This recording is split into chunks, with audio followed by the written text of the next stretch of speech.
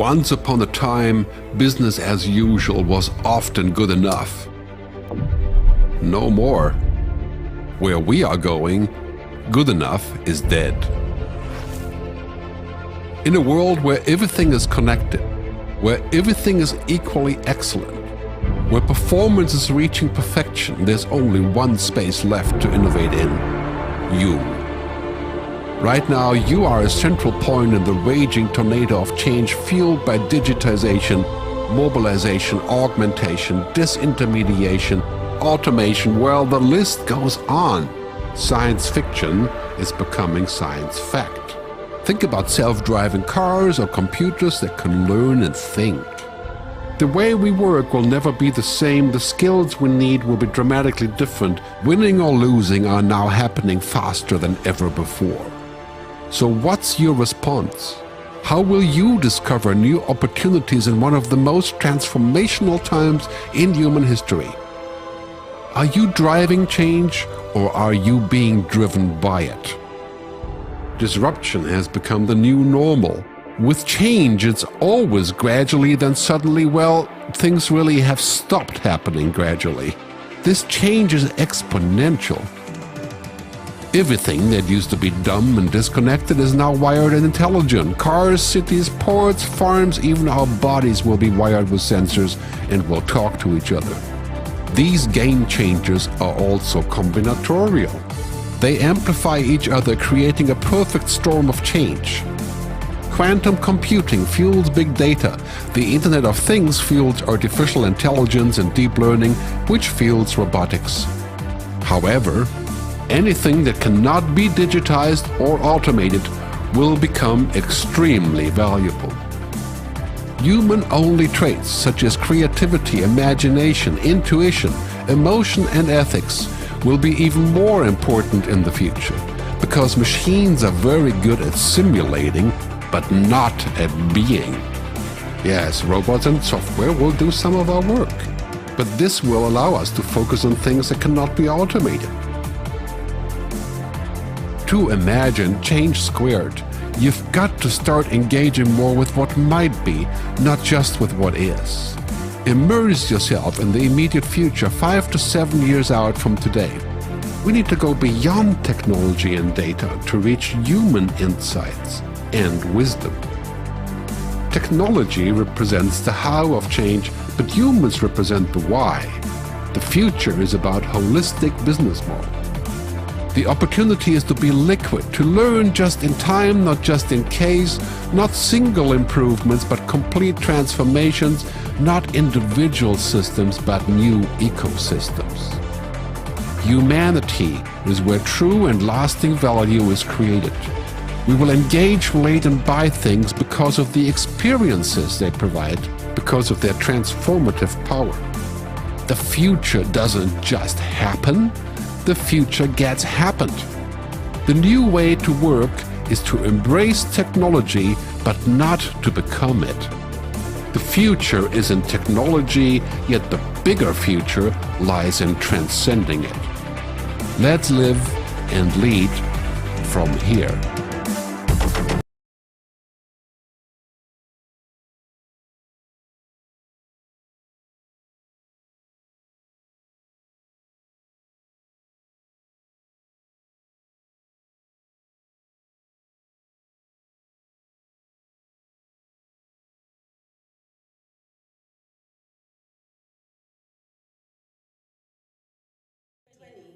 And we all know it has not been an easy year at all. But I would like all of us to raise our right hand and say, I am a trailblazer.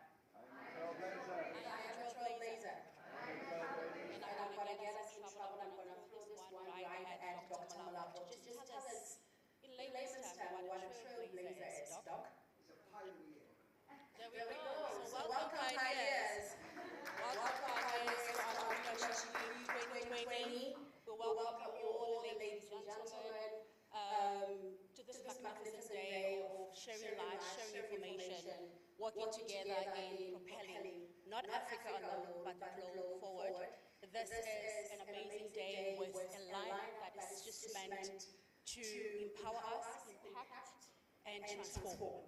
And we want to welcome everybody else who will be joining us a bit later, virtually and through our live stream. And one thing stands out for me today. All of us here could have chosen to be anywhere else. We chose to be here. We could have chosen to be doing anything else. We chose to be here. And I said 2020, and I believe the specific Entrepreneurship Week becomes different than any other. Because in the beginning of the year, we got segregated. Across the world, COVID-19 has brought a realization, and I think a propelling for self to know just who you are, why you're here, and how you can impact, because time is simply that short.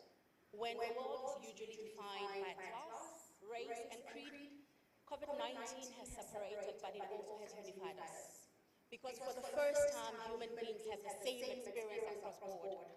And that is why all of us today become key changers and key players in transformation, in empowerment and impacting. Before I go into the details for the day, I'm going to call upon our CEO of this beautiful place, Wesley, to join us and officially welcome our guests and officially open the day.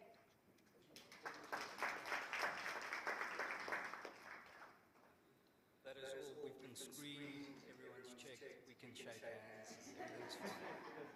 Welcome everyone, welcome to the Arton Hotel. On behalf of myself and the rest of the management team, thank you for your time here this morning. Thank you for David for again showing his partnership and true loyalty to a brand that he's going to help us grow, he's going to help us build, he's going to help us replace where we once were pre-COVID. In terms of not just the hospitality industry or tourism, but in terms of South Africa as a destination in Johannesburg. So thank you. It's an honor to be here. I think in a room of entrepreneurs, every single person here sees opportunity and adversity. And I think through COVID, as we all are unified together through this experience, everyone around and in this room has the ability and the opportunity to make things happen. So through David and the rest of you, again, thank you for your time. If you'd like to stay a little bit longer, there's a code, ICANN 001, quote the code, and you obviously receive your benefits, such as David. David's part of the family, so make use of it. And again, we've got our pools, our spas, our restaurants, and our lovely venue. Whatever you need, please just let us know. Thank you. Now that's what I call entrepreneurship. He's doing a sales pitch, literally. So entrepreneurship is exactly about that, solutions. And I look up to my left, in the middle, and to the right. I definitely see people who are ready to be transformational, but to impart. And I'll tell you why I say so. The world has got so many problems, as we all know. And half the time, we want to find solutions through each other. It seems as though we can't. Half the time it is a burden to say, where can I impart and what can I give? But on a day like this, we are certainly reminded that we are not only in South Africa, we are not only in a continent that is considered to be third world. We have become part of a global community. Technology is allowing us to tap out of the shores of South Africa, out of the walls of Africa, and be part of a global community. The question is, as entrepreneurs, why would we even want to step out? What is it that we have to offer? Across the room, I'm sure we've got entrepreneurs from all walks of life, different sectors. The beauty is that winning in entrepreneurship is not only giving solutions. And I recently learned that you can only succeed, even if you're a master in your own sector, even if you're a master in your own fraternity. Collaboration is everything. So as we sit here, let the one word you take with you be collaboration. From the right to the left, we can only succeed in collaboration. We can only go forward in collaboration, but we need to take it a step further. We collaborate not only to activate, we collaborate not only to actualize, we collaborate to transform and impact. Do you want to measure your impact? You cannot measure it in self, because you're not an island. You can only measure it within your network. And on that note, before we talk about how awesome it is to network today, open up our hearts, open up our minds, and set the tone for transformation. You want to stand up? and do the national anthem. Of course, it's Global Entrepreneurship Week, but we're hosting in South Africa, of course. For that purpose, we will be standing for the South African national anthem. Nkosi sikelela iAfrika sicela ukuthula nothandobo Nkosi sikelela iAfrika malubana ngisukhangolayo izwa imithandazo yethu Nkosi sikelela thina lusapho lwayo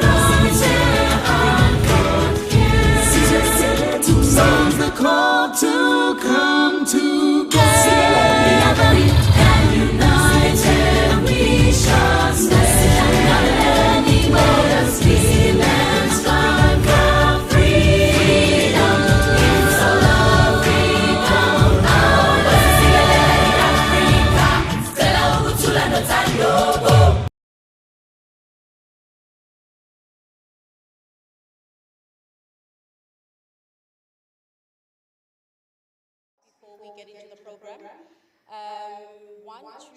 stepping out to our left, you will find our bathrooms there, the ladies and the gents. To the left, we're going to, as we said, it's a live stream, it's a virtual event, so we'll have our partners and the rest of the globe joining us. We request just for courtesy in regards to our telephones, our mobiles, and any gadgets that we have, if we may please just keep them on silent. We can answer them, of course, but let's try to be observant of what's happening here. And I'm going to be calling on stage a pioneer, a man who has managed over many years to continuously not only excel, but continuously revitalize himself. He has had a long journey that has allowed him over and over again to go back and learn. And this is one of the biggest lessons I've learned from Dr. Malapa in the years that I've known him. You can never arrive. You can never reach a destination. You have a set goal, but every day as you rise up is an opportunity to learn, to become better. And he's going to be coming up here to just give us a few words and to take us into the spirit of entrepreneurship as we proudly do it in South Africa. And I'm going to do it on his behalf before he comes at Hola 7. Welcome, Doc.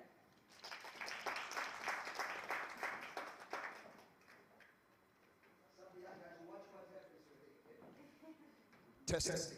Thank you so much. Let's give more level in our co-host a wonderful round of applause. Now to the people online, the guys here are not educated. This is not a round of applause. This is a straight applause. A round is most round. Let's give it a round of applause. Thank you so much. Thank you so much to Wesley, my friend. Thank you so very much. And I want to say thank you to our partners and sponsors. It is Global Entrepreneurship Week, and I know now with all the protocols of COVID, but you can still make sure your droplets don't jump, okay? Please look to someone on your left, on your right, distancing of course, and say, you look stronger than the strongest washing powder. Please remind them. Yes, yeah. Watch those droplets. And let's give a shout to all the guys behind the scenes, the audio, visual guys, because normally they don't get credit. They make us look good. Let's give them a wonderful round of applause. Thank you so much. We have a power-packed day. I'm going to be giving a kind of like an inspirational session, and then we'll be beginning to do some interviews, and we'll give you an opportunity to ask for some of the people here. And again, this week, 16th to the 22nd of November, is global. So we're literally all over the world. We'll probably be having some people from Dubai, Russia, US, whatever. They're going to be joining us, okay? So once again, thank you so much for coming. Without a waste of time, let's get busy with the session. I want to share with you today on Wola 7. Wola 7. Remember that your life and my life is like a coin. You may use it any way you wish, but you can only use it one time. Your life and my life is symbolic.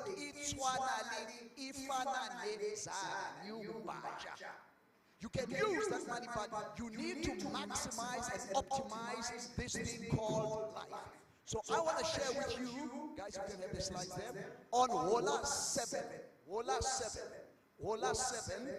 Let's go back there. There you go. The next slide. Just the next slide. That's it. Just leave it up there. There are 7 traits of an effective entrepreneur. Ladies and gentlemen, the word entrepreneur is actually from a French term, meaning it means an entrepreneur. An entrepreneur. Madam Eva, it means a person who is prepared to go beyond the call of duty. And I believe that when God created all of us to maximize our lives, all of us were born to be entrepreneurs. But here are 7 traits that you need. That's why we call it Wola 7. The number 1 trait that you need is vision. This is the class. What is the number 1 thing? It is called what? Vision. Vision. For you to be a successful and effective entrepreneur, you must be a man or woman of vision. The question this morning is, yini umbono wakho? What is vision? What is your vision? What is your vision for your life? The vision for the organization that you are creating or that you are working for. But beyond that, what is your vision for your country? The poorest person in this room today and those watching online are people without a vision. The Bible is right. Without a vision, people perish. But David Molapo is right. Repeat after me. With a vision, I flourish. I grew up in South Africa. My mother is colored. My father is black. So I'm a real South African cocktail. I'm mixed. When I grew up, I never had a vision. And the problem that if you don't have a vision, other people have a vision for you. So at the age of 13, I started smuggling guns, and I started doing what a lot of young people in South Africa were doing. I was not unique. At the age of 13, I became a customer of the South African police with free accommodation. Simple English, I was in jail. Papa, you talk, I can't be wearing a suit. I was in jail. You make it professional. You make it what? I was a customer of the South African police with free accommodation. When I'm in prison, I begin to ask myself a question. David Malapo, what is your vision? If you were to die at that age, what legacy are you leaving behind?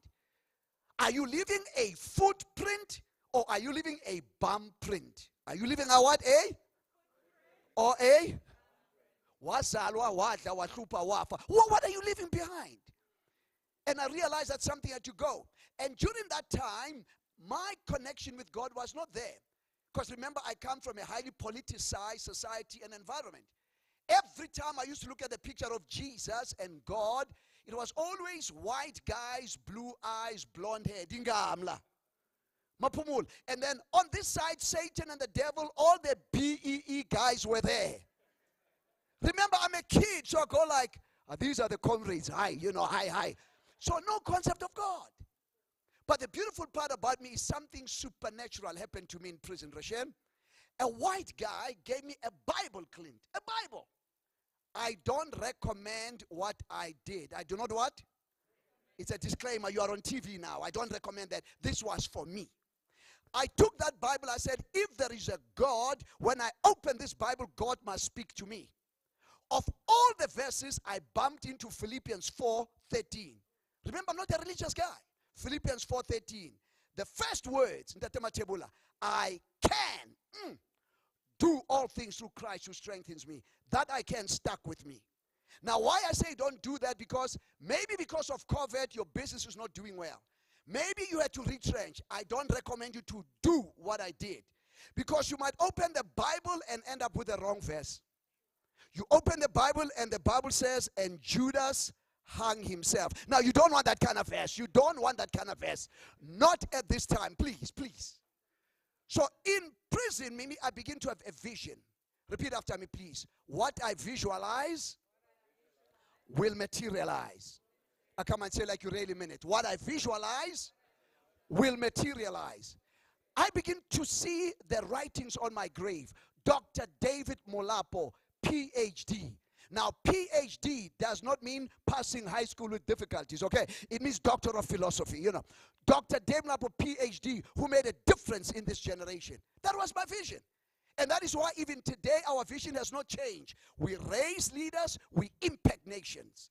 And leaders now need to begin to become entrepreneurs. So the question this morning is, for you to optimize and maximize this thing called life, what is your vision? What is your vision for your life?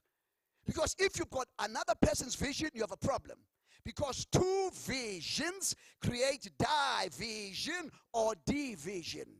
I pray that today, at the end of the day, you are encouraged, inspired to dream again. Please repeat after me. It's time to dream again. Because dreaming big is free of charge. If I limit my dream, I limit my future. So the number one quality, the number one trait you need as a leader is to have a vision. To have your current reality and your desired future. That is called a vision. The second thing you need is passion, umdlandla. But the problem with passion is nobody can give you passion. Even motivational speakers cannot give you passion. It's already there. If a hungry lion were to come through this door, a hungry lion coming through this door, you're not going to go wait for Khosa to say a one, a two. No. A hungry lion showing up, forget the droplets going up, you will begin to sing a song. I believe I can fly. Forget the droplets of coffee. You will be flying out of this place. But here's a problem. Passion begins at home. Passion begins where? So some of you this morning, if you woke up, you looked at your spouse, you had two options. If you're passionate, you gave, viva, sweetheart, viva. But if there's no passion, you say, Lord, is there a refund? You know, where are you in this thing? Remember, passionate people, passionate entrepreneurs tend to become compassionate entrepreneurs. Passion is important. The third quality is this, that as a leader, let's go to the slide, as a leader, you must have the work ethic. That's why I love you, Matebula. That's why I love you, Mimi. Work ethic, spana. During this time as an entrepreneur, laziness will not be your portion. You've got to be able, because you are working for yourself.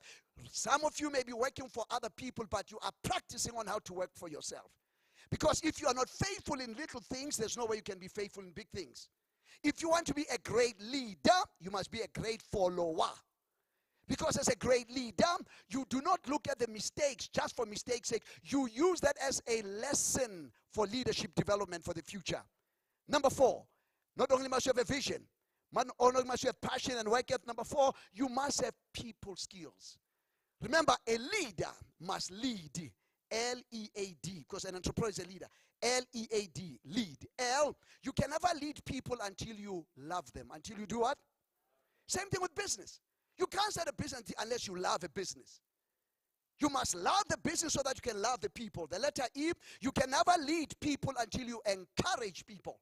I mean, imagine someone is sick in the hospital. You don't go there and say, Chief, when you're gone. You don't say things like that. You encourage them. Same things right now during COVID and post-COVID. As entrepreneurs, our balance sheet, our cash flow has been impacted, whether you like it or not. But we need to learn, before we encourage other people, to learn to encourage yourself. How do you do that? Thank you. Stretch your right hand, please. Pretend it is a mirror. Look at yourself with a smile. Repeat after me, please. I'm beautiful. Some of you don't believe this. I'm beautiful, you know. It's as if you've been baptized in lemon juice, you know. No joy. Come on, you can do better. Let's go. I'm beautiful. I'm prachtig. Sharp. Moja. Grand. I'm unique. I'm special. And I'm different. I'm not a lemon. I'm a lemonade. I'm not a chicken. I'm a champion. I may not look like a champion, but God is still working on me. I love you. Mwah. You lead by loving, by encouraging, A, by advising other people, and the letter D, by developing yourself. That is why when Molebocheng opened this thing to say, the mere fact that you chose to spend the whole day with us, it means you are prepared to even develop yourself. Because, ladies and gentlemen, there is no way you can improve yourself until you approve of yourself. You can never improve yourself until you approve of yourself. And approving of yourself means there are certain gaps. During the 7-8 months of COVID, which gaps must I discover, develop, so that I can optimize this thing called life? People skills is very necessary. Because who must be the people who will give you the profits? The people. Here's another one. Another thing is creativity. Right now, even more than ever, and I know Dr. Pumsa is going to be talking about the 4th industrial revolution. And some of you know I'm big in that area. That technology is pushing us, Mimi, to be creative, to think outside the box. Who put that box in the first place? Have you ever thought red tape? Why was it red? Who put this box? Think outside the box. I'm a maths and science teacher, so I wanted my children, my students, to think outside the box, to be creative. I'll ask 2 questions. Question number 1, how many seconds are there in a year? Yeah? And I tell them, be creative. Because the problem is, every time there is a crisis, your other side of the brain blocks the logical side. What kind of side? And this is where the creative side of the brain must kick in. So sometimes challenges are good for us, so that we can begin to kick in that creative side. I'll ask them a question. How many seconds are there in a year? There are actually 12 seconds. 12, It's 2nd of January, 2nd of February, 2nd of... You are laughing because you are not that creative. Please give me some space. Here's another one. How many L's are there in happy birthday? How many L's are there in happy birthday? Tandawataru, which school did you go to? How many L's in happy birthday? There's no L. You see, you're not an entrepreneur. One of the qualities of an entrepreneur must be creative. There are 25 L's in happy birthday. La, la, la, la, la. Because you do not think about it, you're laughing, but that's how people make money. Something that will make you easy to laugh, people take that idea and make some money. We're going to be talking to some people here who have started some businesses from nothing. A stupid idea, a crazy idea, and today they're multimillionaires. They're right in our midst today. So we need to understand that creativity is key. Let's go faster now. And then you need to be a self-starter. What I like about an entrepreneur, you don't need somebody to motivate you. You need to learn to motivate yourself. And number 7, you must be disciplined. If you're not disciplined, it's going to be difficult for you during these challenging times. Mulebucheng spoke about collaboration. For you to collaborate with people, you got to be disciplined to understand. You don't know everything. You don't know what? I like what John Maxwell said. 1 is too small a number to achieve greatness. 1 is too small a number to achieve greatness. But before John Maxwell said it, in Africa we understand it. Ubuntu. Umuntu ngumuntu nga. Mutu ke mutu ka. I need you, you need me. Let's go to the other place now. The next slide. Yeah, but where is money hiding now? You know, I need money, I need money, I need money. Hola, 7. 7 places where money hides. Number 1, money hides in people. A lot of you guys here have got some money. I know we've got Russian and whatever, these guys, if they get your computer to be stuck and your cell phone to stuck, and then you must pay through Bitcoin, whatever, money comes up, is that right? So money is in people. It's not in heaven. Money is here. That's another story. Number 2, money hides in problems. That is why as an entrepreneur, money is number 2. What is it that I can do to solve the problem? Right now, if you want to invest in stock, pharmaceuticals is the way to go. That vaccine, Mimi, is going to be billions and billions of dollars. And not only must they click one time, once a year, some of you twice a year. Because some of you, your corona is big. You know, some of us, our corona is small. So some of you 1, some of you 2. It's big business. The refrigeration. To store this vaccine, it's now a new economy. Some of you, if you've invested in Zoom and things like that, it's a new economy. Money hides in. If right now you've got a stomach ache, you don't need a tender. You don't need to be in a short list. No. I need Eno. Whoever has got Eno, that person will pay. Is that right? You remember during lockdown, the guys who smoked. A pack of cigarette suddenly shot up to people didn't care. That's why maybe some of us are going to the green stuff now because it's legalized now. I'm not saying do that. It's just legalized and it's readily available. That's another story. Number 3, money hides in people. Money hides in problems, but money hides in what? Gifts. And now suddenly our children can be comedians and get paid for it. But you as a mama, you must go to school, whatever. Wait a minute. We're going to find out today that things are changing. Through Kaspersky and Data Tegra, we're going to talk to you today about cybersecurity. That's the future. Our students need jobs now. We are sick and tired in the continent where we educate our young people to be unemployed. It is not acceptable, ladies and gentlemen. Learnability must be in line with employability. So money hides in gifts and talents. I spend a lot of time in prison. If this kid can steal your car, a BMW, high-tech, your Mercedes-Benz, your SRT, if they can steal the cars and they've never been to a technical school, yeah, that's a gift. We just need to harness that gift into the right direction. That's another story. Let's go. Money hides in people, problems give. Money hides in opportunities. So if there's an opportunity as an entrepreneur, always be looking for opportunities. Some of you, this meeting today, some of you watching this program online, maybe today, you'll begin to discover an opportunity and a breakthrough.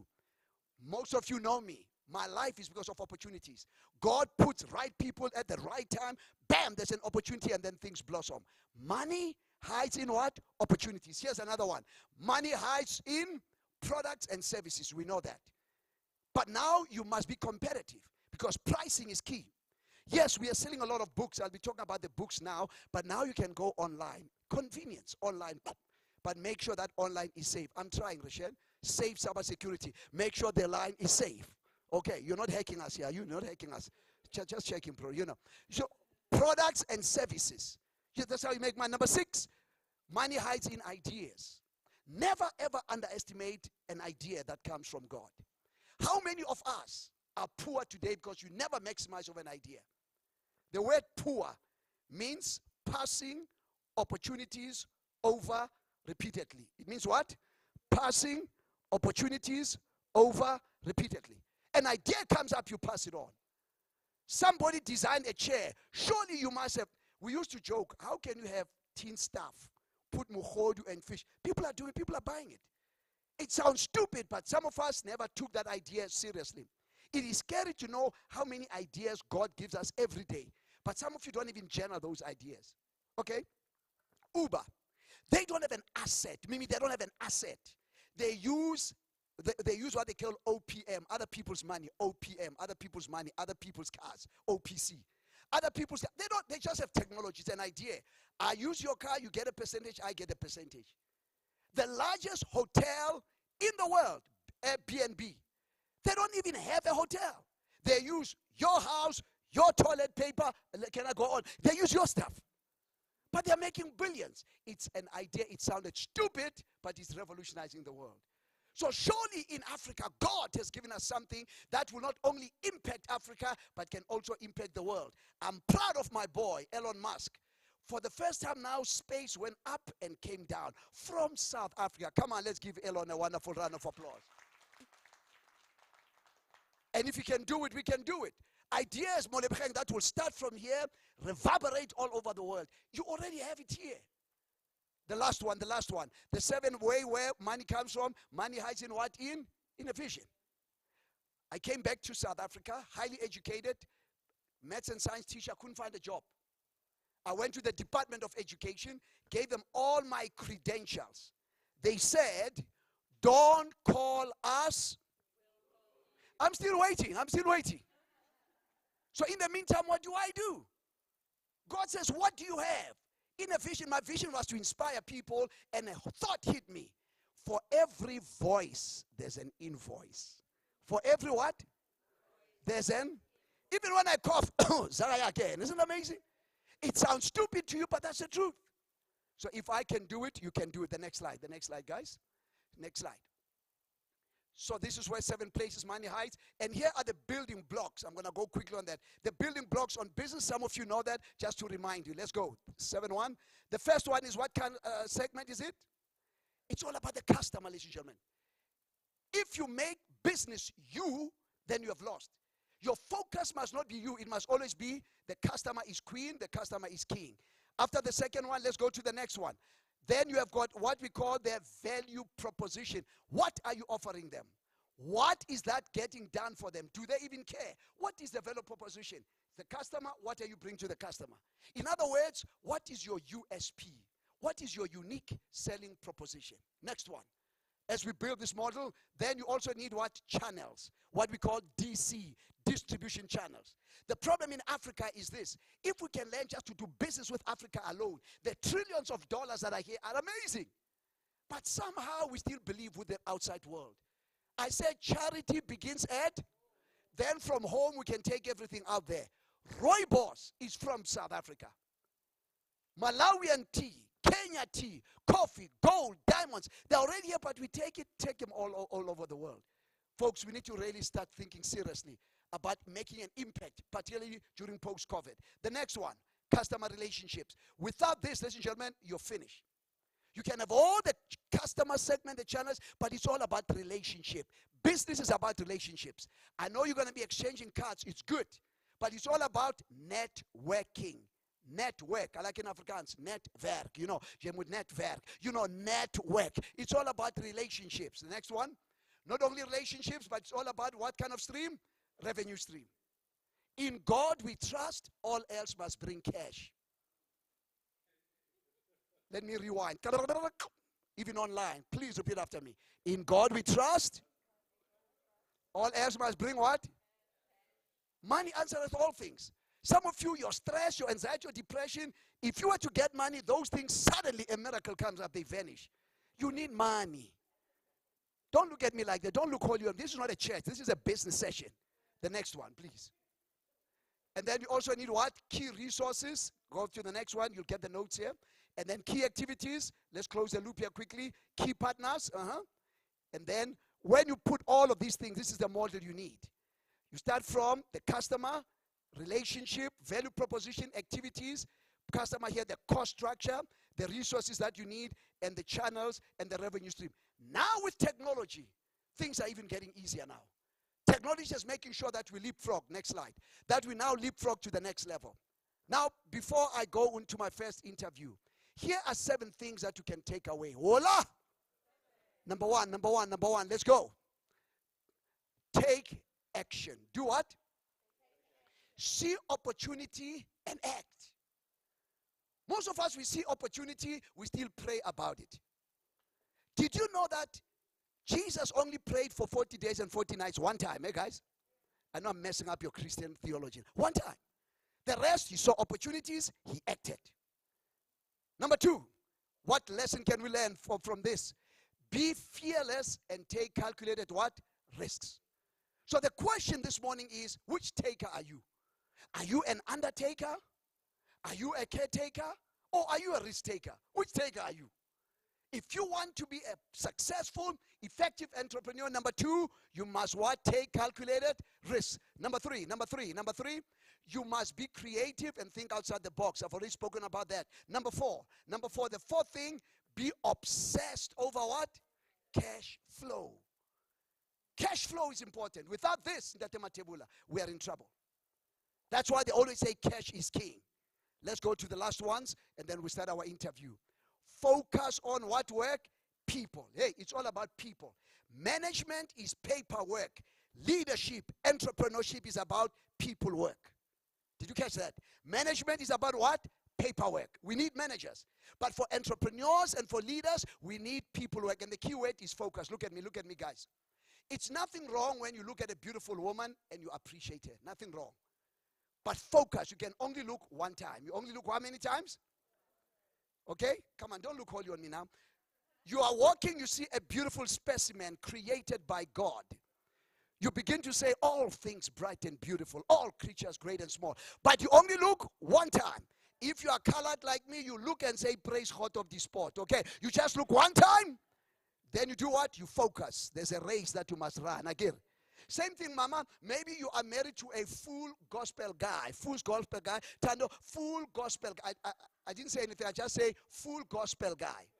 Then by mistake, you go, mama, you see a guy with a 6-pack. You say, is that possible? Yeah, it is possible. The problem was the lockdown. Well, what was the problem? Come on, guys, I'm trying. Rashen, I'm trying. What was the problem? It was there. He gained some weight there. But mama, you only look one time, you hold him, you brush his time. We need to focus, Katabol. We need to focus. Sometimes as entrepreneurs, we try to do a lot of things and we miss out on opportunities. Sometimes you need to have this determined I wrote a book on eagles, that you must be so focused on this one thing. Determined, dogged, determination of focus. And trust me, you're going to hear today from these entrepreneurs because of focus. Oh, there were a lot of other opportunities. Focus, discipline, resilience, they are what they are today. Then let's finish up the other one now. And then you must get a what? A coach and a mentor. Madam Eva, and this is what I'm excited about leadership. Because all of us in life, we need either for you to be a coach and for you to be a mentor. Yeah, I'm sorry, Sabata, it's, no, not you, Mimi, not now, Mimi. No, it's not you now, it's just Tsakan. Tsakan, go and get wired up. Thank you. Yeah, we'll come later. Quick commercial, sponsored by Ken. Back to the regular program. Get a coach and a mentor. The question is, who's mentoring you? Who's coaching you? You do not have all the answers. When you go through difficult times, things are tough. Where do you go to? Who can you call and be vulnerable? Entrepreneurs, that's the problem. You need someone that you can talk to, and you must be honest, open, and transparent with them. Then the last one, let's close. Then you need not to give up. Look at that thing. Look at that thing. It says, no maganjani. They say, I am happy. I hold on. I'm not going to quit. I know COVID is here. I know 4R is here, but no maganjani. I will cough and isolate and quarantine, but I am not going. It's not yet time. Bambelela, hold fast. The thing is, don't what? Don't quit. Remember, quitters never win, and winners never quit. So I pray that today, when you remember these 7 things, may they inspire you. May they challenge you. Oh, you will make mistakes. But when you fall, don't fall on your face. When you fall on your back. Because when you fall on your back, you can look up. And when you can look up, you can get up. God gave you that dream. God gave you that idea. You can't be working for people the rest of your life. I'm speaking to someone here today. Sooner or later, you need to learn to work for yourself. But there is a price to pay. As I close, here's a price to pay. Number 1, repeat after me, please. Stress. What? It's part of the package. It's a price you pay. They don't tell us this, but as an entrepreneur, expect to be stressed. It's just part of the package. Okay? Because unless you come to the end of the month, you don't know how you're going to pay salaries. You're not ready to be an entrepreneur. Let me repeat. Unless you come to the end of the month, you don't know how to pay the salaries. No. About to pay down palace or whatever. No, you're still not an entrepreneur. Number 2, loneliness. What? As an entrepreneur, you will experience time of loneliness, where sometimes you want to abort, you want to give up on this dream. It's okay. Most of the greatest entrepreneurs, and some of them in this room today, they will tell you there were times of loneliness when they just wanted to say, am I okay? Am I sane? Number 3, fatigue. What? You're going to get tired because you're going to knock at some doors. Some people don't see the idea. Something is stupid. Some people think they're nuts. And if you're not careful, the very same people that think that idea is nuts, they steal that idea. So some of you need to learn things of IP, and we're going to be talking about that. You need to protect your stuff. You rather keep this thing rather than giving it to people, and at the end of the day, they mess you up. So stress, loneliness, fatigue. Number 4, rejection. What? Expect to be rejected. Not everyone is going to like your idea. How I started this inspirational thing in South Africa, Clint, it was a 2 billion rand in 1990. Not one black person in the space, not one. So I thought, wait a minute, I did my research. 2 billion just for people to speak and they get money to coach and to counsel. I got to get into this thing. By God's grace, I pushed this, but it was tough. Imagine asking somebody, I need some money for what to speak, chief, to speak about, yes. I must promote myself, but what product? I'm speaking words. Chief, wait a minute. Yes. It sounded nuts. But now, your words, you can advise a company, they can send millions and billions of dollars. So again, people will reject you. It's okay. No does not mean never. No does not mean what? And then the last one, of course, you need to understand there will be criticism. There'll be what? People will criticize you. But if it's your dream, I pray that you will live your dream. So at this time, I'm going to call Ntate Enoch. Let's put our hands together for Ntate Enoch Matsebola. Can we play that video as Ntate Enoch? Papa, you can be seated here.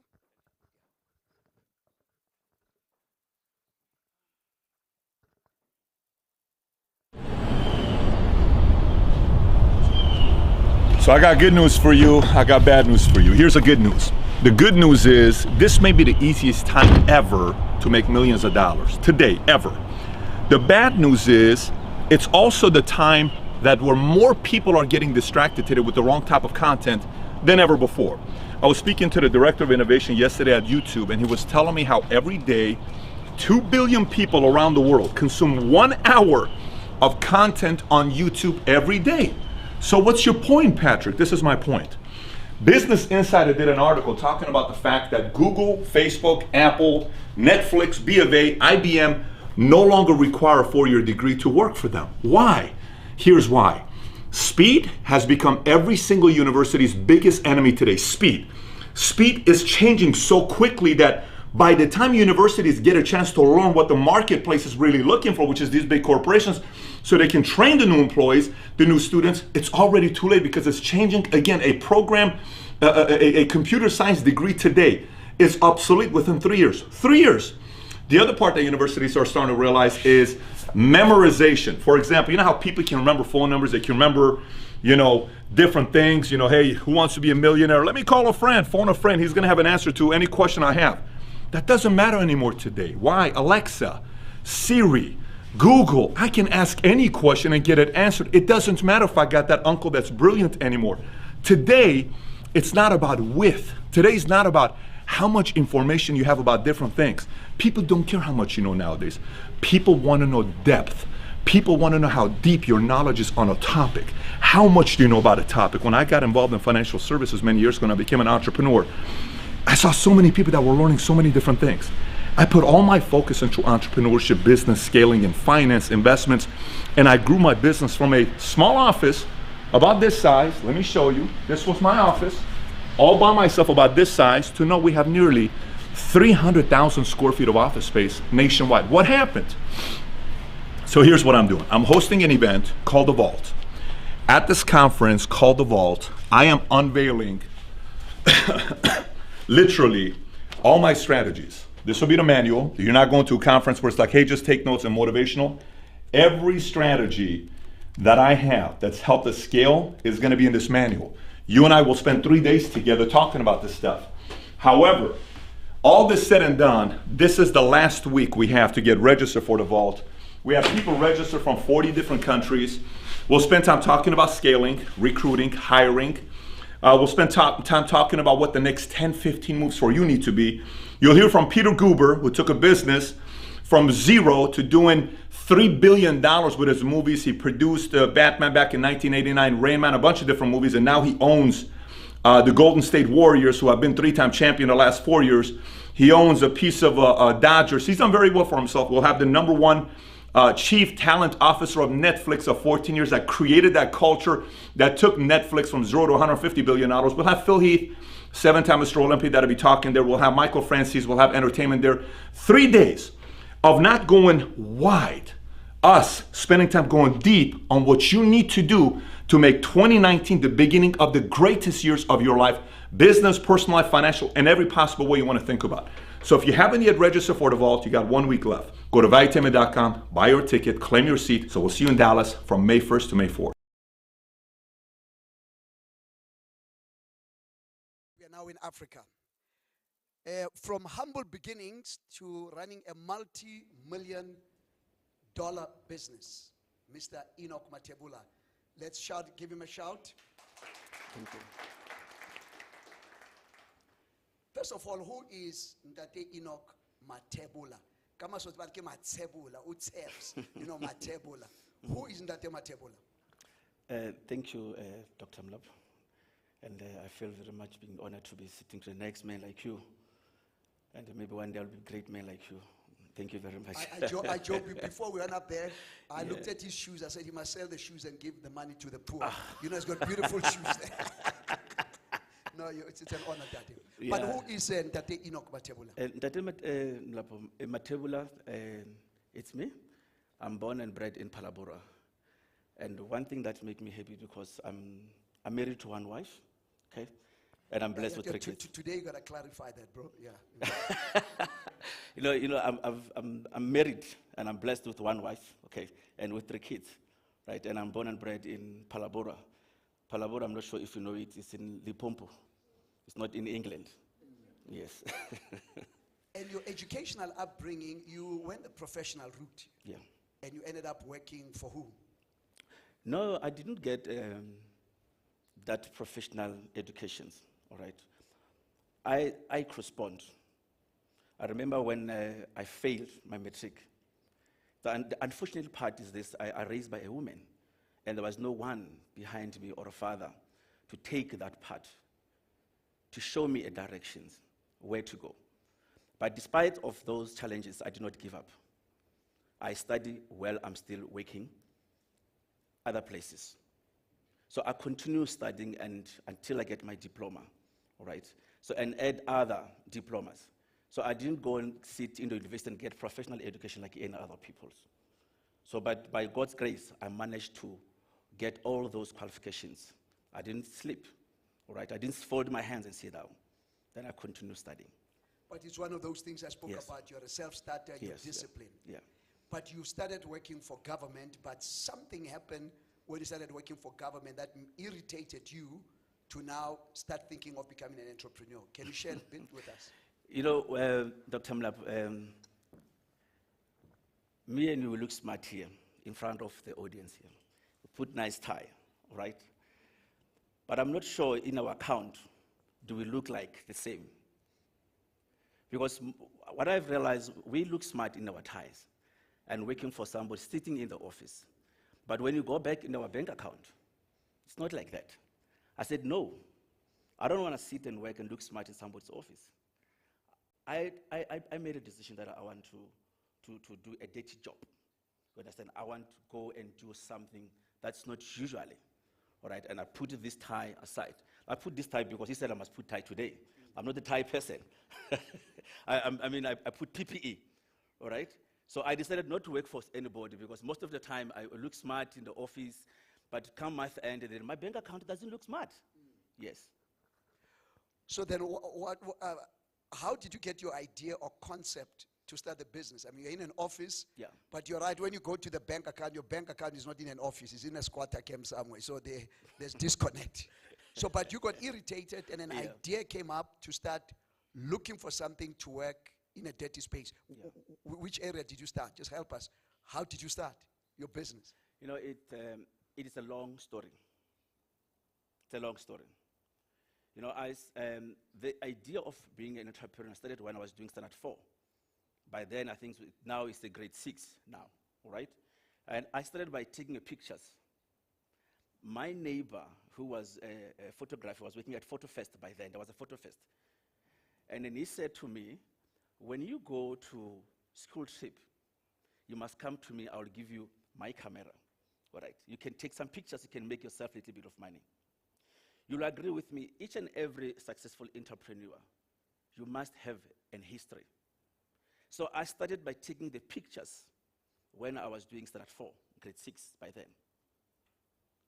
And when I came back, I came with a little bit of money, and some pictures was not nice because I was not professional photographer, you see. So by then, I started to develop the interest of being an entrepreneur. Guess what? My first asset to own, it was a bicycle. God is so great. There was a competition at Score Supermarket by then. There was a Score, I'm not sure if we still have Score Supermarket We still now. have Score, Boxer, Yes, all these yes. other good So I things. entered the competitions. There was a bicycle there. I entered the competitions, and I won the bicycle. So now, the neighbor borrowed me a camera. Now I've got my first asset, that was my bicycle. Then to drive all around. And I like your concept. It Yes. was not a bicycle, it was an asset. Yes. So you're already thinking big. You do not look as it's an asset because you now own it, and it's also a vehicle, it's transport for you. Yes, yes. And I used that asset to generate a little bit of income. You see, driving around, taking pictures, you know. And then when I was in grade 8, then my vision started to become bigger and bigger. Right? I started to develop the visions of becoming an entrepreneur. But I didn't want just to be an entrepreneur, a successful entrepreneur, all right? Because everybody here, even those are at home, they really wanted to become an entrepreneur. But it's not an easy thing to become a successful entrepreneur, you see. But we'll come back to that. Yeah. So that first dirty job, I still want to go there. So an idea came up, and then you made a decision, because I know you're a decision maker. Yes, yes. That decision, where did that decision lead you to? You know, the decision, I have to put the tie and resign from working for government, for working some other people, all right? And then I remember I went to, the first time I went to the JCI, in the Gravlot, is a mine. There was the guy who was working, the plant manager, so his name was Tony, if I'm not mistaken, Tony. I said, I'm looking for a job. And he asked me, what kind of job are you looking for? I said, a cleaning job. What do you want to clean? So they just give me a job, I just want to clean. I can do bush clearings. Okay. And they said to me, can you go and clean the plant? I said, yes, I can go and clean the plant. Sorry. And then when I go home, I start consulting to other people. Because the first thing that you must bear in mind when you go to the mining, this is zero tolerance. Safety comes first. And going into the plant, then you need to understand the safety. It's no-go area. Then I came back to him and said, Tony, I can clean the plant, and then I can do splash cleaning. But I don't want people to miss it. You consulted. You just didn't go blindly there. You went to people who already had the knowledge, Exactly. coaches and mentors, Yes. so that you don't make the mistake of going there. Yes. So when you went to Tony, you were confident because you already have your facts. You've done your research. Yes. So what did you say then to Tony? No, you know, I want to thank, there's one gentleman in the mine, and I won't mention his name. When I tell him that I went to JCI when I started doing some cleaning in the Gravlot, and then he said, what kind of cleaning you want to do? I said, I want to do something that's not similar. That most of us as black people, you know, we want to do the same thing, cleaning, catering, supply, and all of these things. I want to do something that's not usually. You know, I want to do a dirty job, all right? He said, spillage cleaning. Splurge cleaning. Spillage cleaning. Spillage. Spillage cleaning, yes, yes.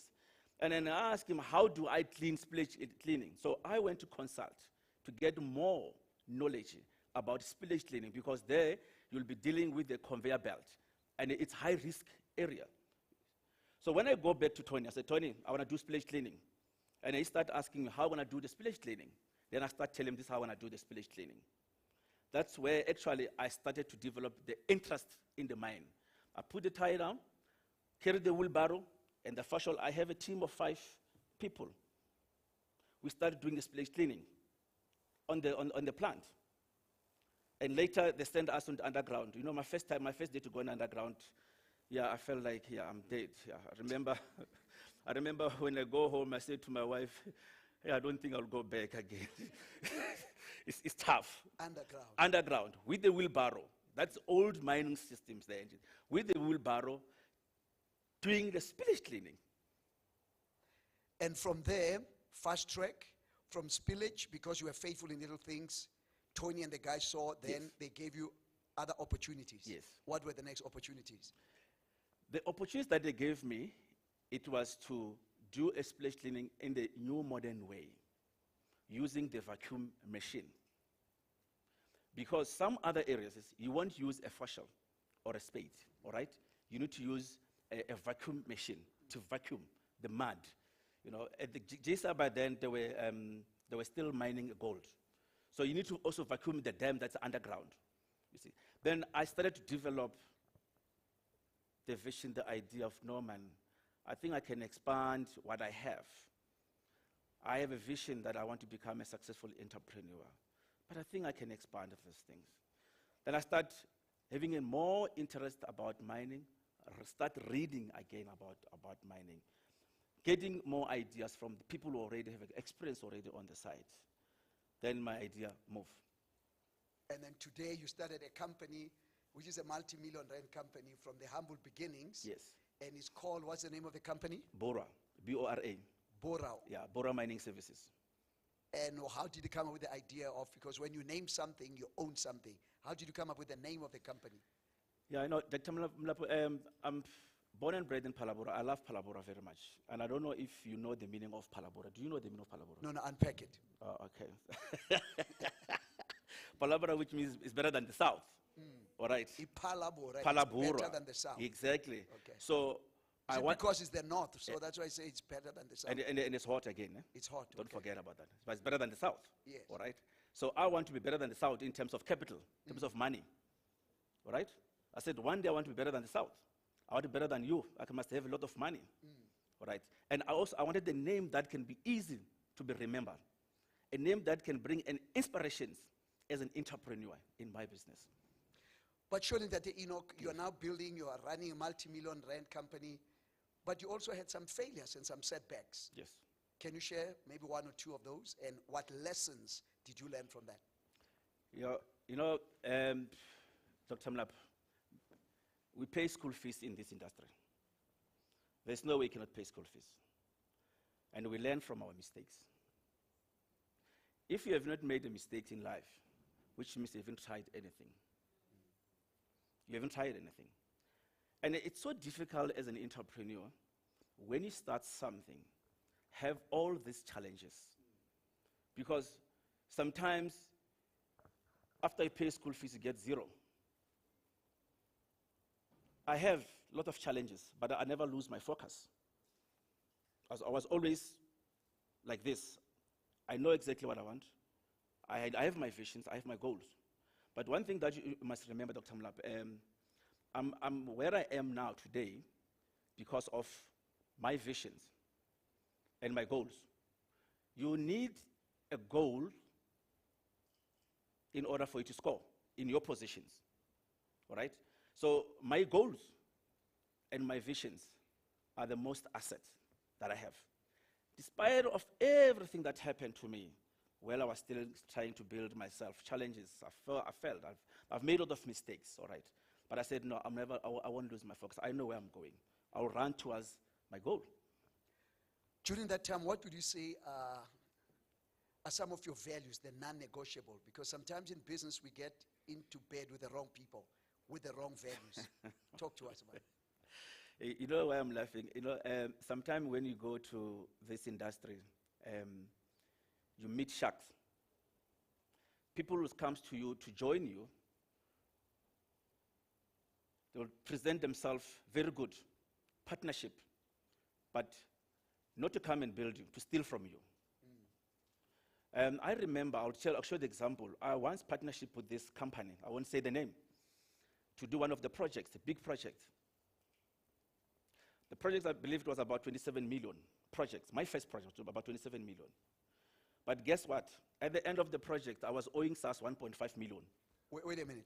You get a project for 27 million, Yes. you trust people, Yes. they take care of everything, then after everything, you are in debt to SARS for another 1.5 million. Exactly.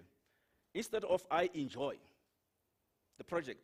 But the first time I remember when I received the order, I smiled, I did not sleep. I said, at least now I'm getting there. I'm going somewhere. I said, yeah, guess what? When we finished the 27 million project, I had, and my auditor busy doing my book, said, Menier, you must pay 1.5 million to SARS. Why? Because of partnership with the wrong people. So this is the lesson also I've learned, that it's not everybody will come to partnership with you as an entrepreneur that will build you. Some will destroy you. But I never ever lose my focus. I move until where I am today. Despite of 1.5 million, it was arranged, it was been paid. I don't owe SARS. Okay. It's a good time to clap. Yes. That's a good time to clap for him up there. Yeah. You got to be debt-free. Yeah. But it's a powerful lesson that not everybody who is with you is for you. So again, you've got to make some of those mistakes. But now let's move on. Expanding now. You've done well. Yes. And we're going to be showing them the video. You've done very well. But what I like about you is your insatiable thirst to always grow and grow. So as part of your expanding plan, what are some of your expanding plans? Look, firstly, I want to thank for Palabra Mining Company, PMC, for giving us an opportunity as a black people to start going to underground, because, and I believe we are we're the company that's doing better job in PMC currently right now. We're doing underground rehab. PMC is Palabra Mining Copper. Okay. Yes. So I want to give credit to them because they give us an opportunity to go and do a high-risk job in underground, development, support, and short in underground. But I remember this. I was part and parcel of supply development. Mr. Hani, the CEO of Palabra Mining Company, he said to us at Kajuro Hotel, you guys, we are helping you, but we want you to go outside and expand.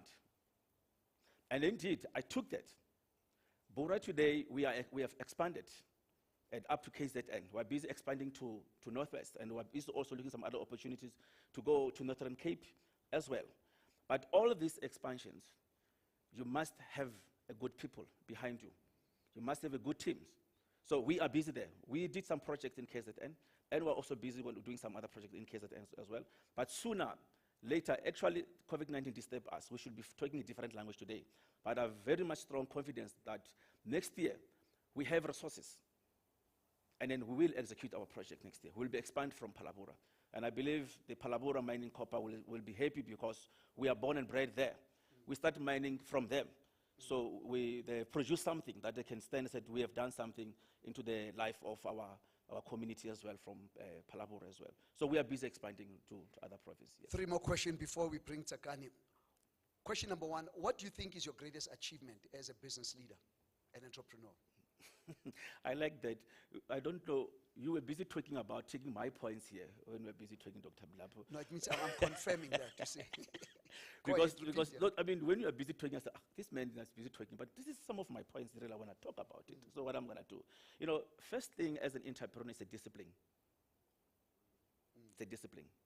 Once you're an entrepreneur, you attract a lot of people, good and bad. A man like me is bad. But if you're not disciplined, you won't go there. Management system is very much important, of which it's a challenge to most of us. If you're not disciplined, you won't able to have a good management system. And then having a good management system, you need to have a good team. A good team that will understand your visions and your mission to support your visions. So I'm happy because I've got a good team behind me. People have got the skills, people are competent. And then I put one rules in my company. You can ask them. They're there, some of them are here. The KDC is here. In fact, let them stand up. Let's see. Let stand up. KDC and Patrick and Saganda here.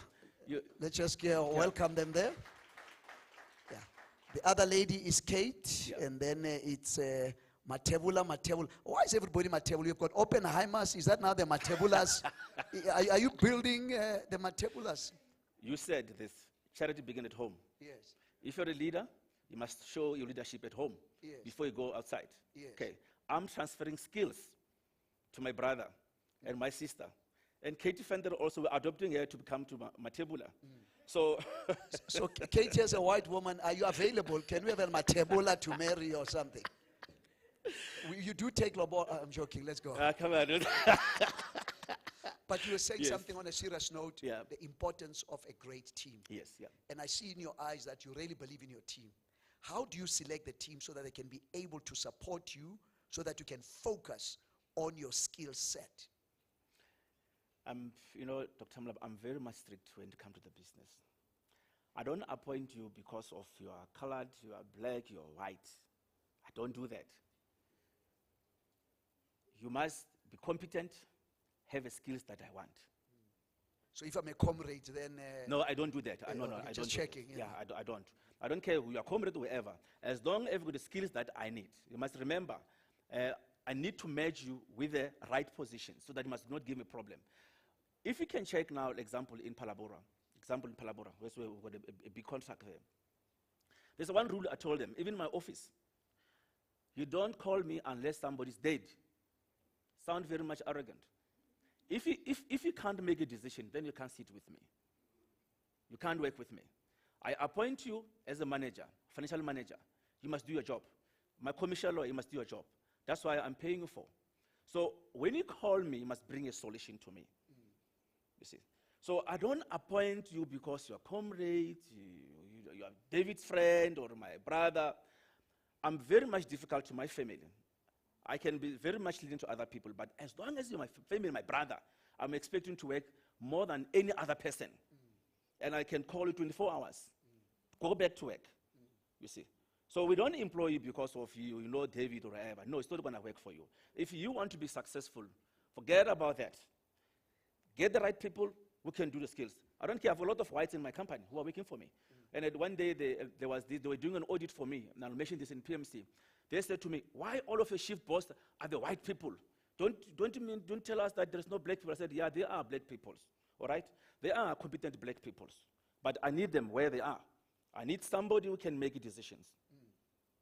As long as you can make a decision that can be able to account, then you can work with me. But if you can't make a decision, then you can't work with me, Dr. Mlapa. But that's why you're successful. You make decisions. Yes. You know, and I know the Yeah. government guys, we've got people online listening to, which is Yeah. our frustration here. Yeah. The last word, Esther Kane comes in before we close this session. What would you say to entrepreneurs? Look at them now. Look at these ones and also a lot of entrepreneurs online. Just give them a word of encouragement. Because some of them, because of COVID, they may be discouraged, they've lost. Just look at the camera there and just share something with them. You know, Dr. Mlapa, you already said a lot. Actually, I felt like, hey, enough, I can go home because you already said a lot. No, but repeat Yes. is good. You know, even Jesus says, again, I say unto you. Because people, you know, people sometimes don't listen. Again, Yeah. you've got to say things over and over. When you Yes, repeat something, yes, yeah. remember, I don't own a mind. Yeah. So they only put me in a box. This one is a leadership guru or inspirational speaker. Yeah. Now, when you say you own a mind, now they're listening to you. So now Enoch owns something, you know, he's got stuff. Yeah. So please share with them. You know, what I can advise to my brothers and my sisters who are already in business or who want to start in their business, you need to put your facts together. And you must understand that building your own empire is not an easy thing. The journey for a lot of challenges.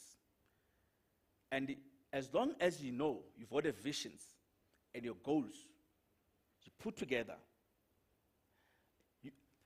there is nothing easy. But I forgot to tell you one thing, Dr. Mlapa, to tell everybody. If you want to become a successful entrepreneur, you must say no to poverty. Poverty is a sin. It is a sin, poverty. And life is all about making a choice. So you need to choose that I don't want to be poor. All right? I don't want to be poor, and I don't want to die poor. I told myself I don't want to die being poor. And I don't want my kids to die poor. Yes, my dad and my mom, they died poor, but I don't want to die poor. So you need to tell yourself that I don't want to die poor. Poverty is a sin. And you must run towards to your goal. Have your goal. Run. Doesn't matter how many challenges will come across with it. You wake up, you run towards the goal until you get it. And Nelly said, amen. Sakane, you're working for this man. What is your role in this company? Good morning, Dr. Mlapa, and thank you for the opportunity. I'm a public relations officer. Yes, and yesterday I found out in 2014, you wrote about me when I was in Palabora working with the young people there. yes, I was a journalist back then. Wow. So from being a journalist to working, this man, he sounds like he's a hard man, you know. How did you hook up with him? Okay, he is a very strict man. And him being strict is because he wants everything to be perfect. He wants everything to go according to his plan or the strategy, or to go in line with the vision and mission of the company. So that's where the strictness comes in. So your question was my role Correct, in the yes. company. As a public relations officer, I am responsible for the image of the company. So when the image needs to look good, because people must know who we are. And there's something that he didn't mention. It's not only Bura Mining Services, but it's Springbok Group. Springbok Group is a division of Bura Mining Services, Springbok Super Cleaners, and Springbok Mining Suppliers. So it's under the umbrella of Springbok Group. I know you guys make a lot of money, but I am touched because you give back to the community. You share some of the projects that you're involved in, then I'll be showing a video in a minute. Go ahead. Okay, we definitely give back to the community because our leader believes in the community. Like You you heard what he mentioned. said. Doesn't want people to die poor, you know. Yes. So if they die, they must die at least rich, you know. Go ahead. Yes, like you've mentioned earlier on, I liked your statement that umuntu ngabantu, munu ibanu. That's in Xitsonga. And he believes in that. He believes that he wouldn't be where he is if it wasn't for his community. So hence, he plows back to the community of Bapalabora. The projects or the CSI projects that we do or that we've done recently, I'll only mention the recent projects that we've done. This year, we've donated 2 houses to 2 underprivileged families. And in 2019, if you can remember, during the Mozambique flood, we've donated food parcels, clothes, and a lot of things. Like there were big trucks and to take food parcels, clothes, that to donate to the flooded Mozambican nationals. And why people are clapping, because to some people it might sound simple, but it's life to other people. Yes. It's also a principle that entrepreneurs, nothing wrong in making money. You know, profits are great, but at the end of the day, if you do not plow back, then what's the use of enjoying that particular thing? That's Then the last question from your side. I'm not done Oh, with the go ahead, project. yes. So She's doing a PR. Guys, December is coming. Performance appraisals are coming. Bonuses are coming. Come on, give a sister a break, please. Yes, go ahead. we've also partnered with Bapalabra municipality. Yes. We donate every New Year's on the 1st of every year, which is New Year's Day. We go to the hospital. The local hospital there is Maputa Malachi Hospital. We donate baby essentials, like newborn baby food, diapers, clothes, like the start. You know, when you are a new mother, and a lot of new mothers, they are in a lot of situations that they can't even afford the essentials for their babies. So we've partnered with the Palabra municipality, and we have made it an annual thing that on the 1st of every year, we go to the hospital and we donate. So with our super cleaners, that is a dry clean, we have washed sports clothing for the local schools, and also there's a frail care center in Palabora. So we've also washed clothes for the frail care center for free for a year. Thank you. And you do it for our people. You must not be ashamed of that. You know, yes. Now, before we watch your video and before you sit down, one thing that we do not know about my friend. Let me tell you one thing that a lot of people don't know.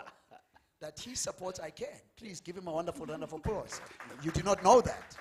Supports our community work, but for you, because you work there, he's my partner here, but what is that one thing that we don't know? And he's not looking at you. It will not affect your bonus, that's why. That's okay. What is it that we don't know about Mr. Enoch Matebola? Okay, our leader and our mentor, he's a perfectionist. Explain. Ooh, that he wants things to be done perfectly. As you can see, like from your dress code, he will tell you, when you come to my office, you must match with the standard of the office. Your work. If you can see how our office looks, you will know what I'm talking about. So he's a man of excellence. Yes. Wonderful. He strives for excellence all the time. Thank you so much, Sakane, and may you continue to do some good job. That then, Enoch, I want to say thank you so much. Thank you, Doctor. You also made this possible. A lot of thousands of people are watching. May God continue to expand you. There are a lot of people here, they'll network. People watching online will network. But before we close, just let's watch this video.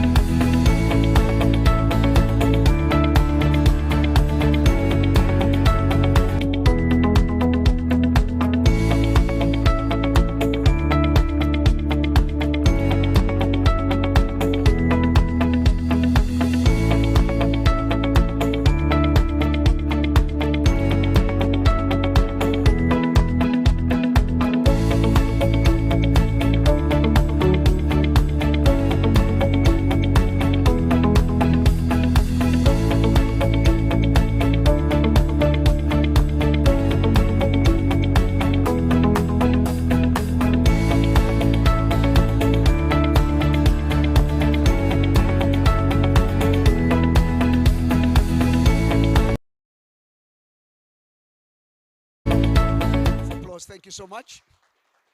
And don't settle, because we're going to be putting you back in a couple of minutes for the people to ask you questions. So, pumula a little bit.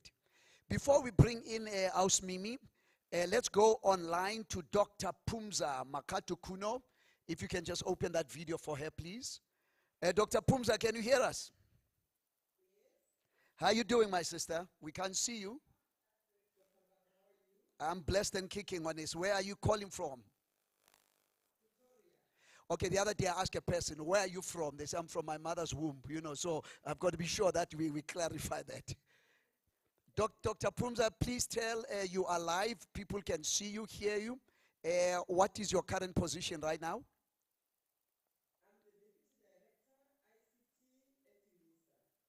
Awesome. And today, obviously, we're talking about entrepreneurship, but we would like for you just maybe to share with us maybe 3 or 4 or 5 slides. Please go ahead. We are all yours. Thank you very much for having me in the Entrepreneurship Day, Dr. Mulapo and the audience. As an e-learning, we'll be talking to the 4th Industrial Revolution. How are they impacting the entrepreneurship? 4th Industrial Revolution, it's forcing entrepreneurs to change the way they do business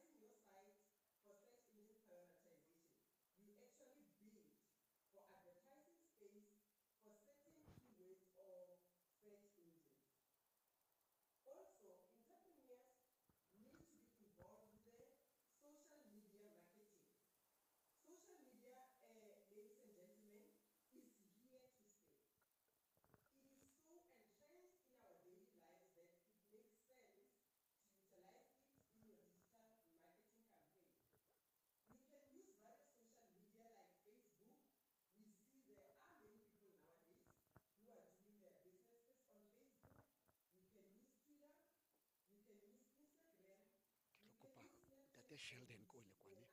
Tshwantse mo mic. That other guy, Sheldon, he must come up here You also. can use this to market your brand to an increasingly large audience. Social media, ladies and gentlemen, is a tool for entrepreneurial marketing, for entrepreneurial opportunities, and an enabler to networking and entrepreneurial ecosystem. I believe that as an entrepreneur, if you are not exposed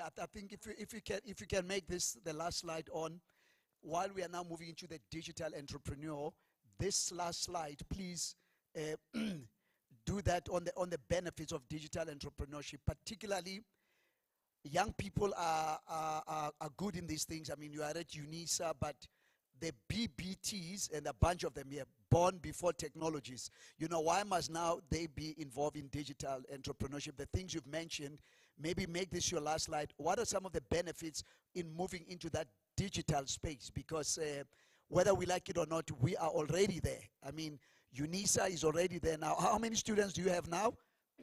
Sorry. 400,000 students you have now. So as UNISA, obviously, you're also getting into digital entrepreneurship as an organization. Is that right? So you're making money now online, because now you can double, triple, quadruple the number of students and the number of offering. So please give that last slide. Tell us the benefits of getting involved in that new move of digital entrepreneurship. Okay, the benefits for digital entrepreneurship, number one, it will lower your costs. And you will be highly flexible for your marketing. Again, customers will have access. Access to customers who rely on their mobile phones or do all their shopping online. Being mobile will give more access to the customers. Then one of the benefits is the ability to speak with authority on your own topics, because yeah, you own that, you say it how you like it in your own way. Again, it is a chance to engage with the influencers, like I've already mentioned, influencers like Abo, Bonang Mateva. When you are online, it will be very easy for you to engage with them. And then the opportunities to incorporate multiple types of media into your marketing, such as videos, podcasts, like I've already mentioned. Lastly, the ability to track customers' purchase journeys. As an entrepreneur, you need to know your customers' experiences. You need to know what is it that they are complaining about, respond to them. Briefly, Dr. Marapo, what is also important that I would like to highlight is the skills, the essential skills that the entrepreneurs need to have. They need to be able to use the devices. The digital skills are the most important in entrepreneurship. Be able to use these devices and the apps. Be able to create and edit their own information. Be able to use the digital technologies to communicate and transact. And finally, make sure that you are safe and responsible online. Thank you. Let's give a wonderful round of applause. Thank you so much, Dr. Makatu. And obviously, ICANN, Leadership Institute, Africa, and UNISA, and you are playing an important role. Thank you so much for your contribution. And people are looking forward to seeing you live one of these days. Thank you. Re a leboga. Sure. Now we are shifting gears. We're going to be speaking to a woman who owns gold mines. I need your attention. Yes, she's right there on my right. And then we'll also go to the United States to find out if Trump is conceding. I'm joking. We'll also talk to an investor who will give us some couple of pointers if you want to expand what are some of the things they're investing in. But before we go there, let's put our hands together for, I nearly said Dr. Mimi. To Tsulu fellow Kiena, let's give a wonderful round of applause. Look at what I'm ready. Wonderful, man. You are looking good, but let me, again, if you do not mind, the young man who makes you look good. Stand up, young man. Let's see. Let's get this young, dynamic, let's give this young man a wonderful round of applause. So if you need to make, remember I promote, bro. Every voice is an invoice, you heard it? So if you need any makeup thing for all your functions, whatever, please make sure you get in touch with this young guy. Then Bokang, where's Bokang? Bokang? Come up here quickly. Thank you. And then all the photography, if you need some photography, just Bokang, just raise your hands up there. This is Bokang. All of this thing is being, what's that? Photographed, you know. And then also my young boy, where's Tato? Tato, where's Tato? It's time to hear it's outside there, okay? And then also the mics. Where is my brother for the mics? Okay, just right there at the back. So it's a one-stop service. Thank you so much. We need not to be shy to support PEE. Is that right? Yeah.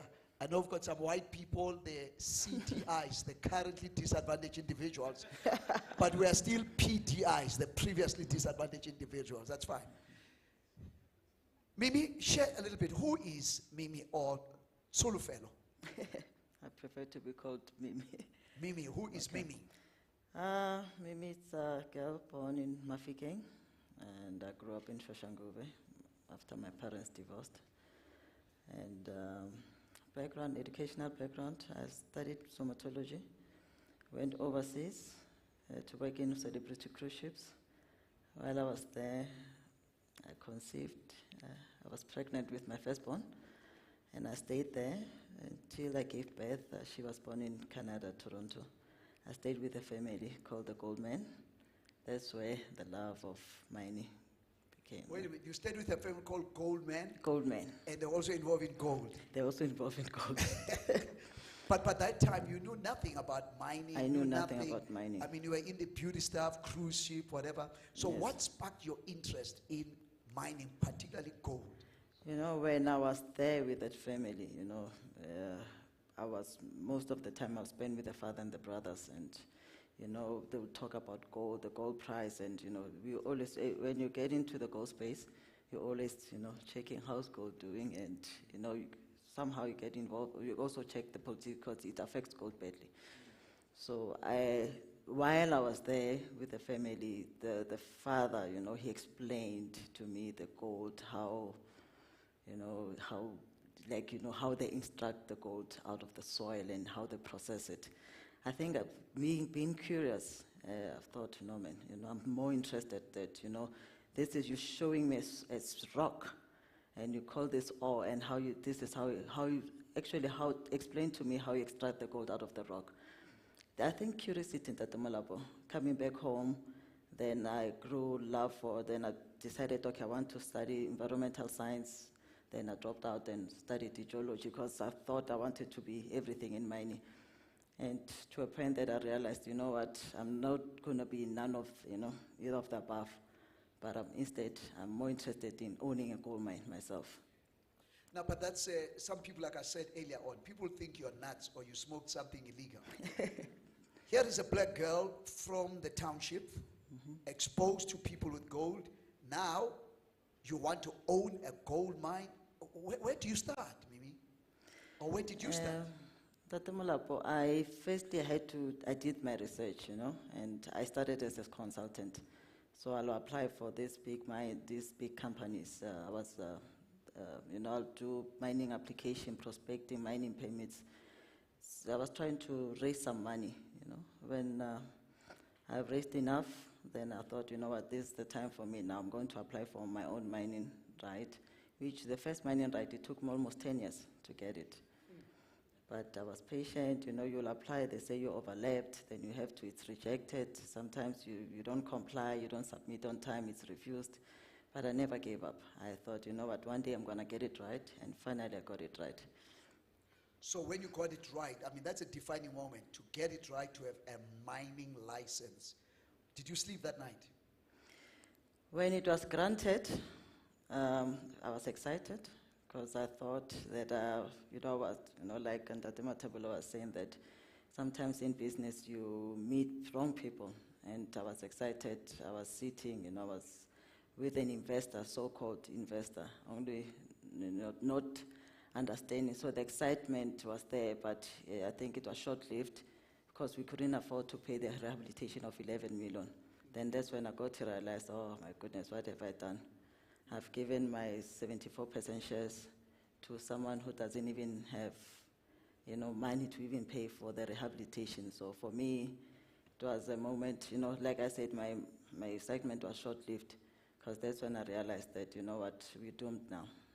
Because now if we can't pay rehabilitation, it means that we can't execute. It means that our application can also be refused. But how did you overcome that? Because the Tema Table said challenges are part of this thing. He says school fees. Hey. Remember, Ntwana, awaya kosigele, you don't have PhD in goldology or whatever.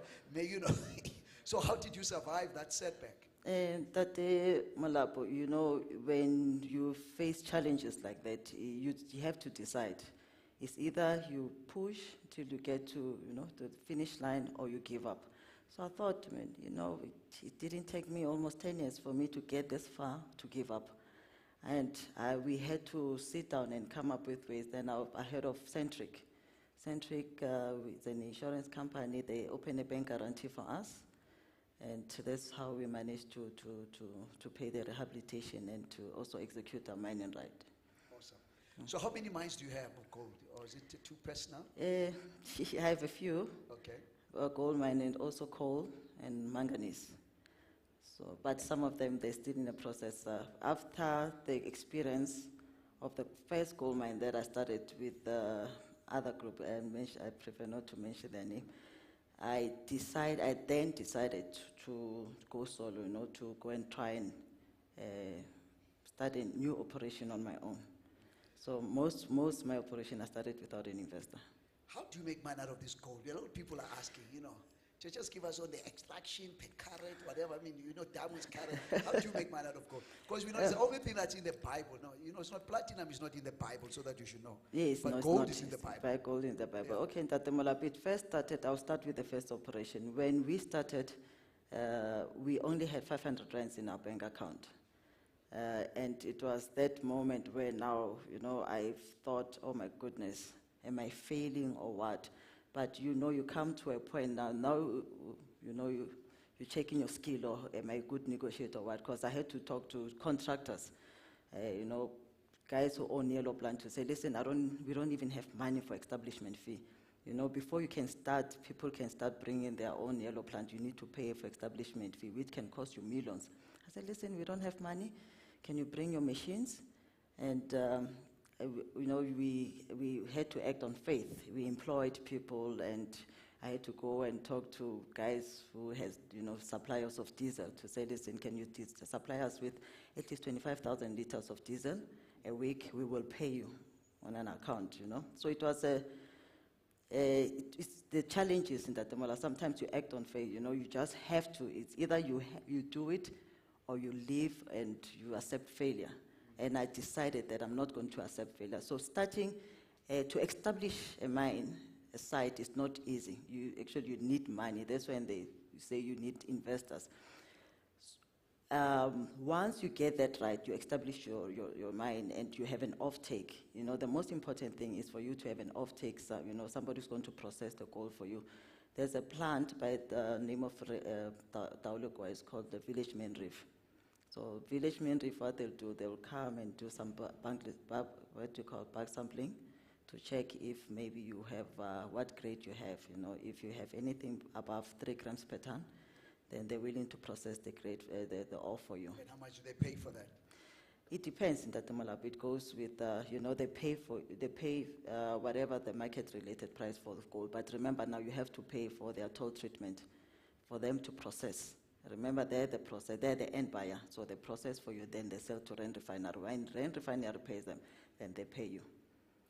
2 crazy questions, and then we're going to be opening, you know. Number 1, isn't that crazy that we don't have a refinery thing in South Africa? I mean, isn't that crazy? It's a black government, and explain that. I mean, I'm not a miner, but am I nuts?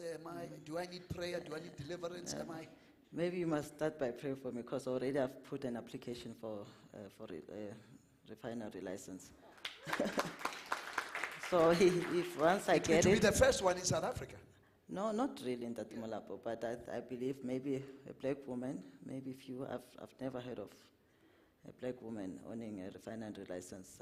Maybe they're there, they're just quiet, but for me that will be also owning a processing plant. You know, if as a country we can get to control our minerals and to be able to quantify everything, I think we need to start there, because everything is being given to, you know, they process for us, they sell for us. I mean, for one, if somebody is toll treating for you, I can give you a grade, let's say 3 grams per ton or 5 grams per ton. Once it gets to your yard, to your plant, you can come back to me and say, that's low grade, it's 0.1. So that's how we lose money. That's how, especially small mines that have been suffocated to a point that they fail. You hear of a lot of mines, they're under business rescue because they don't get to control their gold. Once it leaves your mine, you no longer, you can't control it. They're controlling it. They make more money than you. Bullying in the mining as a black woman, surely, as a woman, period, but as a black woman, how's bullying in this mining? The environment doesn't favor black women. I'm sorry, but I was being bullied. I was manhandled. It's hard because as a black woman, you have to prove, you have to work twice as hard, and you have to work hard to prove that, you're capable of doing it. So it's not easy in Tatemola. You've been bullied by the system itself, and you've been bullied by also your, people who are there thinking that, what, I want to do a hostile takeover. I want to own it. She's not supposed to benefit because, Tatemola, people don't believe that we as black people, we worth what, you can work hard, but the system still believes, they still treat us as if we're not, we don't, actually, we're not worth receiving what we've worked hard for. So that's the sad part, and especially being a woman, it's even hard because you try, and sometimes people, they want other favors. It doesn't matter what asset you bring. They're thinking that, they can get other things because they think you're a woman and you don't know what you're doing. Last question, and then we go to Sheldon. In spite of all of these things, you're moving on, you're successful. What would you say to people watching this program? Tatemola, prefer to talk to black women, to say, once that moment of self-belief, once you get this moment of self-belief and understanding God's will for your life, you must never give up in your vision, in your dream. You will get 100 no's, but even, it doesn't matter how many no's you get. I think I was told so many times that this is not viable, this is not, there's no gold, it's too deep, you need to sink a shaft, you need a pillion. They discourage you, but never give up in your dream. Never give up in the vision, understanding. And the problem with us black women is that once you see money, then you forget. You need to be hands-on. Put that week on the side, only have those manicures and pedicures only for weekends. Get into that pit. I get into the pit. I'm a general worker when I'm at the mine. I'm a reef picker. In order for people to understand and to, especially people who work for you, you need to show them. My partner used to say, you're such, I don't understand, you're always in your safety boots, taking out shale. I said, if you transport shale, it's like you're transporting garbage, you're spending money for transport. To transport what? So leadership, self-discipline, to never ever give up in your dream. It doesn't matter how difficult it is. It doesn't matter how they bully you, they manhandle you. Don't expect to be treated like a woman and no, they'll be sensitive. No, when you get into that space, understand that you wear the pants and you're a man. You don't expect to be saying, no, you're a woman now. No. You get it right, sisters. Diabuwada, you're a man. You know what, if you need that, you must plug on the BS, then do it. But some other people don't imagine you with boots, they look at this specimen of God's creation. But now, boots and the copper Roman. When I'm in that pit, you know what, you won't even recognize me. I'm in that pit, the wig and all these fancy things, they're not there. Peruvian heads, everything goes. You leave it there. My mine manager, Mr. Herke, used to say, because at first he thought, Miss Mimi, I thought, he's Afrikaner. When I put that wig, I could see the old man was shocked. I was like, so you take it off? I'm like, yes, I need to take it off. Give me my hard hat. I'm getting to that pit. But it's your gold. It's my gold. And he always said, Miss Mimi, you're going to get us in trouble with the GMR said, listen, I need to get into the pit, you know, in order for me to be able to extract that gold. You know, we were talking, you were saying earlier that until you know how to, you know, that at the end of the month, workers must be paid. You're not ready to be an entrepreneur. Then that's true. Let's put our hands together for Ausmimi. Next to Ausmimi is a friend of mine. Friend of mine, tell them who you are and where you are from. Friend of mine. Shelton Jefferson. I'm from New York, I think. I was actually born in South Carolina, and I've been in South Africa for about 7 years now. I am managing director of an investment bank called IFS South Africa, International Financial Solutions South Africa. We provide government finance, corporate finance. In the U.S., it's mostly government finance because it's an easier area to make money in. We do about, well, we were doing about 52 billion a year. 52 billion, not rands now, Brother Jefferson. Yes. People know. Talk Well, about 52 billion US dollars. Well, You dollars. multiply that by Right. 15, bro, it's Right, big well, bucks, man. So about $52 billion Thank per you, sir. year in financings. And because of COVID, I think we've been reduced to about 45 at this particular time, and still going down and looking for the bottom.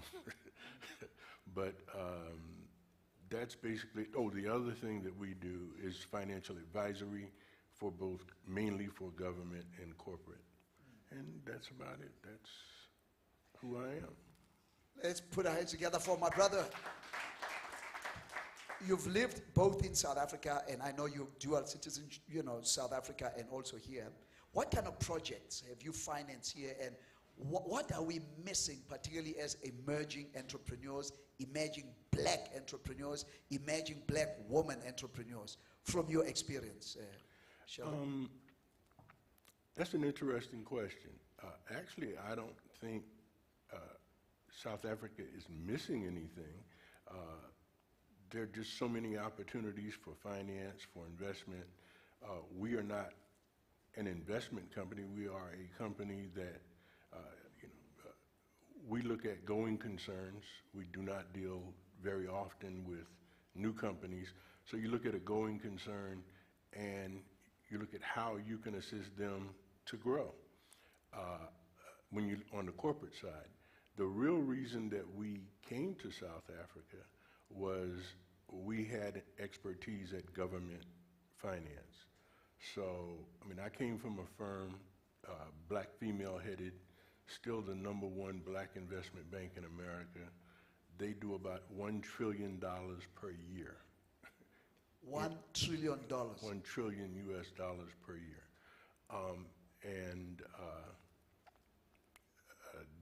Name of that company, Siebert Brantford Shank. Don't mind advertising for her because I would not be where I'm at. I stand on her shoulders. So at any rate, government finance in South Africa pays an extremely high rate for all of their loans, et cetera. Actually, corporations in South Africa pay less for a loan than government. And I've never seen that before anywhere else in the world. So we as government are paying more for our loans, Yes, more than the corporates are paying. yes. And do you think that is sustainable? Because we're going to get into trouble now. Because to Sustainable? service that debt is going to take us a long, long time. I would not want to say that it's not sustainable, it's just not right. It's just not right. The amount of money the government is paying, let's say government could do a lot better if they paid less. And that's something that they will have to wind up looking at because so far they have always gone on what we like to call full faith and credit. They want to borrow and then just pay the money back, but they have revenues. Why not borrow against your revenue and you pay less money and you do not have to deal with the banks, the people that are dragging you down anyway. Did you guys give them some of that money from the PPE? Is what your company for those PPE monies, whatever? No, I had nothing to do with No, that. just checking, bro. Just checking, man. Just checking, my nothing, brother. Just nothing, checking, man. nothing. Nah, but we did have some dealings with a small company called VBS. So what did you do for VBS, and what lessons did you learn from that? What we did was gave them advice on how we thought they should structure themselves and looking at where the money was coming from. So, you know, a lot of the problems that you have in South Africa with financing are the same problems that we have had in America.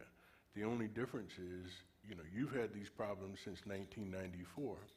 We've had these problems since 1865. So we have a little bit more experience in terms of what they do and how they do it. What had happened was I was discussing with the CEO all of this money that they were taking in. So I was FNB, I think, had given them $300 million as a deposit, not as a loan. It was a deposit. The PIC had put $400 million as a deposit, which if it's a demand deposit. I gave you the money today, I want it back tomorrow. You have to give it back. Well, if you've taken in, let's say, 600, 700 million in demand deposits, and you're using this to now loan to people, which you're allowed to do, it's what you're supposed to do. But you got 700 million from white banks. Why the hell would they deposit 700 million in your bank? It's what they've done to us. So I'm like, you should not be loaning money against this money except in a small percentage, because as soon as they see that you are getting traction and growth, they're going to call that money back. Well, they called the money back. And when they called the money back, monies had been invested in different places, and they couldn't meet the reserve requirement at the Reserve Bank.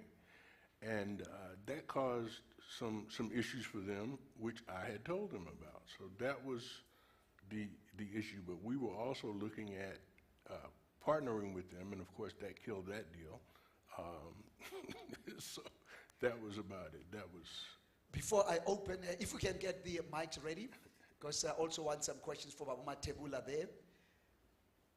So right now, after post-COVID, what do you think in the continent we can be focusing on in the era of investment? Where do you see, as an investor, you've got 58 billion, now you've reduced to 45 billion, still dollars, my brother, it's 15 times, well, you know. So where do you think the future growth as entrepreneurs? You've got entrepreneurs looking, some of them, most of them also online. What would you say, just as an advice, free advice? The two biggest areas in Africa right now are IT, mobile, well, not the three, IT, mobile telephony, and mining. When we came, I had very little experience in mining. I had helped to acquire a gold mine in Ghana for a company. That was the only mining experience I had. But the first deal we did here was to finance a company that wanted to grow. They were doing tails, gold mining tails, or tailings, however you pronounce it. So we've done quite a bit with mining since we've been here. But at the same time, to answer your question, those are your three areas. South Africa is a floating a floating mine. Everything from cobalt, chromium, coal, manganese, all of these are areas that should be looked at, especially beneficiation, not just mining the product. You have to beneficiate it and be able to sell. mobile telephony speaks for itself. You know, it's becoming banking. It's everything. You know, the telephone now has everything in it that you used to buy 3 or 4 devices. So that's important. And then IT, it's extremely important in terms of developing applications, etc. India has become a huge place for the development of software, and I think that Africa can do that both for themselves and the world because of the necessity. You know, necessity is the mother of invention. Many, you know, in America, we always like to say, at least black people, half of the inventions in the Industrial Revolution were actually made by black people because we were the ones that had to do the work. Whites didn't care. So we had to invent things to decrease the amount of work we had to do. It's just that we never got credit for those inventions many times. Yes. Interesting. Okay, folks, we're now going to open this thing. It's a good time to ask questions. Let's get involved. And some of those on online, please feel free to send some of those questions. We'll be able to engage. Okay, we have some wonderful time. Let's talk. So please, if you've got a question, just raise your hands, and then one of our guys will give you the opportunity to ask or comment or make an observation. This is a good time to do it now. It's interacting time. Okay?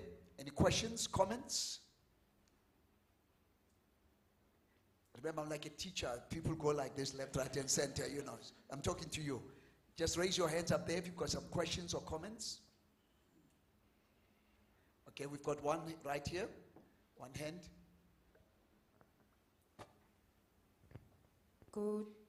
Good morning, everyone. My name is Daisy Rapela from Dubaze. I like to actually is a comment to our solo. Where I came from, we have more than 32 mines. The challenge is that the opportunity we see, but the challenges is like, for instance, if you need to apply for permits or license, it's very difficult. You can't even knock the door to DMR. They won't even allow you. But I just want to find from you the process that you have followed. How was easy, or how was it to get an access to the application and stuff like that? Because really we see the opportunity there with this issue of giving the brown envelope, and otherwise you won't get anything. Thank you. Why must it be brown, this envelope? Can't we just transform it to becoming like a colored or an Indian? I'm trying to share an Indian brother, you know, Indian. Why must it be brown envelope, you know? I don't know, but I think we have adopted as a norm to us, especially black people, because you get there, they will ask question, who are you? Why do you want to apply for a mine? What do you have? How much do you have in a bank?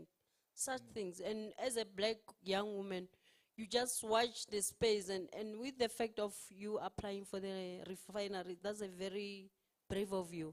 You're going to save the mineral from this Chinese. Thank you very much. Okay, good question. I think answer that one. Let's take it. Okay. Sorry, I missed your name. Daisy. Okay. Yeah, how's Daisy from Daisy? Daisy. Yes. Thanks. Daisy, if I may, because it's, you know, when you apply, you do it on the SAMRA system. You don't even have to go and consult with DMR. So I don't understand. Maybe it's because it's overlapping. Have you been rejected? Did you apply? You know, it's a process. But once it's on the SAMRA system and you got your coordinates, you know, your surveyor, first you need to always make sure that you consult with the surveyor to make sure that when you plot your coordinates, everything, in order for you to avoid to overlap. But once it's accepted, there's no way that DMR, they don't have a say. Once you can get that acceptance and it's in the system, the SAMRA system, and you comply, yes, I understand they'll ask you about money, because there'll be a phase where now they want you to send to have a financial provision to say, once you are accepted, you are granted the right, do you have money to start the operation? That you need, you know, it's because with the government also doesn't want to sterilize the mineral. They don't want to give it to people, to give lessons to people who won't be able to mine at the end of the day. So, but you can start the process, and when you get to acceptance, you do your EIAs and everything, then you can start talking to investors or someone who can help you with the financial provision. Yes. Ausmimi, don't you think maybe, I know right now you're busy, but as the Lord leads, Yes. maybe we need to have a separate thing where you bring black young women. Yes, And maybe yes, take them and step by step. Step And by the way, face by Martin, face. thanks so much for reconnecting. Martin, just stand up, let the people see you. This is Martin Manamela. Used to be with ICANN for many years. Thanks so much for reconnecting, bro. I appreciate that. Yes. Don't you think that we need to sit down, maybe something like this, where we have young people like I was there, was it a couple of weeks ago? Was 2 weeks ago. Okay. 32 minds. Wow. And if I can tell you, it's 0.00001 women percentage. I mean, they're doing that, they might not even the heavy stuff. Did you hear what I just said? 32 minds, and again, no beneficiation, whatever. So don't you think that maybe as part of the new entrepreneurs, you mentioned mining is the key, driver for growth up there, that women like you who have paid your school fees, you need maybe to do a seminar just to talk about black women to them, and share with them the step by step. Right now, people are hearing things like Samra. They don't even know what Samra is. Now we're thinking, like, Tollgate, what is Samra? You know what I mean? What is Samra? SAMRA is a system that the government, the DMR uses for you to lodge an application. So the nice thing is that you do it at home, nobody sees. You just, whatever that you need, your works program and everything, you submit everything there. But I will take the OC's numbers, then I'll try to see how can I help them. Because we need to have, no, seriously. Yes. We need to find space in a time to go to Tubatse. Because I've been there. 2 weeks ago, I was there with you guys. Yes. The opportunities. Remember, the Bible is clear. Every good and perfect gift does not come from abroad. Yes. We still need those dollars now, brother. Let's be clear. We still need those dollars. But every good and perfect gift comes from above. Yes. And sometimes all you need is just the knowledge and the skill set. And to have a woman like this who have paid her school fees, I mean, these guys, they could have done it online. They drove this morning to be here, 4-hour drive, just to come and be with us for one day. No. Come on, give them a wonderful round of applause, just for them to be here. Okay. No. So make sure during lunchtime, you'll connect. Okay? Yeah. Ladies, mine, Any other question, comments? Okay, Mama, it's one. Okay, it's one, and then Sir, 2, then Rishen, 3. Okay, let's go. By the way, people are enjoying it online, so please keep asking that question. Yeah, go ahead. Morning, everyone. Morning, My Mama. name is Jessica. I'm from the BLI. My question is around the 10 years that you were waiting for your dream to actualize. I work a lot in the motivational space, encouraging people and getting them to achieve their dreams. What were you doing in the 10 years with reference to reality? I'm talking about school fees, rentals, overheads, and those realities that a black woman would be faced with. What carries you in the time that your focus is on the dream and reality is at your door? Take that one. And there's one coming up for you in a minute. Go ahead. I'm a consultant. I was a consultant, so I would do other work for other mines, like your public participation, where I now go and consult with communities and do applications for them, help with the environmental rehabilitation. And the reason why it took me 10 years, like I was explaining to my sister there, I would apply and they will reject it for one reason, because I was overlapping with another mine. I will overlap my coordinates, so it will be rejected and I will reply, then it will reject it again until I got it right. Like I said, you need to make sure that you work with a surveyor, a land surveyor, who's going to help you to plot your coordinates accordingly. And my sister, what I'll say, that I was a consultant, so I was in mining. I will do everything that I could get my hands into, like everything. When I say everything, is from apply for me to talk, go and talk to the communities, for other mines. So basically, I did everything. But you hung in there. That's what you kept going. You didn't give up. It kept me going. I never gave up. Because it was a passion for me. I always wanted to have my own mine. For me, you know, it was a do or die situation. But I would, like you said, even when I fall, I make sure that I fall facing up to make sure that I stand up at the Molapo. And today you've got many minds. Did that Yes. answer that, Jessica? Before we go up there, for Ntate Matebola, a question is, you and Sakani mentioned something about brand. How do you build your brand? Okay, can we give Ntate another mic? How did you build your brand? Oh, okay. Sakani, you mentioned that one of your things was to build your brand. Then afterwards, we'll come to you, sir. Yeah, go ahead. Okay, what we use to build our brand, we use marketing strategies. We also use social media and our website. So from our social media, that is where people will get to know what Springbok Group is all about. So all the information is there, and also our website, which is www.springbokgroup.co.za. And then you will get to know more about the company because all the information is there. Sakani, that's the way you do it. You sell it. Don't just say go to the website. You know what you did? You set it up there, sharp and doana. That's the way to do it. Keep it up. Question on this side? Jabu? Yes. Yes, sir. Thank you very much. Jabu is my name. Maybe my question goes to Sheldon. With regards to funding, I heard that you were dealing primarily with government and corporates, and you touched something about the going concern. Is this something you would consider, therefore, in respect to going concern that are here? And if you do, is there any specific brackets that you can consider funding or financing if such going concern can come and knock at your door? That's one. Two, South Africa has 3 areas that you mentioned that are good at the future, IT, telephony, and mining. What would you advise to going concern that could be in a space that probably is not growing in relation to partnerships or a change of direction, given that the future lies in these 3 things? What would be your advice there? Thank you.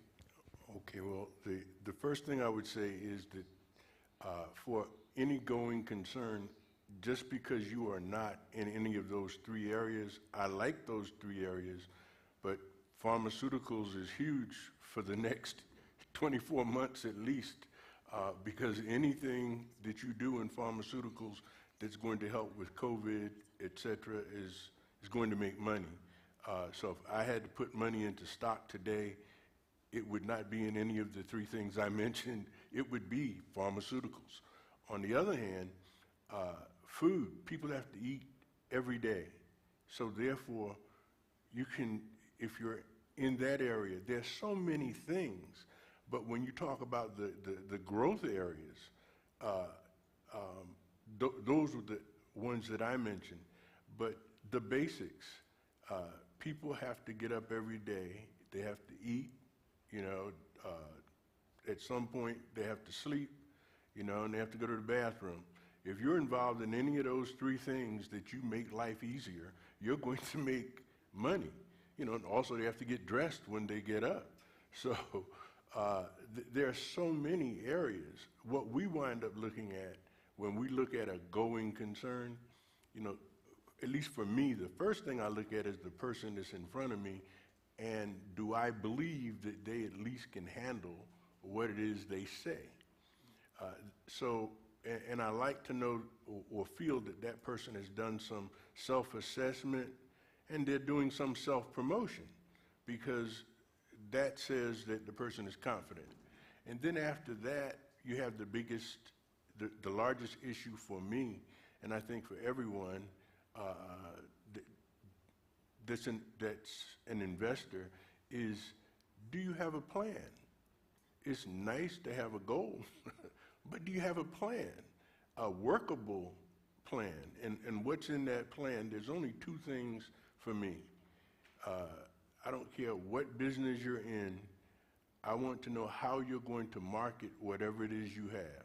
If it's a service or a product, how do you intend to market it and make money? And then I need to see your financials. If you're saying you're going to make money, when are you going to make money? Because I want my money back. All right, and that's really it. And if you approach your investors, you approach your business in such a way that you know that you've taken care of how you're going to market your business and then how you're going to finance that business in terms of current and then the growth, the anticipated growth, which needs to be realistic. And that's about it. Hopefully that answers your question. Let me add on there. So your money, is it cheap money or expensive money? Expensive money. You see how I hesitated, right? We're an investment bank, so usually when you come to us, it's because you've been everywhere else. So therefore, when you come to us, we wind up looking at, well, why is it that everyone else turned you down? On the corporate side, on the government side, we're just competing with everyone else, and it's fairly cheap money. But you do not have generally, you do not have cheap money for your average company that's coming to an investment bank. Unless it's a grade A company, they're trying to issue some corporate bonds, et cetera, and they would most likely be doing a few billion, and they'd get it fairly cheaply. Before Roshan comes up, right now, are you also interested in equity as part of your investment, or you do packages where you invest only, or some of the things, example like mines, will you be able to look at maybe being an equity partner? We do not do equity. As a rule, at times we get people to assist with that. We have people that are looking to do equity, and so we may bring them in on a particular deal if we've looked at it and we say, we like it. On average, I stay away from equity for one reason. It is the number one source of funding in Africa. And one of the reasons I came was we wanted to do capital markets financing, which means we go to the stock market, we get you your money, you get your money, and you do what it is you want with it. You do not have a partner. You do not have anyone telling you what to do. That is the better way to get financing. And it's just the rest of the world, about 60–70% of their financing comes through capital markets. There's trillions of dollars, whereas Africa in general, not just South Africa, gets less than 15% of their money from capital markets. The majority of their money is coming from, I need a partner, I need an investor, and that's someone that's looking over your shoulder, that's taking part of your profits, and that's about it. So we are not those guys, because I don't want to be. Awesome. Roshan, and then we'll continue with the second round. Go ahead. We're building for that thing that I told you. As people are watching the video, we'll be watching another video. I cannot say it loud, but we're building to that. Okay, thank you, Doctor. Sheldon, this is a question for you. So you touched on something that resonates very closely to what we're trying to achieve. You'll hear that later on in our talk. But you mentioned software enablement of people in Africa, just like how it appears in India for that matter. So obviously to enable people here in South Africa and Africa requires support from corporates, from businesses, because this is not something that can just happen, very, very quickly, but does require funding, especially when it comes to, the youth, enabling them with grants to be able to actually, first of all, study these types of, into these types of developments, and also practice it. From a corporate social development perspective, do you guys have some sort of program or something that could assist the local market in terms of developing people in these areas? No, as a corporation, we do not. As a matter of fact, we were looking at, or not, I shouldn't say we, I personally was looking at doing something of that nature, and I was sort of dissuaded by a few friends of mine that are in the business based on the fact that there are quite a few people that already have the skill set, and it becomes where it's getting them focused. And our job is not to replace government. And so there has to be some way, government has to make up their mind, is this an area that we feel we can excel at? And then to put the resources there to move that. If there is no will to get something done, it's very hard, let's say for an entire nation, to sit down. When I say the nation, just the people, not government.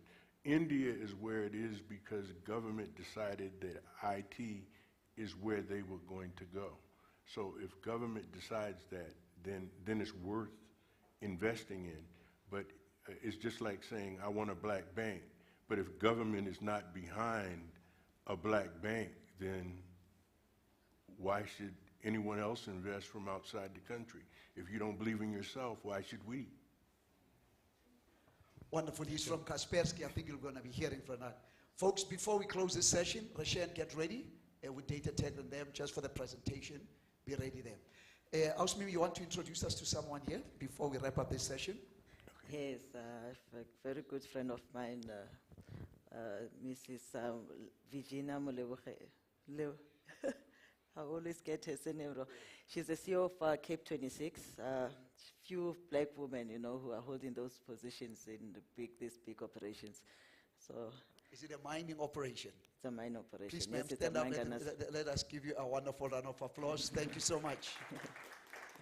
Hey guys, we are in trouble. Sisters are doing it for themselves. You guys are screwing things up here, So thank you so much. We are proud of you. I want to say a word of encouragement to the entrepreneurs before we wrap up the session. So can we just give it before we wrap up this session, Rashan? You and Clint get ready there, okay? Yes, ma'am. Audible? There you go. We can hear you now. I just want to say to everyone, business is not easy. The mining space is not the playground. But for anyone who's new in the game, I think you need hand-holding. I was lucky to have met Tulu. She's my mentor. She handholds, she guides. So for me, I didn't have to do things and discover trial and error.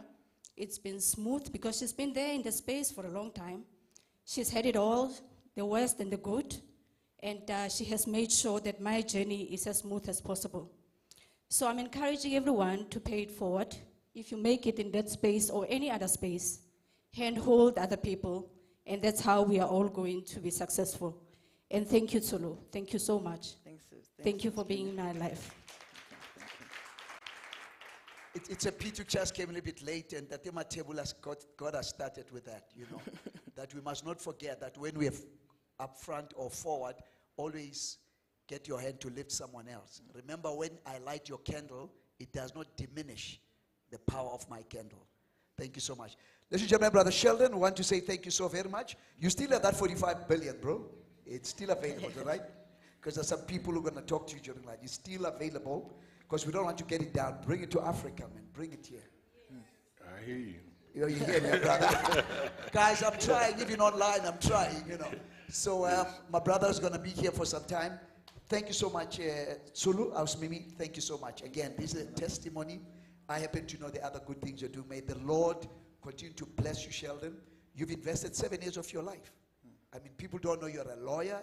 You're successful, but you believe in this continent, and may God continue to sharpen us as we move on to other things that we'll talk about it later. Thanks for your time. Ausmimi, thank you. I know that you've got other things to do. You've got to be going some places, but you spending quality time and sharing some nuggets with us. I know you're still going to be here for some time. Put our hands together for the wonderful people. Thank you. Thank you, my brother. So now at this time, we're going to switch and then go into technology. I'm going to ask Rashan, please, to come up here. Now, Rashan, your surname is too long, my bro. It's too long. So you're going to make sure that, what is that surname, my brother? Should I change it? No, just what's that surname? It's Devnarayan. Devnarai. Sounds like a car, but Devnarai, Devnarai. Can be a car. Yeah, what's going to do is we have got about 25, 30 minutes. I want you and Data Tegra share who we are, whatever, do the presentation. The other videos that we must see, I know that we've got people from Dubai, from Russia, that will connect you with them after whatever they, And okay. then we have a special speaker, Pat will talk after Yeah, that as well. Pat will talk. So, ladies and gentlemen, this is my partner and my friend from Kaspersky. Let's give him a wonderful round of applause. Right, okay. So, firstly, good morning to all you beautiful ladies and gentlemen. And don't worry, gentlemen, you're also beautiful as well. Okay, so yes, my name is Rishen Devnarayan, and because I work for a Russian company, I'm not Russian. I'm proudly South African. I'm from KwaZulu-Natal. And I'm actually a global technology strategist. And that means many things. But today I'm actually representing, or currently I'm representing cybersecurity and strategy within cybersecurity. And we have enabled a structure that talks to the enablement of people in South Africa and Africa in terms of enabling people in cybersecurity, not just from a knowledge perspective, but for them to be able to do cybersecurity. But before I jump into that, I want to introduce you to Clint. Clint is from Data Tegra. Data Tegra is a platinum partner of Kaspersky. And the reason why we brought them on board is because they are a strong enablement partner of ours, and they have over 10 years of expertise within the cybersecurity space, not just with Kaspersky, but across the different product solutions, but also from an intelligence perspective. So Clint, if you can introduce yourself. Great, thank you very much. Good morning, everybody, or good afternoon. My name is Clint Carrick. I've been around in the IT security space for about 30 years now. I celebrated my 30th year on the 1st of October. So I'm not giving my age away, but I think I look good for 65. No, so I've had an interesting life in cybersecurity, and with Data Tegra, I go way back to when there were only 4 known viruses. And I like to speak about this because, the way that threats have evolved and the way that hackers have evolved and all these different types of things has changed the way that we look at business and the way that we do things. There were only 4 known viruses back then, and there's now 450,000 new threats every single day that we are prone to attack from. So the landscape has changed drastically. The industry is worth about $2 trillion on the African continent over the next couple of years. So that's huge. I mean, it's a mine, a gold mine on its own. And it's an industry that it enables businesses. And us as Data Tegra like to see ourselves as business enablers. In terms of taking what you have and protecting that data, protecting your most valuable assets, not just your people, but your data that's within your organization. So we look at ways to actually prevent attackers from getting into your organization. We look at ways to actually take your organization from where you're at today to ensure that you continue to grow as a business. So that done with Kaspersky and other different technologies, but a lot also with our expertise that we have. And the IT security industry is one of the industries which I'd say has got the highest shortage of skill, and that's worldwide. The internet has no borders. Data Tegra has no borders because the internet has no borders. So we can assist across the board. We'd love to talk to you guys about our technologies and about how we can actually assist you and enable your businesses moving forward. So with that, back to Rajan. Okay. Thank you. Thank you, Clint. Okay, you can have a seat. Okay, so I'm going to start off just with just asking a question. With a show of hands here, how many of you actually have antivirus on your cell phones? Yeah, on your cell phones. Wow. Interesting. We're on the net consistently. There's things that we click on all the time, but what we don't understand is when we click on all these different searches, and I'll make it very simple. You know, we think we're clicking on very innocent things, our kids are clicking on innocent things, and we are safe because we have a cell phone and it's secure. Guess what? For those of you that have had cell phones for many, many years, I can almost guarantee you, I'll say 99.9999%, your information is sitting in the dark web somewhere. Okay, it's been sold, been utilized for many different types of things. It could be for analytics, understanding people's behaviors, your bank accounts. You know, sometimes you have 1 cent or 2 cents or 5 cents missing that you don't notice. You won't notice it, but it's probably gone. It's gone from your bank account. And that's how hackers make money. But anyway, that's just a scary thought. You know, we are moving into the 4th industrial revolution. We have moved, in fact, already. We're moving towards the 5th industrial revolution with artificial intelligence and all these interesting technologies coming into its own being, as they call it. So, what happens? What do we do as individuals? How do we secure, you know, this network, this Internet of Things that we are creating? Now, here comes a scary question again, cybersecurity.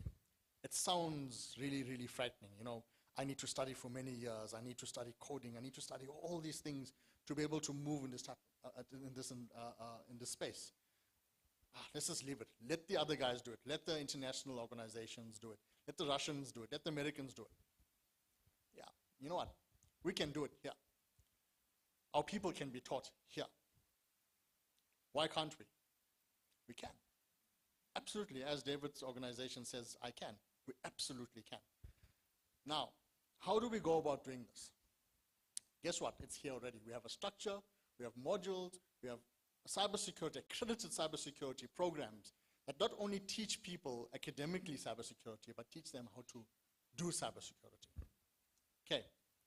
Now, this opens up the landscape for a number of things. And before I get into that, let me describe to you how this is possible and why we've come up with this type of, I would say, offering or enablement for Africa.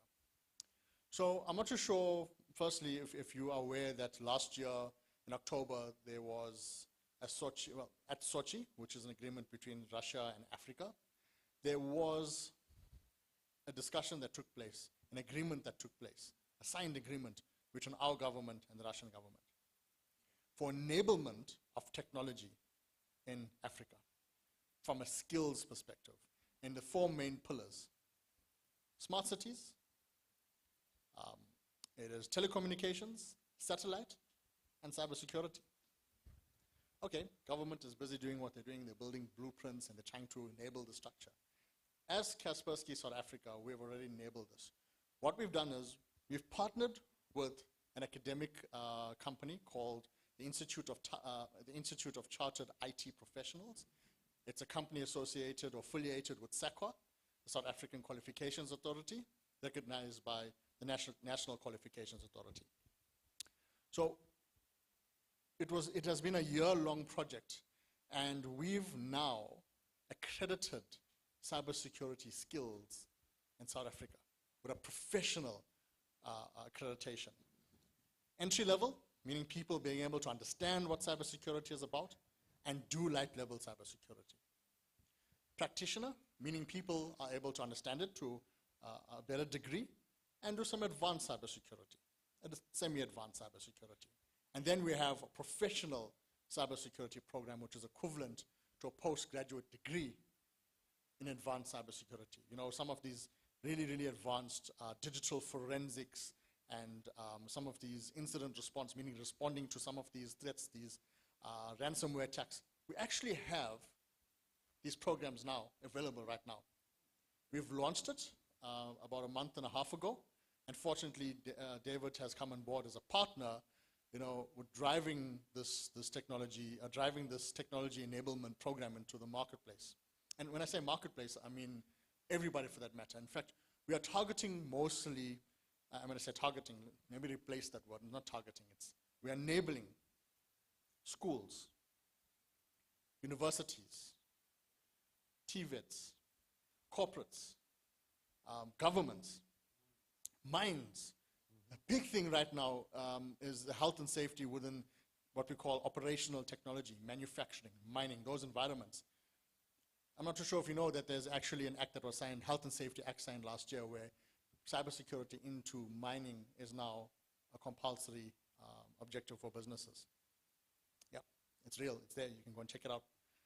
So we have structures, we have educational programs that will teach people how to actually secure these environments, how to secure, you know, a plant. You have moving equipment. Hackers now can hack these things. They can hack an elevator and drop people. It's real, it's happening around the world. And if you're not securing it now, guess what, it's going to happen. Initially we thought as South Africa, you know what, the hackers won't really target us, you know, with these advanced attacks. We are a playing ground for them. They're attacking us right now. You'll see it in the news. Some of our governments have been hit by ransomware, and we have to pay millions and millions and millions of rands just to get our information back. Most people in South Africa have already been hacked and you don't even know about it. So, in this program we have awareness programs that will teach people in general, not just IT people. This is designed for anybody, it's for you. What is proper cyber hygiene? How do you keep yourself safe? How do you keep your children safe? Cyberbullying has become a new norm now. Do you know human trafficking is also a cybersecurity, social media is a tribute to human trafficking. Because, I mean, you don't know what your kids are doing. They're posting stuff, where they're going, I'm here, I'm there. These guys pick up trends. They hack into kids' environments and they're able to track where the kids are going.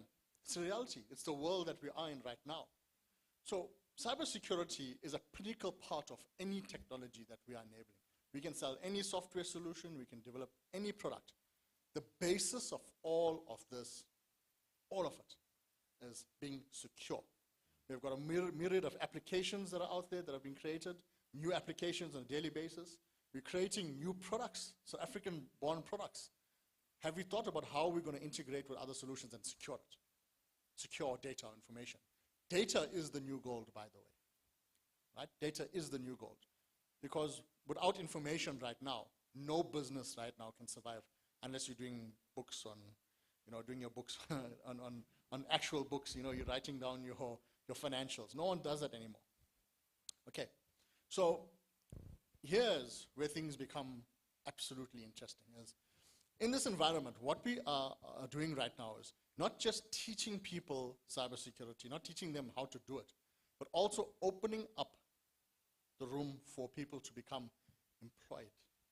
Our people here in South Africa to become employed and also to become entrepreneurs. For me, the bigger focus for me is entrepreneurship.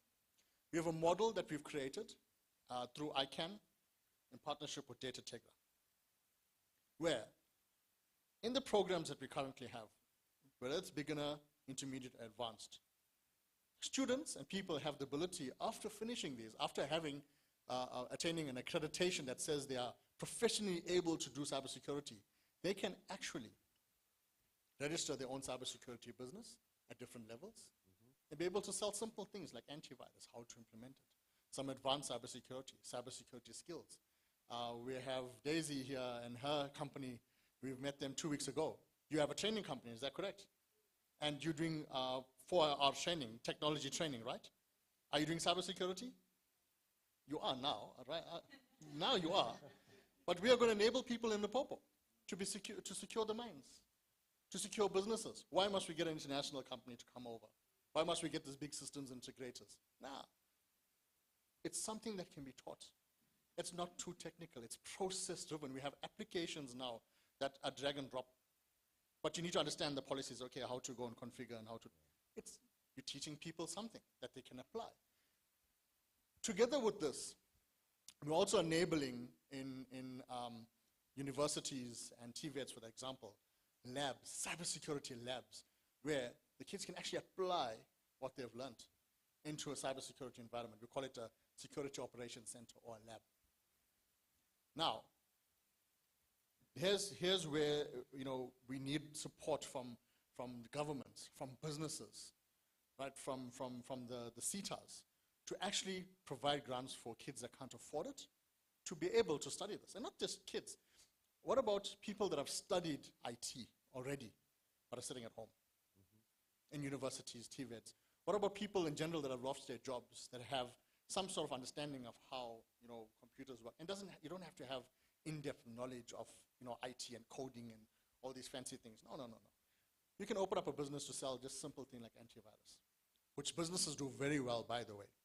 But here now, we can open up an avenue for people to be able to become employed and to become entrepreneurs in South Africa. Ultimately, what will happen is we'll start to generate homegrown technology.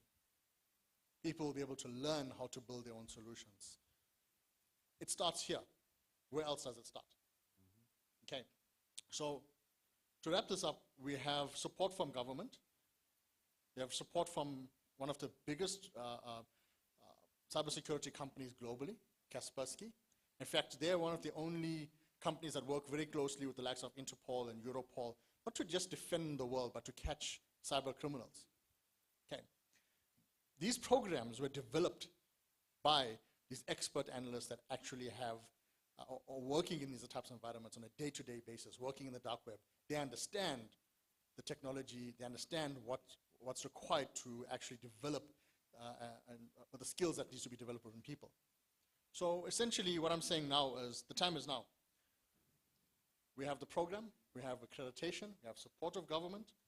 Let's now together unite and bring cybersecurity skills into our into our environments, into our schools, into businesses, into mining organizations. Let's open the doors for learnerships, that people learn in your environments. Let's teach your people as well advanced cybersecurity. We can, and we can accredit them, and we can create a magnificent industry in 4IR, which is one of the major pillars in this space. Thank you.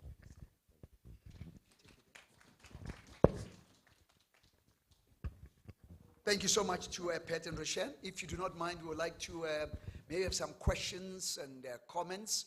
We are on time and on schedule. Thank you so much.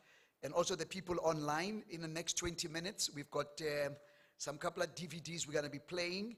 The 5 most important business skills every entrepreneur must have. How to be a successful entrepreneur in a lockdown. We're going to be talking to Mushambi Mutuma from Africa. Richard Branson, Advice for Entrepreneurs by Richard Branson. Via online, he's going to be with us. Why these 3 businesses will boom in 2021. The 3 businesses that will boom. And then we're going to come back to cybersecurity, a $7 trillion industry. But it can also be the biggest threats for us as entrepreneurs. Because, I was scared when you just said, people, just your cell phone. I mean, how many people have got antivirus? Just your basic of antivirus. It's not expensive. But if you do not protect yourself. And some of you Africans, you like this free stuff, man. Free stuff. You don't even read terms and conditions, accept cookies. And then you give it to your children, they mess. No, it's serious stuff. Remember at Standard Bank, Pat is going to be coming later. Standard Bank, it took them 9 months. The guys were studying Standard Bank. And then guess what? Then they hacked Standard Bank. Liberty was just hacked. City Power was just hacked. Now in the mining industry, it's dangerous because now you're in a lift. Somebody can hack the lift. And just say all your top people are in the lift, pay us some money that they might able.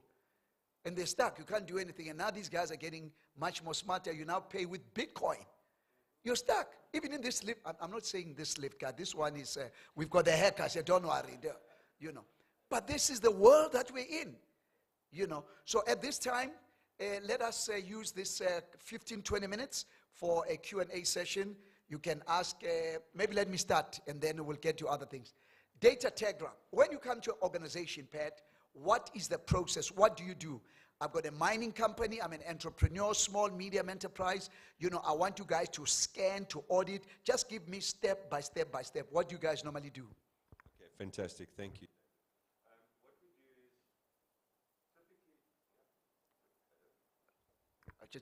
Okay, great. Okay. There we go. So typically what we would do is we'd come to your organization, we'd first of all look at your policies, your procedures, all of the things that you have running in the organization from a technology point of view.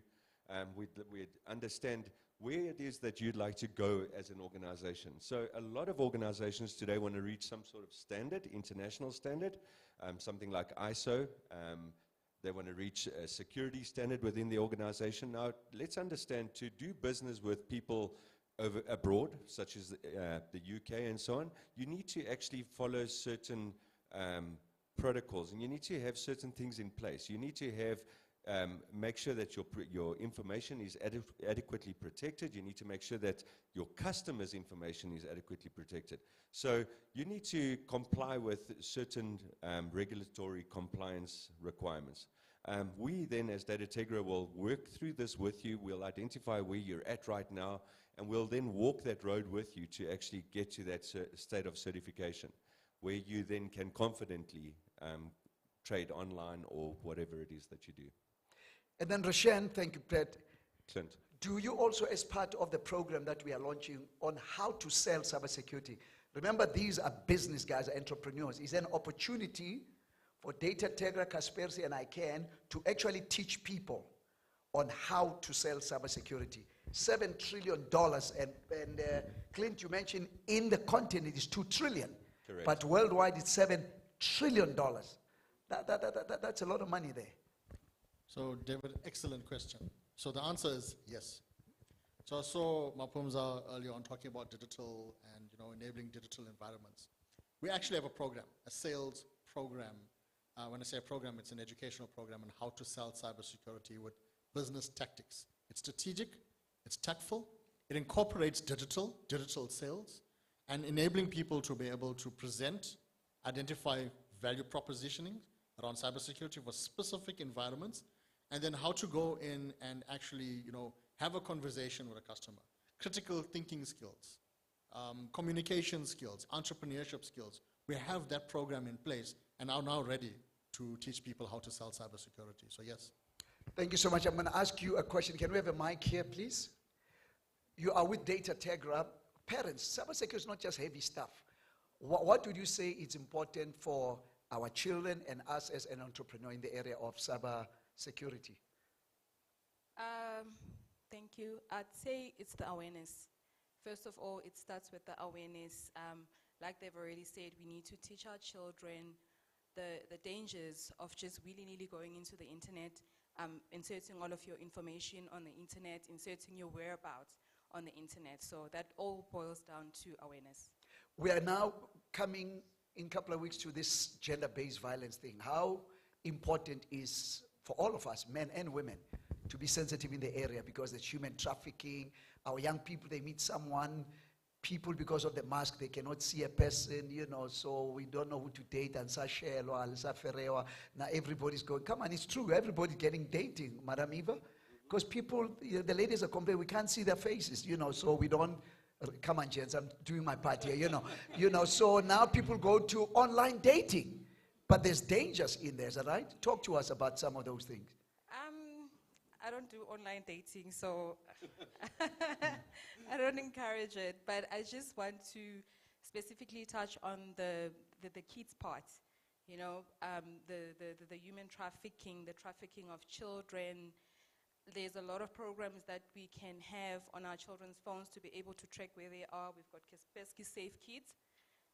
We can utilize such programs to be able to track where our children are, the last known location, because these things, they work in collaboration with maps and locations. So there are cybersecurity tools that make certain things easier to manage. I want to challenge you, Ntate Matebola, and you, Ausmimi, maybe as part of your corporate social investment, we need to go back to the schools, into our communities, because people are becoming too careless on these things, and they are destroying lives of people there. And I'm worried about human trafficking, cyber theft, cyber security. So thanks so much. Now let's open it now. Any questions, comments for these two guys? Yes, ma'am. Right here, bro. Thank you, Dr. Molapo. The question I'd like to ask is, I've been in the cyber industry now for many years, and the one thing that has been recognized is that there is a lack of skill. So I must say, I am so super excited that this is coming on board to upskill and encourage those with a passion to be able to become knowledgeable of what their passion is and be able to use it with a piece of paper that enables them to either get a job or start a business. So with the talks that are going on here, I'm sure you've got many people that have got their minds running. I'm sure you've got people jumping up and at home listening and watching us. Where do I start? Where do I go? How will I get to more of this information? So are we able to just give an indication there to make sure that the passion that is busy rising right now, because the industry is lacking the skill in South Africa so much. I've come across so many people who are passionate, and we just haven't had this avenue. So how do they start? Let me answer that one. Thank you. If they go to, remember I'm a salesperson, you must close the deal. Go for I'm it. a preacher, you fish, you get the stuff, you know. If people can go to www.ican4ir.com or info@ican4ir.com. Remember, there are different programs there. The awareness one, as a parent, in your organization, as a faith-based organization, in your community, you can have a 1 full day session. Okay? Just 1 full day session. What is cybersecurity? Why is it important? It's just 1 full day. Then from there, we've got a 3 days now for those people who want to go deeper into that. And then from there, we now have a Train the Trainer program. How many days a Train the Trainer program? So the Train the Trainer program varies depending on what's required and what, I would say, course they want to train in. So we have a Train the Trainer that can start from a 4-day program, spanning to 2 weeks to 1 month. Yes. Let's say 1 month. Then afterwards, you've got a 6 months program. But remember, the program is also having life skills, leadership skills, entrepreneurship skills, fully accredited by ICITP. So if people, again, are interested, again, info@ican4ir.com. But after the 6 months program, for those who want to upskill, some of you guys already with businesses, with IT people, for the upskilling and reskilling in the area of cybersecurity, how long is that program? So for upskilling, we have, we have a 2-week program, a 1-month program. Then we have a 6-month program. And so let me describe it to you. So in entry level into cybersecurity and awareness in cybersecurity, we have a 2-week and 1-month program. We also have a day program or a 3-day program, which is very light level. But the solid program that we have in partnership with Data Tegra and partnership with ICANN and the ICITP is a 1-month program, entry level into cybersecurity, with some technical training on how to do cybersecurity. Then we have a 6-month program. And in that 6-month program, we go deep down into the fundamentals of cybersecurity, which is a bit more advanced, designed by Pat. You'll see he'll come on board a bit later and talk. He's the first CISO or cybersecurity professional in South Africa. You'll hear from him, but he's designed this course. And together with that, we have a 6-month awareness program, an automated, consistent awareness program that'll teach people in their specific environments. So if they're just kids, if they're adults working in a mining organization, if their role is financial or C-level, it'll teach them in accordance to their role and their understanding of cybersecurity. And then we have an intermediate program thereafter, which is 1 month. And of course, there's also the advanced cybersecurity skills. I'm not going to mention that right now, but there is a 1 month and 6-month program. I'm not going to dabble into that right now. That's an up and coming. And over and above that, equivalent to that, we have cybersecurity for IT, which I'll be talking about right now, and then operational cybersecurity for mines, manufacturing, and that sort of thing. So we have those classes as well. And the beautiful part, as we also give other people an opportunity, is that we can start now. We don't have to wait, because cybersecurity is a serious situation. We're busy right now with TVET colleges, 750,000 of our students. But this can also be a job creator, because you don't need to go to university. You hear what that guy said. Right now, our universities, and if you know anything about us, I've been vocal. Our universities are not giving us what we want in the workplace. You may not be aware, but I was the first black director of Dimension Data. We struggle to get those kind of skills. So this one is fast track, people, awareness for themselves. Again, upskilling in corporates, but for entrepreneurs, this is a wonderful opportunity for us to make money with skills that can be used immediately. Okay? Other 2, 3 questions up there? Yes, sir. 1. Going. 2. Going. Okay, the last 2, and then we'll wrap up this session. Go ahead, Ntate. Emmanuel. My name is Emmanuel. I'm the owner of eTouch Academy of Learning, and I've been a trainer for the longest time. And I just wanted to find out from you, in terms of the courses that you are going to be giving out to the masses, if I wanted to be a partner and probably sell the same courses that you offer, will I get material for free from you, or? Every voice has an invoice, as David says. You see, now a black guy is teaching an Indian guy, so I think we are getting transformed here. You know, this is true transformation. This is really true transformation. Okay. Thank you, Emmanuel. Fantastic question. So we are embarking on a Train the Trainer program as we speak. So, we do require facilitators, local facilitators. Now, just to let you know, I had to fight for this because it's IP from another organization, from cybersecurity organization. And I explained to them, look, there are language barriers, accent barriers.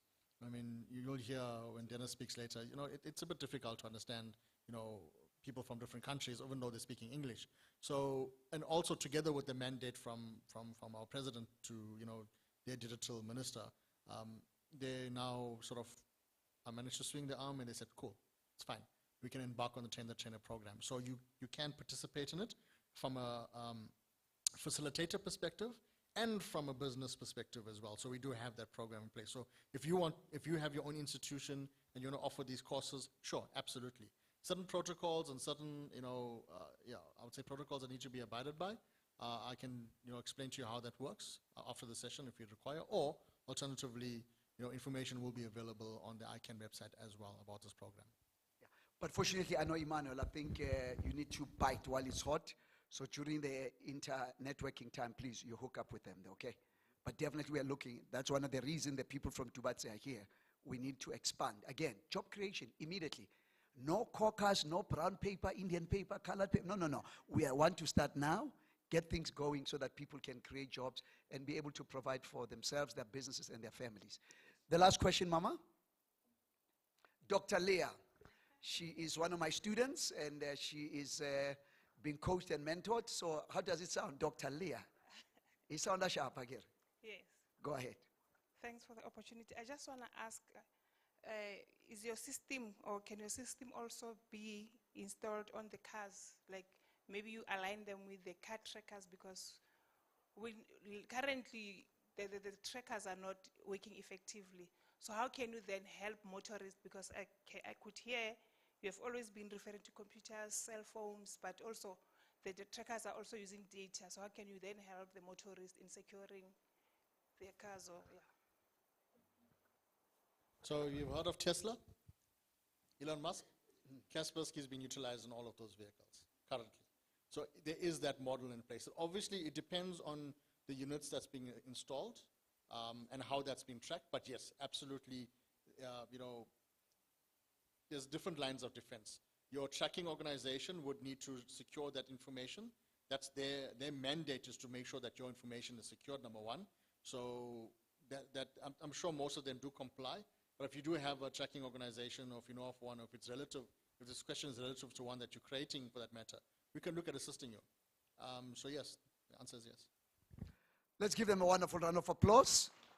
Rashan, while you're there, I want us to promote the books. During the networking session on your right, we do have some of our latest book. Brother Clint, just do that. The first one here, the big one there, is called School of Money. How to make, manage, and multiply your money. Doing a good job, my brother. The next one is Choose to Change, okay? These are all available now, but if also want to go on the web, it's available there. Another one is I Can Counsel, particularly as parents. It's becoming difficult to raise children, so this will be a blessing to you. Thank you. The other one is Growing Without Limits. It's available there. And then you have how to lead in times of challenges. All of us have different challenges. How do you lead in times of challenges? And then that USB there, the USB, that one there, yeah, it's got about 14 of our books, 3 DVDs, high-tech stuff, everything on that USB is available. And then also we have Responsible Engaged Fatherhood. Some of you are aware tomorrow we've got a big program for men only here. So we're going to give you our iCare Leadership Institute Facebook. Please watch it live and be praying for us as we panel beat Amajita Wenu. This is John Maxwell, my mentor. It's 2 in 1. How to deal with discouragement and also how to lead in difficult times. It's available right now. And then the other one is strictly for men, Championship Fathering. Again, during networking time, the books will be available. And when you buy, the signing is free of charge, just as a way of saying thank you. So before we go show those videos, are the videos getting ready, Baba? We are going to be watching the 5 most important business skills every entrepreneur must have. How to be a successful entrepreneur in lockdown with Mushambi Mutuma. Then Richard Bryson, we've taped him on advice for entrepreneurs. And then 3 businesses that will boom in 2021. And then the last one is cybersecurity, a 7 trillion industry. So let's get started with the first one on the 5 most important business skills every entrepreneur must have. Can we start with that one, Temba? If you want to learn the critical skills that made Steve Jobs, Les Brown, and Gary Vaynerchuk successful, then this video is for you. It's necessary, if you're going to compete today, that you look for ways to amaze your customers. If you're willing to sort of ask a lot of questions and think about things and work really hard, you can learn business pretty fast. All of my success has been predicated on listening, whether I'm doing it with my ears or with my eyes. What's up, Believe Nation? It's Evan. My one word is believe, and I believe in you. I believe you have an amazing gift inside you that I want to see explode out into the world. So to help you on your journey, today we're going to look at the 5 most important business skills that every entrepreneur must have. Enjoy. Coming up at number 1 is Learn to Influence and Persuade with Jordan Belfort. Warren Buffett was doing a speech with Bill Gates about maybe 10 years ago, and he was asked by a college student, what can we do as students to make ourselves more valuable in the workplace? So you'd think Warren Buffett would say, learn how to pick stocks, learn how to investments, whatever he would say, right? Not what he says. He says, go out and take a course in sales and communication. Yeah, he did. Dale Carnegie changed his life. There you go. And that was the point. Because he took that. He says, I took Dale Carnegie, changed without that. You know what he'd be without that course? Yeah. He'd be the richest money manager in Omaha, Nebraska that no one ever heard of. Yeah, and he met his wife that way. The love of his life. Because without the ability to influence and persuade, you can't put yourself out there into the world and be known for what you really are. Number 2 is Amaze Your Customers with Les Brown. This is a customer-driven economy. It's necessary for you to always explore various ways in which you can improve the quality of service that you're providing for the people in your organization. I remember something, a major company had talked about the extra value service they were providing for their customers. And the lady who had the news conference summarized it this way. She said, it's not our intention to satisfy our customers or to please our customers. Our intention is to amaze them. It's necessary, if you're going to compete today, that you look for ways to amaze your customers by being one of those individuals that keep your commitments, that keep your word, that's relentless. It's necessary as you work with the people that you bring into your organization, that they see that you're a good example of a person to work with because you model integrity and determination and ambition and truth and honesty and the way in which you conduct business.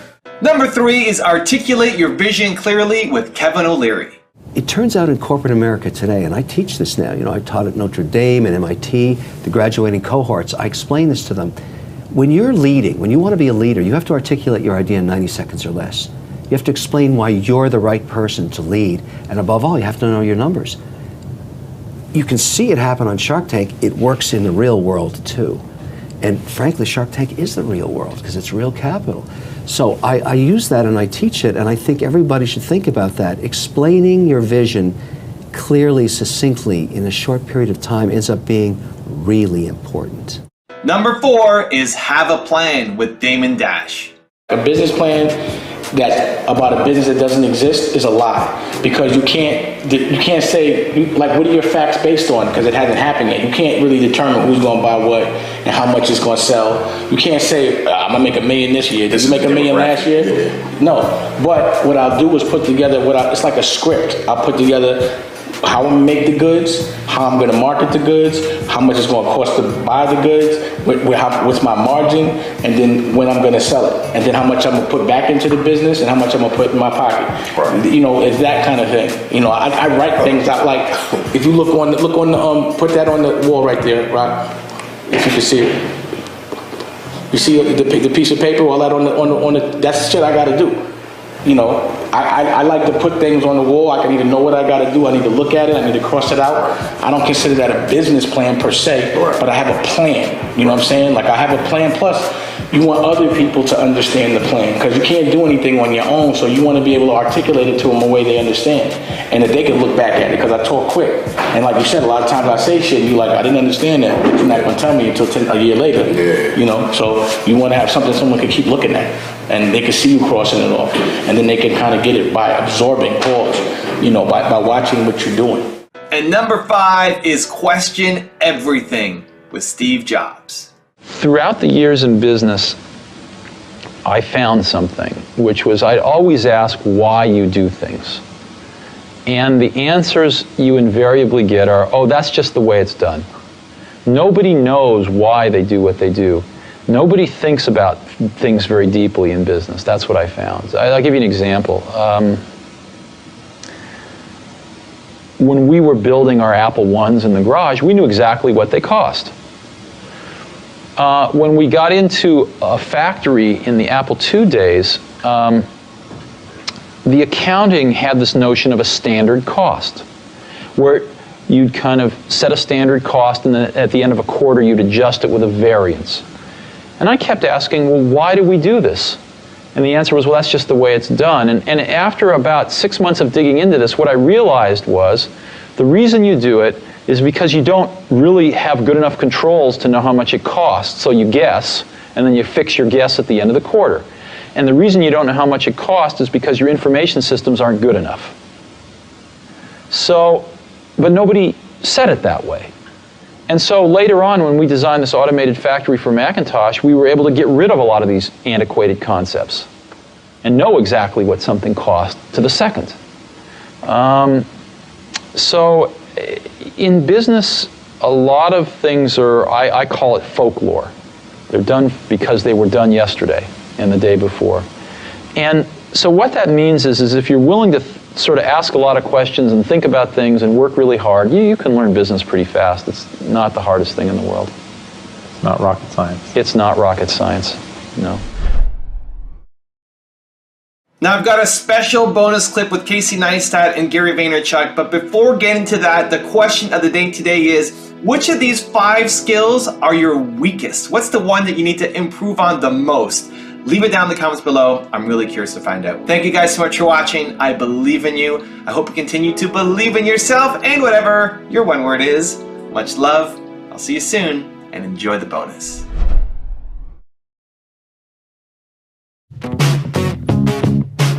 This is gonna blow away people, especially your fan base, listening. You know, I speak a lot and I talk over people and I'm loud and intense, but all of my success has been predicated on listening, whether I'm doing it with my ears or with my eyes. Skill I use is probably communication, which I think is building on what Gary said. I think communication is a two-way street. But being able to articulate and communicate what it is that I'm trying to communicate is something that I find I focus on all day long, every time I speak. So let me give you the one-word secret to happiness. One word. This is all you need to be happy. It's the most important word ever. If you had to think of one word that's most important to you, or that sums you up, or that would be kind of like a little beacon. Hey Believe Nation, if you want to know what the most important one word is for Tony Robbins, Gary Vaynerchuk, Oprah Winfrey, will.i.am, and Howard Schultz, I have a very special secret video for you. Check the description for details.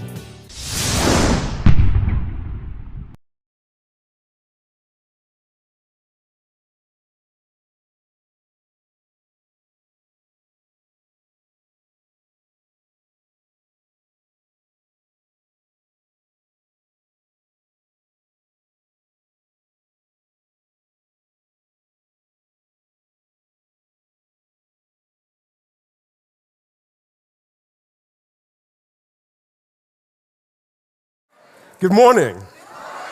All right, I have to give you guys some context to why I decided to fill the halls of Stellenbosch with some gangster rap. Nipsey Hussle, the author of that song, a good friend of mine, passed away earlier this year, unfortunately, but was actually an ECD ambassador. A lot of people don't know that, but as an LA-based rapper, was committed to integrating STEM and ECD in low-income communities all over the world, particularly in South Central Los Angeles, his home of Eritrea and Ethiopia. So, gangster rap impacts the world. All right. So, it's an absolute pleasure to be here today. I'm super excited. It's great to have the privilege of being around so many change makers. And I thank the organizers for inviting me and giving me the privilege to be here today. So often as a speaker and entrepreneur, I talk a lot about tech, entrepreneurship, and innovation because I think those three things, the convergence they have, particularly on the African continent, are how we're going to reach that next level of growth together. And that's what I want to talk about today with my title, Technology and the Future. So as I kick off, I've just got one question for you. These are all the buzzwords kind of associated with technology. You've got big data, robotics, innovation, virtual reality, exponential growth, 4IR. If you're in South Africa, you know that's a huge word right now. AI, the Internet of Things, blockchain. How many of you know what the hell any of these things mean? Anybody? All right, some of them. How many of you can get on stage right now and tell me what they all mean and how they impact your business or your organization on a daily basis? So I'm going to put my hand down, right? Because even though I'm in tech and I've been so as long as I can remember, and my company has built some of the most great solutions in South Africa and banking and finance over the last couple of years, I really don't always grasp what these things mean because there's a lot of intimidation when it relates to technology, right? It's quite overwhelming. It's quite difficult to understand how we can integrate these things into our lives and use them as tools. So today what I want to do is have a conversation about how we can simplify technology in our life because I think that's how we learn to use it for scale and for impact. So, how do we do so? I believe, it's the title of my book, but we do it by being adjacent. And I love the definitions of adjacent. It says not distant, nearby, having a common endpoint, adjoining, flanking, juxtaposed, neighboring, verging, linked. When I want you to think about technology, I don't want you to try to keep up with technology. It's impossible. All right? As we're here these 3 days, there's things happening that when we leave here tomorrow or Thursday would have replaced some of the things that we were even discussing. Even writing a book about technology was incredibly difficult because every week I had to delete an entire chapter because something was announced that made my content irrelevant. Because technology is continuously changing and shifting, it's impossible to keep up with its pace. So I don't want you to try to do that. I don't want you to consume every article or every buzzword or every tidbit about technology. I want you to be next to technology. I want you to have a common endpoint with technology as a tool in your life. So if we think about technology, there's certain characteristics that it has. And that's what I want to go through right now. And the first thing to understand is, by definition, technology is just merely human knowledge that involves tools, materials, and systems. All technology is in your life is the advancement and pursuit of making things a little bit better, a little bit more efficient. That's all it is. You don't have to think about high tech. You don't have to think about applications. You just need to see at the very bottom that technology in our role in life is just making things simpler, better, and different. That's it. That's all I want you to remember about the definition of technology. It's always existed from the beginning and dawn of man and women to where we are today. It's how we've evolved as a species of humans on this planet and how we will continue to evolve. The other thing is that technology is hereditary. Now, what do I mean by that? If you think about the phone in your pocket or your purse or even the technology that goes into this screen, it all had a predecessor. It all came from a previous version. A lot of times when we think about technology, we think that it's going to be something that dropped out of space, right, from Mars, that Elon Musk brought down for us, and we've never heard of it before. It's incredibly intimidating, it's scary, And that's not true. Technology always has a previous version. So if you think about how technology works, you need to understand that all technology derived from a previous version, and all future technology will derive from where we are today. So if you want to predict the future and think about technology in the future, just know that it's going to be a future version of whatever you're interacting with today. It's not going to be something that you've never heard of or never conceived before. It's just going to be the continual evolvement of easier, better, and different. The other thing is technology is exponential. And maybe some of you have heard this example before, but as human beings, we think in a linear manner. We predict where we're going based on where we've been, right? Especially if you're a teacher or a scientist, this is kind of, you particularly have linear minds, right? And if I told you, let's say, to walk 30 steps and ask you, how far would you be when you were on the 30th step? Well, you would say, well, every step that I take is about a meter. So on 30 steps, 1, 2, 3, 4, 5, 6, all the way to 30, I'd be 30 meters away, right? I'd look back and say, I came 30 meters. That's typically how we operate. When we think about our households and you think about groceries, you're like, well, how much does my family eat in one day? Multiply that by 30, that's about how many groceries I need. It's very easy for planning purposes. But technology in the world today doesn't move linearly. It moves exponentially. And by that I mean it doubles at every turn. So 1, 2, 4, 8, 16, 32, and so forth. So if I took the same example and told you to walk 30 exponential steps, where would you be on the 30th step? Hey? Tokyo. A little bit further. Anybody else? A number? 60? That's about step number 4. 30 steps. Where would we be? Mars. All right. You'd be 1,073,716,824 meters. All right? It's 26 times around the world. Just by shifting your thinking to be exponential. And so technology at its core works that way. So it's Moore's law of exponential growth, and every 18 or 16 to 24 months, technology doubles in capacity, right? So the phone in your pocket doubles in capacity, doubles in speed, in processing power, right? In features. It also halves in cost. Maybe not at your cell phone provider or Vodacom, but definitely in the cost to make it, right? That's how technology moves, and so that continues to happen. So that's why every 2 years your phone kind of stops working. I mean, it's also intentional by Apple and some of the other providers, but that's how technology works, right? And the other thing is technology is not code-based. I'm not going to stand here and tell you that you all need to learn how to code, all right? It's not necessarily valuable. Somebody asked me last night, even though I lead a digital lab of 18 people, what do I do? Do I know how to code? Am I a developer? And I am not. All right? I'm horrible at coding. You don't want me to be the one that codes anything that you do. But understanding it is important. But having the ability to is not a necessity. Because technology, again, doesn't always have to be code-based. It doesn't have to be all the bells and whistles of a complex application. And I'm so glad that you shared examples of kind of exponential technology that, in its core, very basic. It's just a simple form on a cell phone, probably on USSD as well, that can be captured that lead to high-impact health outcomes.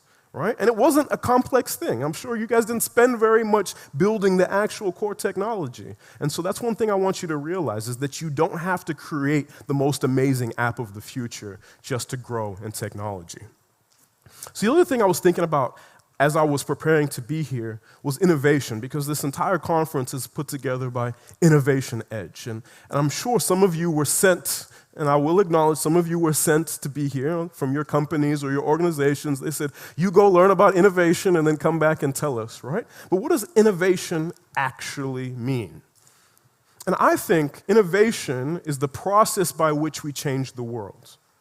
Right? And it sounds very airy-fairy and quite magnificent, but it's taking an idea and translating into that in something that creates value. Now, when we innovate, we don't innovate just for the sake of innovating, of smashing the status quo and breaking the previous version. We innovate to create real, sustainable value. And that's one thing I want you to realize. It's the implementation of technology, right? That's all innovation is. It's the implementation of easier, better, and different. So what isn't innovation? Innovation is not just a buzzword. A few years ago, we had a banking client here in South Africa that told us that they wanted to be the most innovative bank in South Africa. And we were really excited because that's an amazing brief to get from a client. And we thought, okay, there's so many things that we can use, so many amazing technologies. And we started throwing buzzwords at them and saying, this is what we're going to be able to do. And we're thinking about free banking and mobile banking. We're thinking about all these things. And then we learned 6 months later that all they wanted was a new website. All right? And that's typically how innovation works. Everybody wants to be innovative, but not everybody actually wants to be innovative. And again, innovation is not just technology. And thirdly, is innovation is not replication. And I love, I think it was Nicola that spoke yesterday about unicorns. And she said that, when we think about unicorns, we have to think about them in context. A lot of times when we think about technology and innovation, we go straight to Silicon Valley. We go to Silicon Valley, we go to Tel Aviv, and we think, whatever that is, we just got to bring it here, right? The African version of Airbnb, of Facebook, of Uber, right? The Uber of, I've heard that countless times, right? And that's not innovating. Innovation has to be contextual problem solving. You can't just copy and paste whatever exists in other societies. Innovation is also not being the first to market, right? You don't have to actually be first. Apple Computer is notorious for not being the first to actually launch any of their technologies that exist in their devices, right? But they happen to package it quite well and tell an amazing brand and marketing story that's got them a $1 trillion valuation. But they're never really first in doing anything that they do. Also, innovation is not outsourced, right? I've been in a lot of companies that have a little innovation department, and it's usually in the basement with a whiteboard and some sticky notes, all right? Maybe some of you represent people on the innovative team, right? And it's different demographics, different age groups, and then they throw you down there and they say, come up with amazing things. Innovation doesn't work that way. In any organization, any company, any business, innovation has to be bottom up and top down. Everybody has to be involved. And then lastly, is innovation is not fail-proof. If you expect your organization to be innovative without failure, you're absolutely wrong. One of the greatest minds in the world, Da Vinci, I was going to say Michelangelo, close second, but Da Vinci was a polymath, right? He was the jack, literally, of all trades and the master of all, right? He was a scientist, he was a botanist, he was a painter, a sculptor, a mathematician, an architect. He literally did everything. And his key to amazing success and scientific discovery was one word. I want you to all put your hands up like this. Everyone, please. Dimostrazione. Come on now. No, you got it. No, not with your hands like this. We're Italian. Like this. Dimostrazione. Yeah, what do you think that means? All right, demonstration, dimostrazione, all right, demonstration. So he believed that incredible success was the process to do so was rapid experimentation and failure, all right? So the greatest mind arguably in society ever said that the only way he did that was rapidly experimenting, rapidly failing. So if you want to be innovative, you need to understand that failure is going to be part of your life. You can't separate those two things. So how do we approach innovation? I've got 3 S's for you very quickly. The first thing I want you to do is solve a problem. Innovation is not innovation if you're not solving for anything, right? A lot of people just want to innovate, so it's a buzzword. They want to just do something new. They want to do something people have never heard of before. But that's not innovation. You need to have a contextual solve of a problem. So when you're thinking about your organizations or your communities, what are the problems that they're facing? What are those things that your employees, your staff, the community, what are they dealing with? And then aim for lasting impact versus the bottom line. And it's great that I'm speaking to a group of educators and people that have a soft spot for the growth and development of other people, but still think about lasting, sustainable impact, something that can really last a long time. The next thing I want you to do is simplify the situation. Innovation does not have to be a complex application. And again, I'm so glad that you spoke about such a simple tool that had amazing reach. The founder of WhatsApp, right, Sergey, when he created WhatsApp, all he wanted was a simpler way to call his father in Ukraine, right? because back then he was using calling cards, and I'm sure a lot of you have used those before, especially when you travel. You know, we'll date ourselves, but you used to have to go and buy a calling card, load it with credit, call an 800 number or whatever country that you're in, and then dial somebody else, and then deal with the problems of, you know, that rapidly decreasing airtime. And he's like, I'm tired of doing that, so I want to be able to speak to my father in 3 clicks. And that's all WhatsApp was. It wasn't staged to be the biggest communication tool in the entire world. He's like, I just want to simplify how much time it takes for me to speak to my father on the other side of the world. That's all innovation is. So when I want you to think about how you can innovate in your businesses and in your organizations, just look around and say, how can we make this incrementally different? How can we make this process a little bit simpler, a little bit faster, a little bit cheaper? And then you're heading down the path of innovating. And I love these 6 words. I never thought about that before. If you can achieve that, you're well on your way. Lastly is scale. And we already spoke about what exponential scale looks like. So I want you to think about how you can, in a fast, cheap, and easy manner, reach the most amount of people. And that's what technology allows us to do. That's what mobile technology allows us to do. Because we're all here with smart or feature phones, right? We can all scale and reach out to millions of people in our networks. Here, even with 250, 260 people. That power through technology is incredible. And again, I want you to think about dimostrazione. So I love this quote by Mike Tyson. Everybody has a plan until they get punched in the face. It's a little violent, a little vulgar, but this is my favorite quotation about disruption, because this is exactly what disruption is. Now, I used to box a few kgs ago before I got married, all right? And I won't blame my wife, it was just me. But I learned how to box. So I would get up and I'd go to training, and when you first box, they run you around the block, and you try to big up your cardio and build some lean muscle mass, right? And then after a couple weeks, they get you in front of the heavy bag and the speed bag, and you're starting to learn some combinations, and you're feeling good about yourself. And then they get you in the ring, and you're thinking about footwork and positioning, and then you're really feeling good about yourself, right? You're feeling like Floyd Mayweather, you feel like you can do this thing, all right? And then they're like, let's spar. And I don't know if you know how long 3 minutes is, but 3 minutes is a really long time to run away from somebody in a small box, especially when they're hitting you. And everything your trainer has taught you over the last previous months goes completely out the door. Move your head, lift up your arms, move your feet. I can't hear any of you, stop hitting me. But that's exactly what disruption is, all right? You're going to go away from here today or tomorrow and feel really good about a plan. You've got these notebooks that are amazing and capturing all these big ideas. And you'll go to other conferences and you'll feel so good. And then you'll try to test some of these things. And you'll think about dimostrazione and you'll go and you'll feel really good. And then the market will respond. Or some kid in a garage somewhere will like completely knock away all your ideas and your investments and Bill and Melinda's money, and like you'll feel horrible. And that's disruption, right? It'll knock you on your butt when you least expect it. The reality is that it happens to everybody. No one is immune from disruption.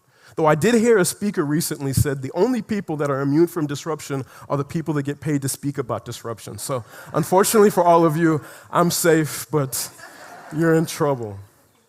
So how do we know that disruption's coming? There's a couple key words that I hear regularly, and I know, and I look at those people and I'm like, you're in trouble. The first one is, our business model has been strong for the last 5, 10, 20 years, right? We've done this, we've made a lot of money, we're successful. And I've spoken to listed companies, JSE listed companies, and they always say this, like, no man, we've been in business a long time, we're doing well, all right? Or we're just old school. We don't think about things like that. You know, if you still call Facebook the Facebook, all right? That's you. Someone's laughing very hard. Shame. Or we don't understand digital, all right? It doesn't really make sense to us. We don't need to use it, right? That's for young people. Or we don't like millennials. I hear that quite often. They don't like you either, right? But it's important for us to figure out a way to work together. And lastly, and most importantly, and this is a fireable offense for me, if I'm working with you as a business or a company and I hear this, I get up from the table. What we've always done is. All right? If you're so rooted in the past, or even 6 months ago, you're not going to be sustainable in the future, or even in the present. All right? So if you're always rooted in what we did to get here, what we built, and the business model and so forth, all right? What we've always done, you will be disrupted and quite quickly. So Mike Tyson is coming for you. I love this quote by Ray Kurzweil. He says, every industry that we know of, like I mentioned, is subject to disruption in the next 20 years. Every industry. Everybody. So understanding disruption and the base cause of it, exponential technologies that double in capacity, is not optional, it's critical. So if you do not want your industry to be disrupted or your business to be disrupted, rather it's going to be, but if you do not want to be left behind, you need to understand technology. It's not option. You have to do it. It's critical to survival. So how do we know things are ripe for disruption? Firstly, if we don't collect data and we don't use data to make decisions. Old technology, if your school or if your environment is using technology that's more than 2 years old, it is old technology. Unchanged business models. If you haven't changed how you operate in the last decade, you will be disrupted. If your business or your organization does not save people time, it will be disrupted. And if you have redundant intermediaries, if you've got pointless middlemen, you will be disrupted. So what's one big industry that we're all gathered here to talk about today that's going to be disrupted? Education, all right? If you really think about the core of education, a lot of times when we think about education, we don't use any data in terms of the decisions we make. Sometimes there's scientists, and I'm so glad that there's science and there's studies, and we're talking about the impact of education and social conditions, but a lot of times we don't use any data. I know that you all use old technology, all right? That's the fact. We don't even have to argue about that. The business model of education has not changed since Greek times, right? We still operate kind of the exact same way. A lot of times we don't save time, and unfortunately, teachers sometimes become redundant intermediaries, right? Teachers are not always the most capable resource in the room. There's a couple universities that I know of in the US that are getting rid of teachers and using teachers as data. What did you call your title? I'm sorry. As an MC, you said? Adventure guide, right? Teachers are adventure guides, right? They're like, what question do you want to solve?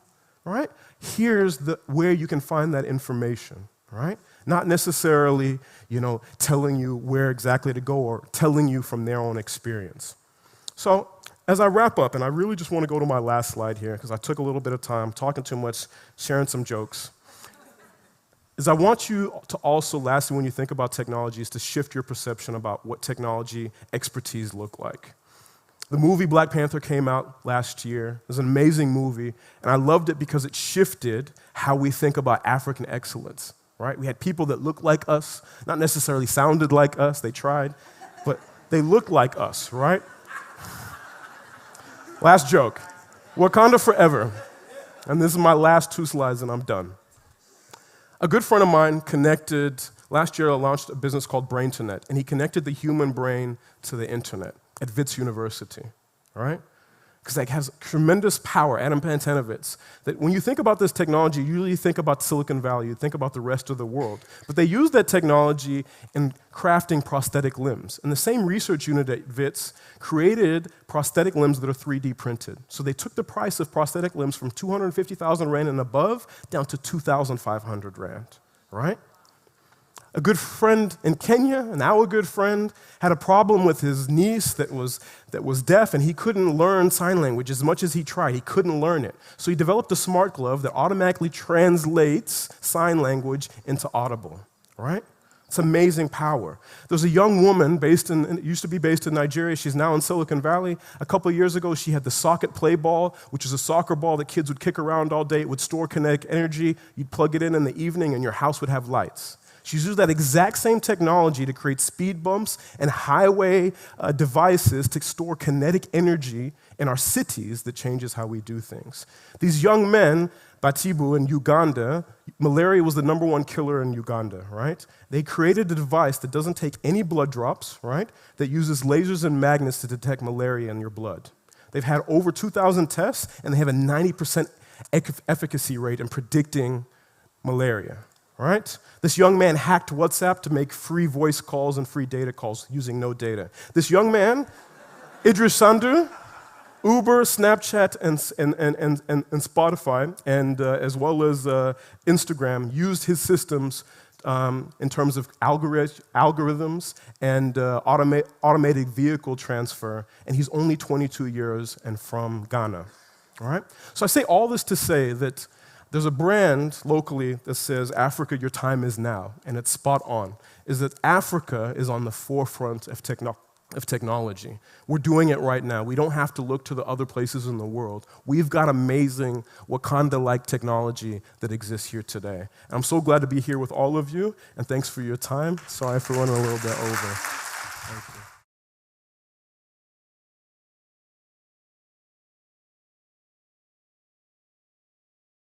Well, I think the most important thing about running a company is to remember all the time what a company is. A company is simply a group of people, and as a leader of people, you have to be a great listener, you have to be a great motivator, you have to be very good at praising and looking for the best in people. People are no different from flowers. If you water flowers, they flourish. If you praise people, they flourish, and that's a critical attribute of a leader. There is a very, very thin dividing line between success and failure. Most people who set up in business without financial backing, they fail at some times in their lives. And I've only just stayed at the right side of that dividing line. For instance, just after we had a record company, I was fed up flying on other people's airlines. I felt that the experience of flying on other people's airlines was an unpleasant one, and I decided to set up an airline. Our bank went into complete panic attack.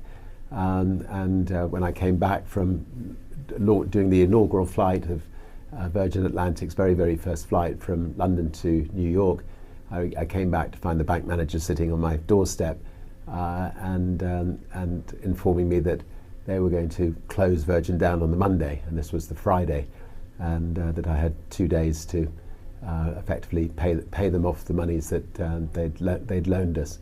And I remember pushing the bank manager out of my house, telling him he wasn't welcome, which is a dangerous thing to do to your bank manager, and then spending the weekend ringing around the world to all of the distributors of our music, asking if they could give us a temporary loan to get us through the following week, which they were good enough to do. And by the end of the week, we'd changed banks.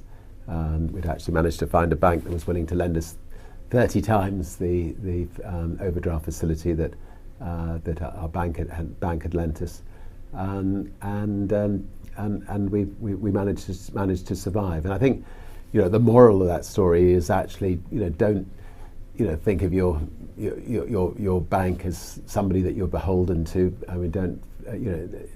mean, people just don't move from one bank to another. Sometimes you need to be willing to step up and move your banks in the same way that you should step up and move your doctor on occasions. Anyway, I learned from that lesson. Virgin does work very well without me. I mean, I used myself to build the brand, to build the sort of 300 or 400 companies around the world.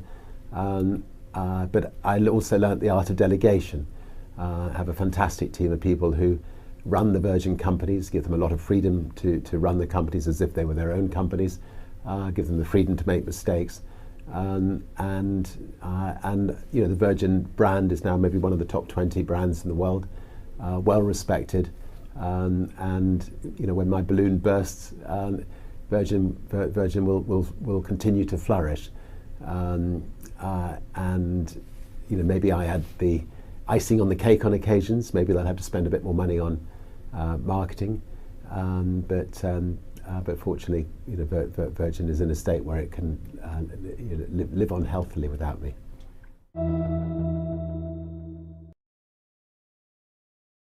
We are currently living in one of the most uncertain times of the millennium. The coronavirus pandemic has changed the way we meet, the way we invest, the way we buy, and most importantly, the way we do business. There's no doubt that this isn't just a period where the economy slows down. This is much more. This is a period of change. The goal of this video is to first of all give you more perspective on how important this change is, what trends are here to stay, and also how you can adapt to them. I will also explain to you why this pandemic and recession is different from the past ones. And finally, I'll give you important information on the businesses that are going to explode in the next months, and especially in 2021. The info race. I want you to imagine what society looked like 1,500 years ago. We're at the beginning of the Middle Ages, and we have two people. The first is a nobleman, and the second person is a regular craftsman who produces and sells swords for a living. So, which one do you think has more influence? Obviously, the noble figure has more power, right? And that's simply because he was born into the right family. And that's the key factor, even in this present time. Having lots of assets can make the difference between living a good or a miserable life. Now, in the Middle Ages, society was composed of three orders of people: the noble, the clergy, and the peasants. They also believed that it was very important they preserve this division and to remain in the social class where you were born in order to maintain the general equilibrium. Therefore, it was almost impossible for an individual to go from a low ranking in society to a higher ranking. If you were born a noble, you would live and enjoy the privileges of a noble, and likewise, if you were born a peasant, you would live your entire life as a peasant. In those times, your status for the rest of your life was dictated by the class you were born into. However, that's not the case in these times. Now, it's easier than ever to become wealthy and an influential person, even if you start with nothing. And that's the case with almost all millionaires in our society. In the US, for example, according to Credit Suisse, there are 18.6 million millionaires. And according to Investopedia, 80% of them are self-made, first-generation millionaires. So, only 20% of millionaires in the United States inherited their wealth. The rest of them built their wealth by themselves.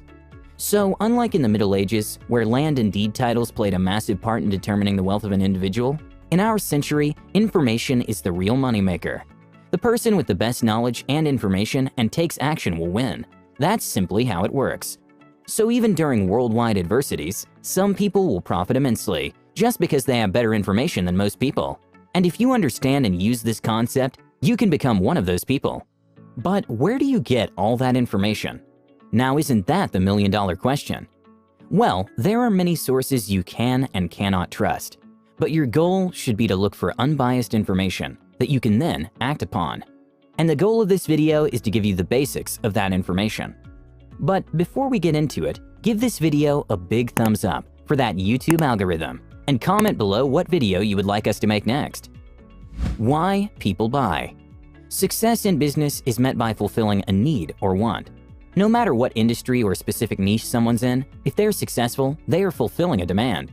In other words, businesses that have many clients solve a problem that many people have, and the more critical that problem is, the more demand there's going to be. So the reason why people buy is simple. They do it to fulfill their desire or need. If you want to watch a movie, you have to buy a ticket. If you want to make a delicious milkshake at home, you're going to want to buy a blender and so on.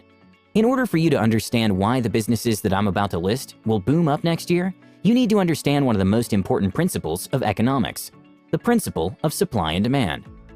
This is something taught in school, but unfortunately, many professors make it extremely boring and long. So I'm about to explain to you in minutes what my teacher explained to me in weeks. The principle of supply and demand. Supply is basically what businesses are willing to offer at a certain time and at a certain price, while demand is what people are willing to buy at a certain time and at a certain price. For example, if you're a writer and you want to sell your first book for $39, you're on the supply side, while the people that are willing to buy your book for that price are on the demand side. Now, the principle is relatively simple. I want you to imagine that you're a writer, and a lot of people want to buy your book because it's fantastic. So many, in fact, want to buy your book that you might not have enough to meet all that demand. And since there is a huge demand for the book, and you also want to maximize your profits, you bump the price by $10, and now it's selling for $49. But ever since you increased the price, many people actually stop desiring the book because they now think it's overpriced, so demand goes down. In business, usually when demand goes up, so does the price, since businesses want to make more money.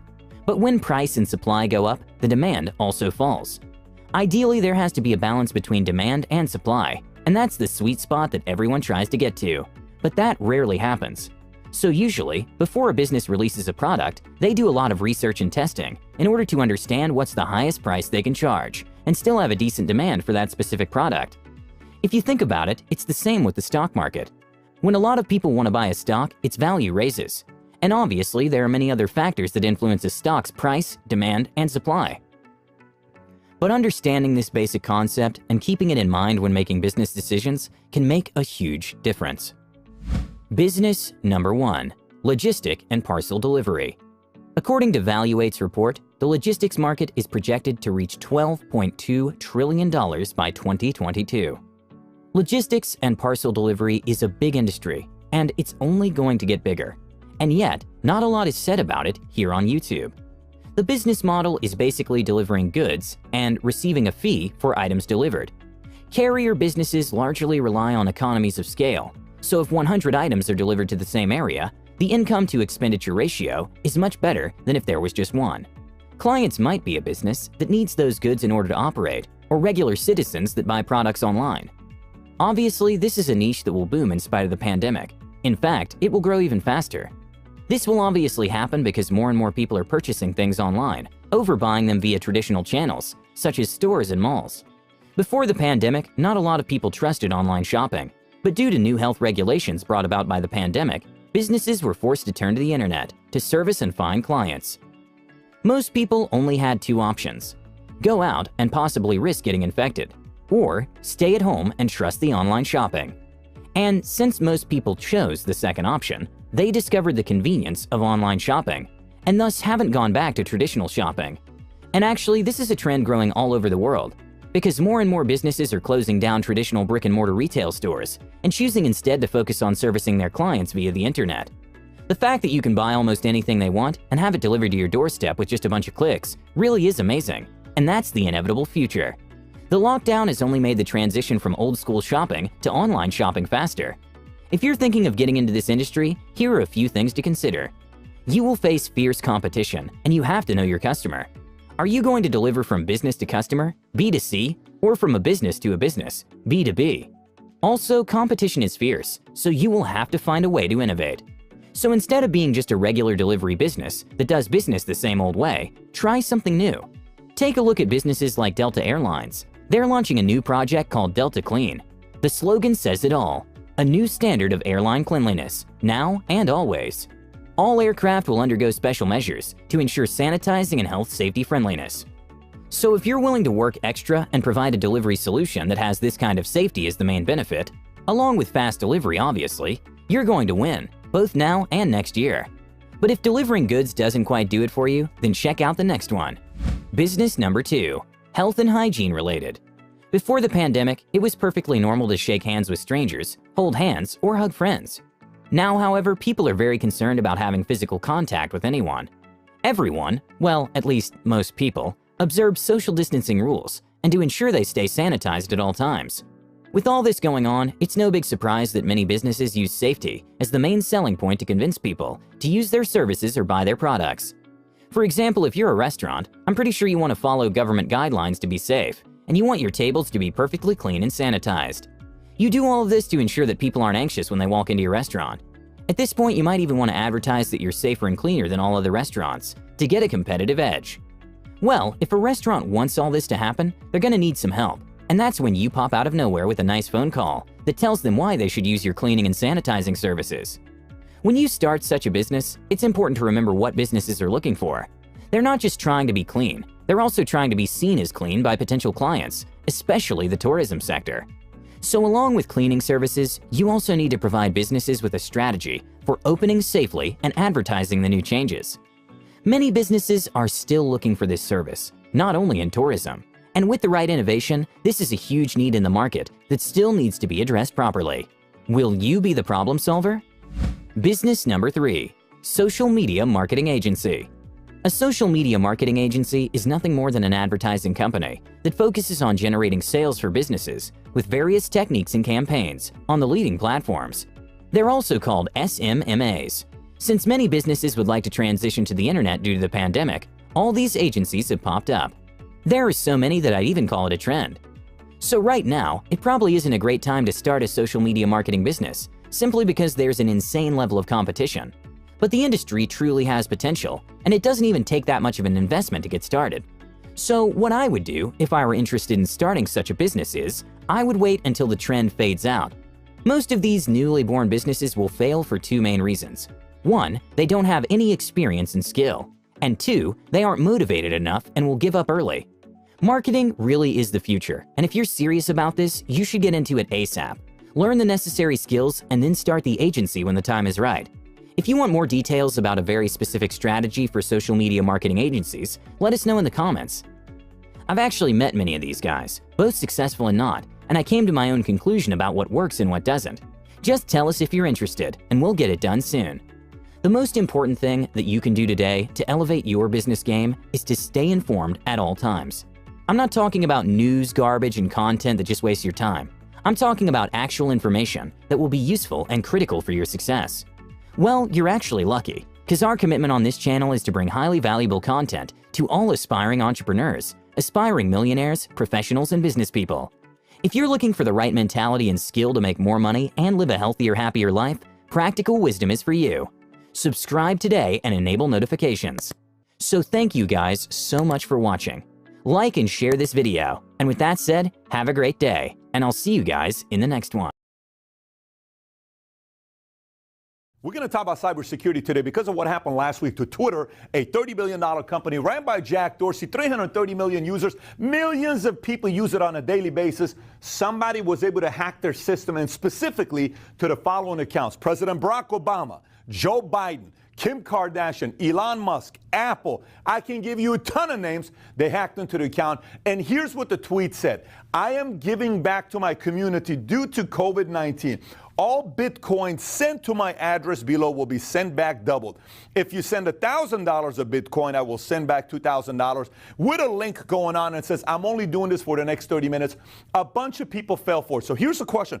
If Twitter, a $30 billion company, ran by Jack Dorsey, 330 million users, can be hacked, can you get hacked and somebody takes away your passwords, your checking account, your method of getting into all your social media, send emails? Can somebody do that? And can you find a way to protect yourself against any of that happening? Sure you can. We're going to talk about that today. In today's video, we're going to talk about cybersecurity stats, biggest data breaches of the 21st century, method of hacking, how people hack into accounts, and last but not least, solution how you can protect yourself.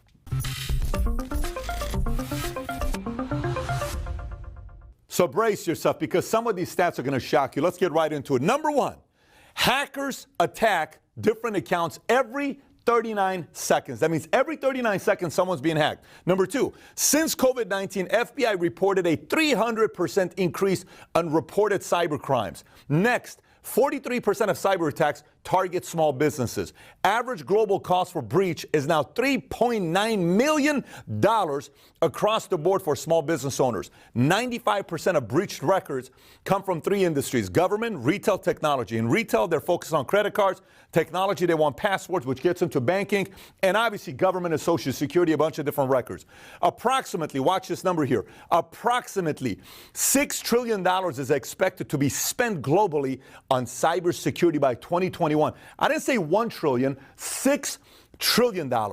Unfilled cybersecurity jobs worldwide will reach 4 million by 2021. By the way, average cybersecurity engineer salary, $140,000 a year income. More than 77% of organizations do not have any cybersecurity incident response plan. 77%. Total cost for cyber crimes worldwide added up to over $1 trillion. Average time to identify a breach in 2019 was 206 days, according to IBM.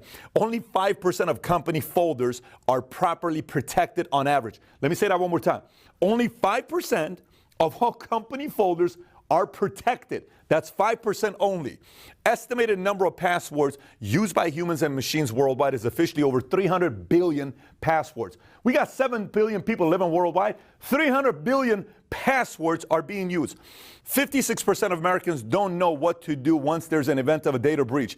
34% of data breaches involve internal actions. 1 in 36. Well, as you can see, ladies and gentlemen, cybersecurity is serious business. So some of you really need to get into that space because it's just the beginning. And as you are aware, the fourth industrial revolution, out of the 8 components of the fourth industrial revolution, cybersecurity is number 1. But just to get us started, we have Sepiso. Are you online? I am online, Doctor. How are you doing? I am well, and you? Good afternoon, and good afternoon to everyone. I know you're supposed to be here, but you were busy coaching and mentoring. So I wanted you just to share some encouraging words with all these beautiful entrepreneurs and put that art part, Mohari. Go ahead. Awesome. Let me start by saying thank you so much for this opportunity, Doctor. It's always an honor and a privilege to be part of the work that you are doing. Humbled for this opportunity. Just a bit of introduction. My name is Sepiso Mandedu. I am the founder and director of Ahang Human Potential. Ahang is a Sesotho word which means to build. So I am in the business of building human and leadership potential, mainly through coaching, theater-based training, and leadership consulting. And so it is indeed an honor and a privilege to be part of this work. Let me also say I am the author of the book Born to be Great, Die Empty, which I have turned into a theater production, and thus the doctor is talking about a bit of the arts there. So I've turned the book into a theater production called Die Empty. My first degree is in dramatic arts, so I'm doing a lot of work in the community around theater development and bringing the arts alive. What's also most exciting is that we're also using theater and the arts in building leaders in different corporates as well. So that is the big part of the arts. So let me also just celebrate all the entrepreneurs out there and say happy Entrepreneurship Week. We celebrate you. We celebrate your courage. We celebrate, your tenacity, because it's not easy to run a business. Sometimes we make it glamorous, but truth be told, it is not an easy journey. So I'd like to just celebrate all the entrepreneurs and all those who want to transition into entrepreneurship. So yes, we celebrate you. So let me just encourage all the entrepreneurs with the time that I have been given by saying that it is important as entrepreneurs that we are purpose driven, because the truth be told, when we know our why, when the going gets tough and business does not turn out the way we thought it will turn out, our why will sustain us. So it is important as entrepreneurs that we are purpose driven. I like this quote that says, a journey of 1,000 miles begins with a single step. And as entrepreneurs, we might have taken the first step of starting businesses, but to continue and maintain our businesses, we need to be purpose driven. So I'm quickly going to share some insights using the acronym STEP to be able to share some insights that will make us to be purpose driven as entrepreneurs. The S in STEP stands for start with the end in mind. When you know your destination, it's going to be easy for you to enjoy and endure the journey of entrepreneurship. When you know why you're starting that business, as I've already indicated, When you know your destination, you're going to be encouraged to ensure that when the going gets tough and you are faced with all the obstacles, all the challenges in business, your why will sustain you, right? The T in STEP stands for 10 obstacles into opportunities. As I've already said, you will be faced with so many obstacles as an entrepreneur.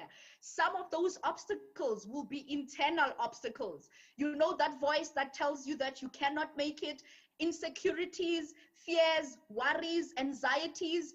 Those are internal obstacles that you'll be faced with. But it's important that you turn those obstacles into opportunities or stepping stones into your opportunities. You'll be faced with external obstacles. Finances is a big obstacle. But remember, you need to turn that obstacle into opportunities. The E in STEP stands for empower and educate yourself as an entrepreneur. There's a difference between working in your business and on your business. And so I want to encourage all entrepreneurs, let's learn business skills, because the business skills will enable us to work on our business and not in our business. So it's important that you educate yourself. There are a lot of enterprise development programs out there for entrepreneurs. And this opportunity is one of those opportunities that Dr. Molapo has opened for us to be equipped and to be empowered as businesses. So ensure that you educate and empower yourself. The last P stands for persist and persevere. You definitely need that in this journey of being an entrepreneur. I always say, when the door closes, try the window. If the window doesn't open, try the roof. And if the roof is not opening for you, think outside the box. As entrepreneurs, many of us have been faced with a lot of challenges during this time of COVID. And so it's very, very important that we learn how to pivot. Personally, I pivoted into running a business, a hair product business. I never even thought I'll be in the hair business. So when the challenges come, learn to persist. Keep going, keep knocking. Every no is an opportunity for a yes. Let me give you a bonus one, because we are taking steps, not just a single step.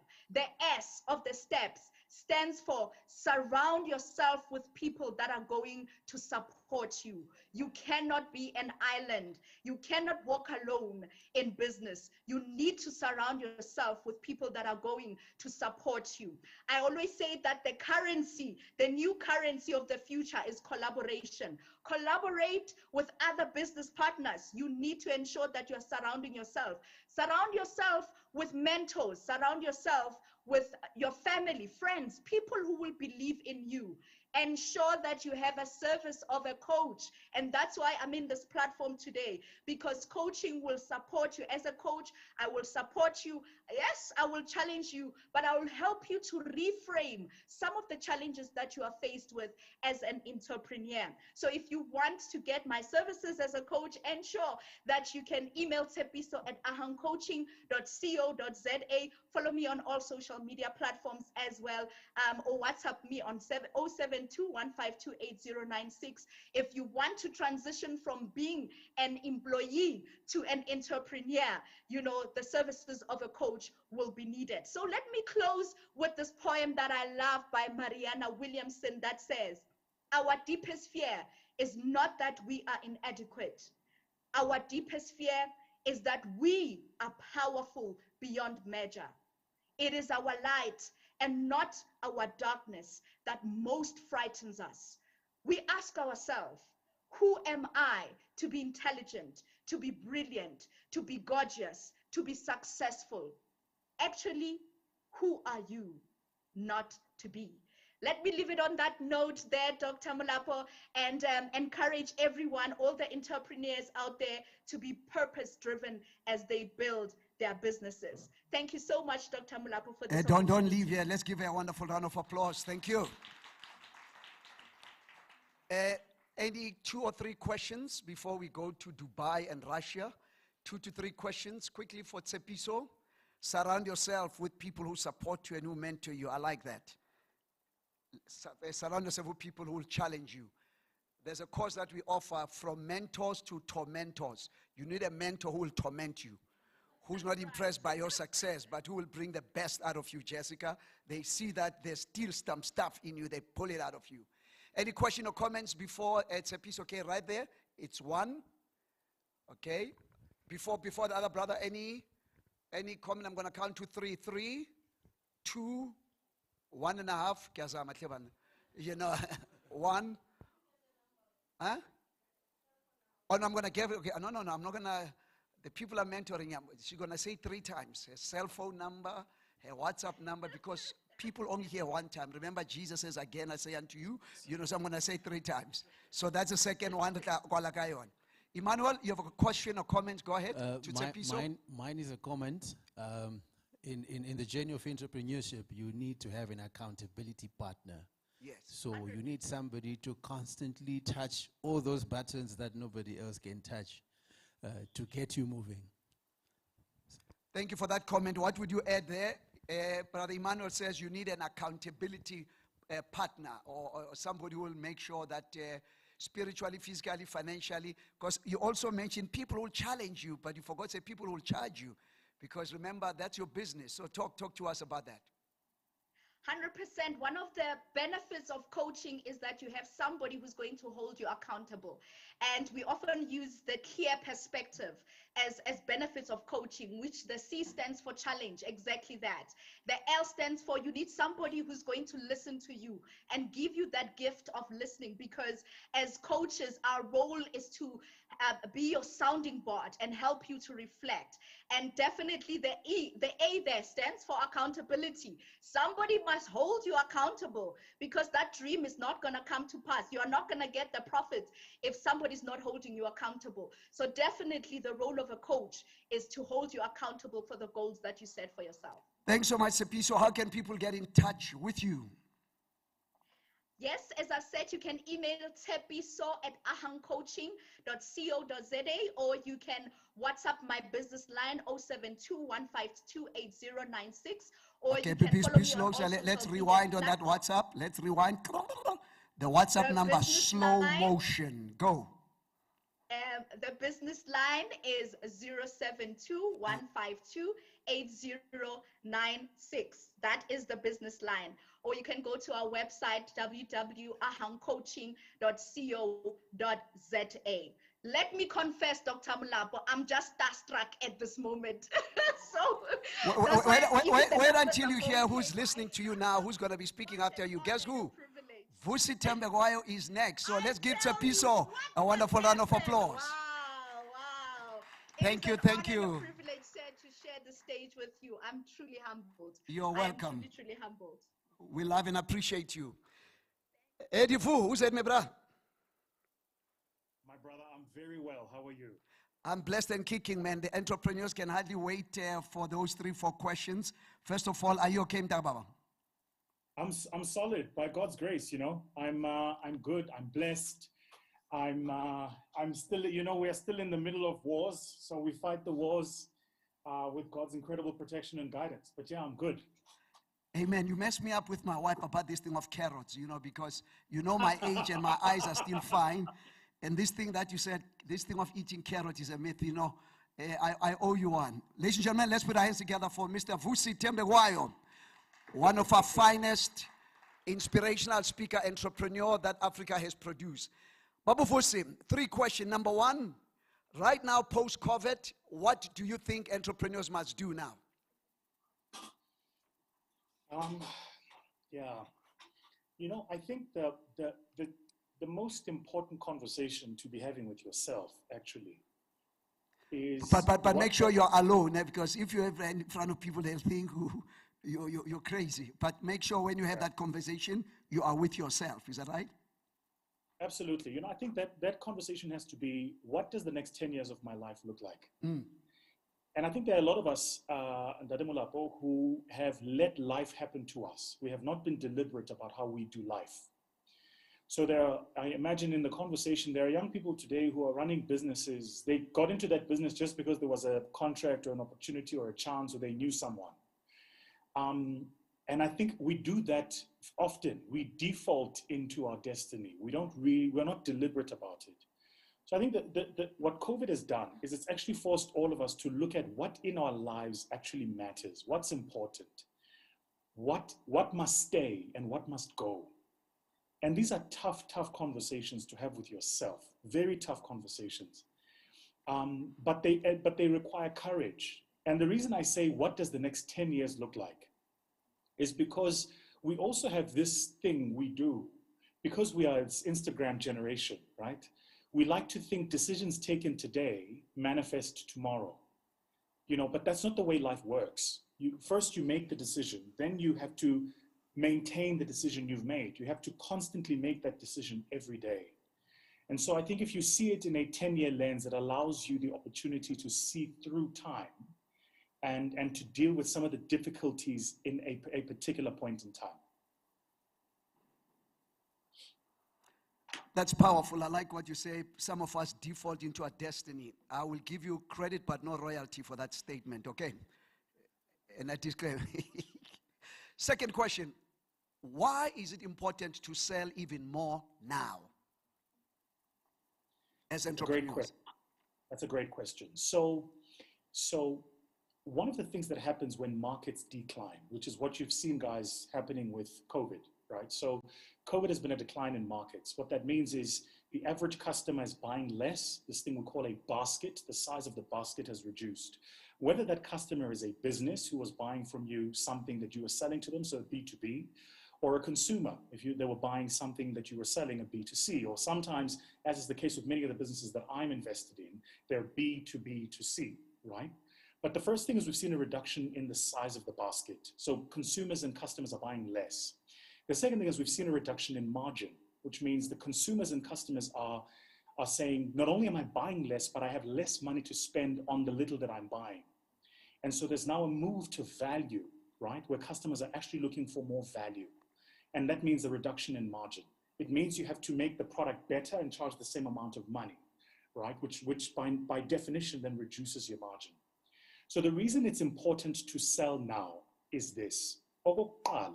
There are competitors of yours who are in trouble, just like I imagine some of you in this conversation. And the first thing that happens when you are in trouble is you stop selling and marketing. That's the first thing that happens. You start trying to preserve money.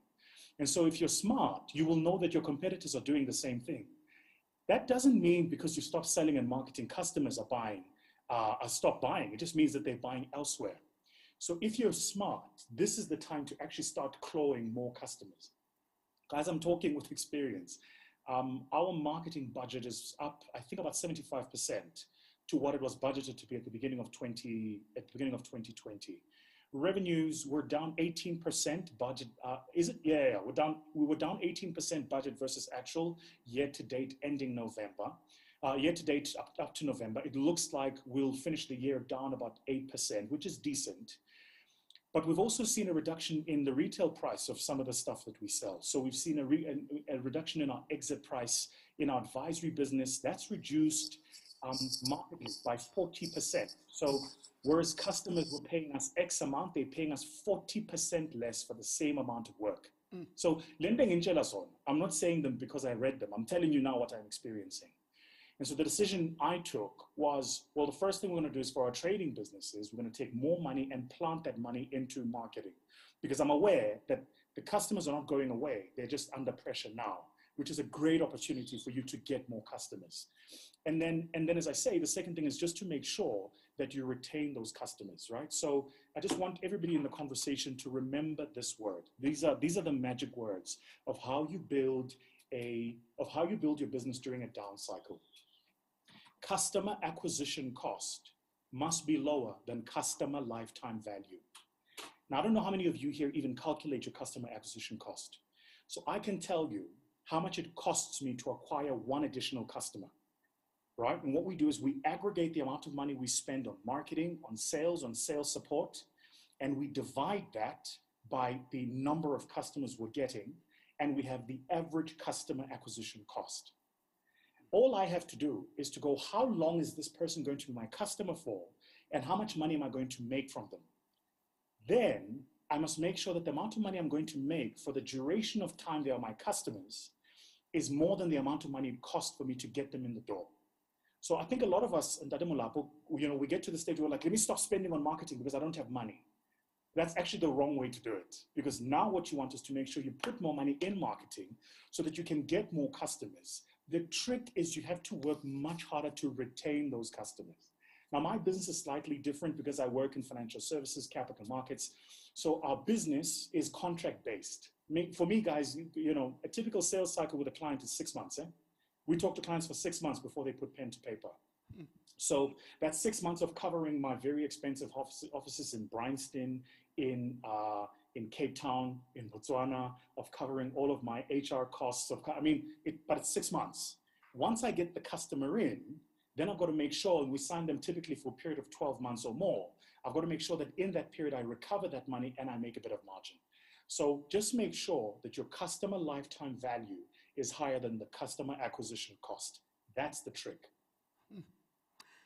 Well, Baba, last question, because you are an international entrepreneur.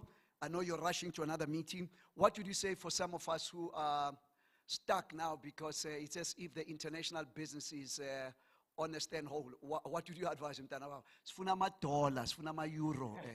Caesar, how do we do that?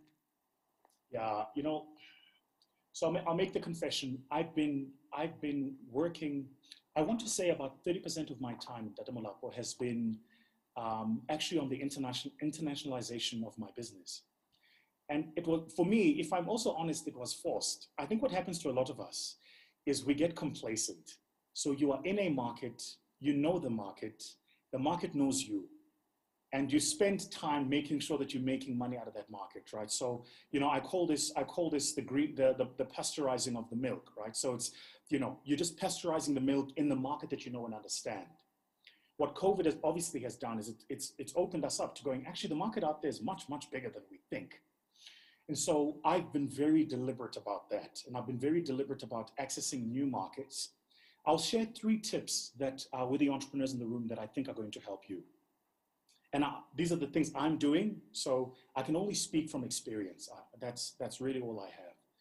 The first trick is choose partners, right? So don't go alone.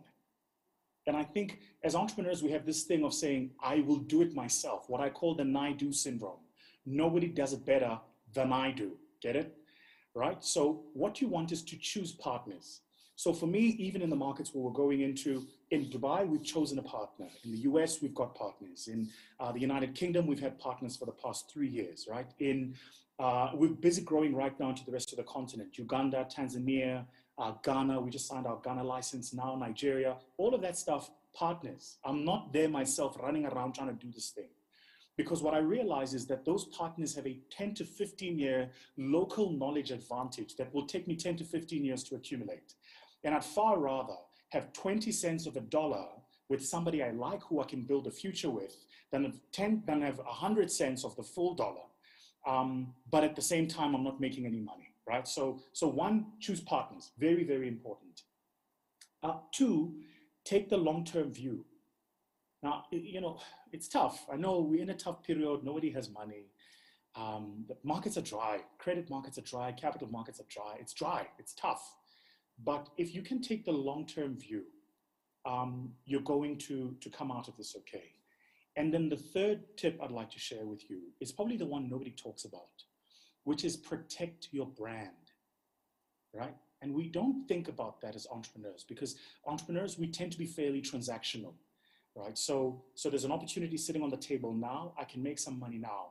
I want to go overseas, or I want to globalize my business, so I'm going to do that. Either I want to sell my little pen that's a stylus, or I want to sell my services, or I want to sell my little alcohol, or whatever it is that I want to do into that market. And then we start thinking, as we get into the market, about price, we start thinking about product. I'm going to suggest to you that you need to start first at brand.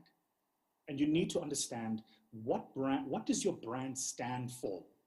And what does it stand against? And a lot of people still don't understand this conversation about branding. Here is what your brand is.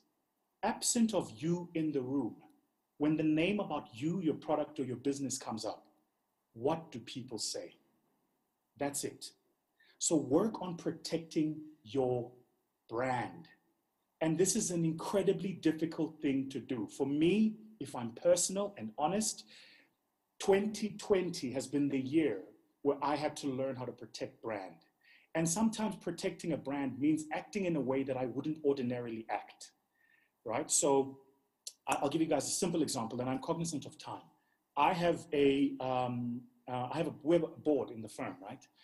And I'm sitting with one of my board members, and I was talking to him about a particular problem that I've got. And I said to him, the way I would address this problem is I would do this. And then he said this to me. He said, remember that the behaviors that you have learned have gotten you to where you are. The question you must ask yourself, those behaviors get you to where you want to go? Because if the answer is no, then it clearly means you need to learn new behaviors. And then help me understand why if I reacted and acted in the way that I am naturally wont to do, it would have had one particular impact on our brand. Whereas if I did things a bit differently, it's going to have another impact on our brand. So I'm going to suggest to you, make sure that you're protecting your brand, your business's brand, your product's brand, and most importantly, your personal brand. We're living in this very interesting time now of Twitter hashtags and wokes, and you can trend tomorrow and be attacked tomorrow for nothing. So you have to work really, really hard to make sure that you protect your brand, right? Absent of you in the room, what is the thing that people are saying? Ladies and gentlemen, that is my brother Vusi Tembegwayo reminding us, choose the right partners, take the long-term view, protect your brand.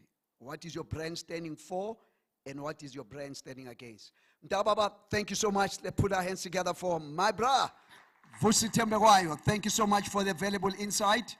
Thank you so much. I'm going to bring Rashan here, talking about partners here. We've got another partner who wants to say something to us. Thank you, David, and Vusi for that inspiring talk. Okay, so here today we have two countries in the house. So we have Russia and we have Dubai. And the two people that we have is one our head of Kaspersky Academy, who has helped us to actually credit these programs, or brought us these cybersecurity programs and responsible for helping to enable our country, and our head strategist in Africa, that is Rashid. So I'm going to first introduce to you Denis Baranov to say hello.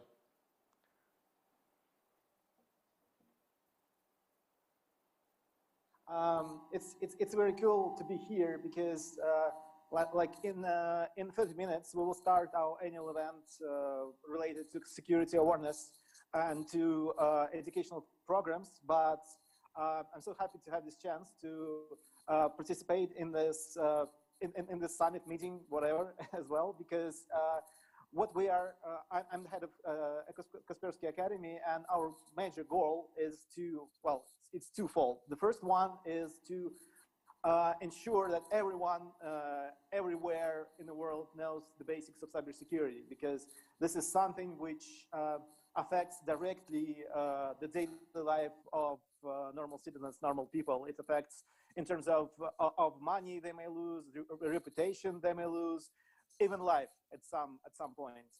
And we here understand that we can do this only together with the with the respected partners who has reach, who has reputation, who has this passion to drive this education, cybersecurity education forward. And I personally, I'd like to thank you so much for this opportunity, so that we can work together to bring this education throughout Africa and throughout the world and all around the world. And our second goal is actually to make sure that we have enough talents in the cybersecurity market, because as you probably know, we have, well, the world has a huge problem in terms of talent shortage in cybersecurity field, because right now the unemployment rate is 0%. And next year in 2021, we will have 3.5 million of vacancies in cybersecurity, which most likely will not be filled. So our goal is to make sure we have the talent. So we must train them, and that is why we also have these advanced trainings with your help, with our help, we can bring it to the people, right? To make sure that we have educated people who knows the basics of cybersecurity, and who have the specialists who can work in like various fields, like malware reverse engineering, like digital forensics, like security operations, like threat hunting, like incident response, and things like that. So once again, I'm really excited to work with ISITP, to work with you guys, and I believe we have a lot of cool moments ahead of us. I mean, in terms of the projects we're going to pull off together. So thanks a lot, and until we see each other in face to face, because right now, as you can see, I am in Russia and we have rather shitty weather here. I bet you have a lot better weather than we do, because we have snow right now here. So until we meet again, and I'm personally, I do hope it will happen pretty soon. Thank you, guys. Thank you, Dennis. Much appreciated. Dennis has actually got his big event running at the moment in time in Russia, and he's managed to take 5 minutes out of that time to give to us. So thank you again. And then I have Rashid Al-Momani, who is actually our head of enterprise strategy out of Dubai. Rashid, you can introduce yourself. Yeah, thanks, Roshan. Hi, everyone. And thank you so much for giving us this opportunity to introduce ourselves. And I just want to make it very quick. And I want just to add on top of what Dennis mentioned specifically about the academy that we have in Kaspersky. I would like to give you some facts about Kaspersky in general for the people who doesn't know Kaspersky and what we have. So it's gonna be very quick, but I would like to give you some facts about us in general. So Kaspersky founded in 1997 and led by Eugene Kaspersky. And Eugene Kaspersky, he's one of the most recognized person when it comes to the cybersecurity worldwide. We present on 6 continents in almost 200 countries and territories. We provide innovative IT security solutions and services for businesses and consumers. Today, as we speak, we have around 500 million users worldwide are protected by our technologies. If we're gonna talk about numbers, we have 15 million product activations per year. Also, we have around 4,000 highly qualified specialists, and I will come to it. Also, our solutions are the most tested and most awarded in independent tests and reviews. So, as I mentioned, we have like 200 countries and territories we operate in. In Africa, we have our head office for Africa in South Africa. We have office in Rwanda. We have office in Ghana, and we have all. Of course, we are working through our big channel and partners in multiple territory within Africa itself. Our expertise, as I mentioned, we have 4,000 highly qualified specialists. 1/3 of our employees are R&D specialists. Would give you indicator, like we are really focusing on the development part, on the innovation part, and one thing, one really good advantage, if you think about our company, we never acquired any other company. All our solutions developed from scratch through our team. So our unique team of security experts are the forefront of protecting people around the world from the most sophisticated and dangerous cyber threats.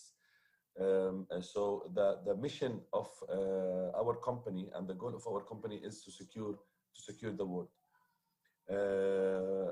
Also, as Kaspersky, it's well known to everyone as an endpoint leader, like Kaspersky Endpoint Security for Business.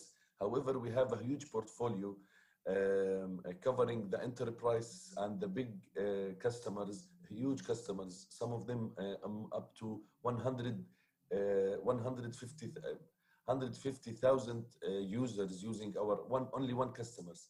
Also, we have a lot of initiatives to cover the national level, where we engaged with the Interpol on the international level, and a lot of like Europol and most of the certs in each and every country, and most of the central banks in each and every country working with Kaspersky to protect, using our intelligence and get our experience to help them to protect the country as a country, and then we go all the way to all the customers.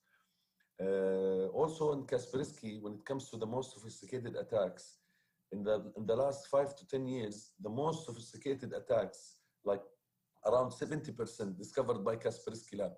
So start from the well-known for everyone, like WannaCry, the ransomware, which is really popular, discovered by Kaspersky Lab. Also the Stuxnet, which happened in Iran for the nuclear, like around 7 years ago.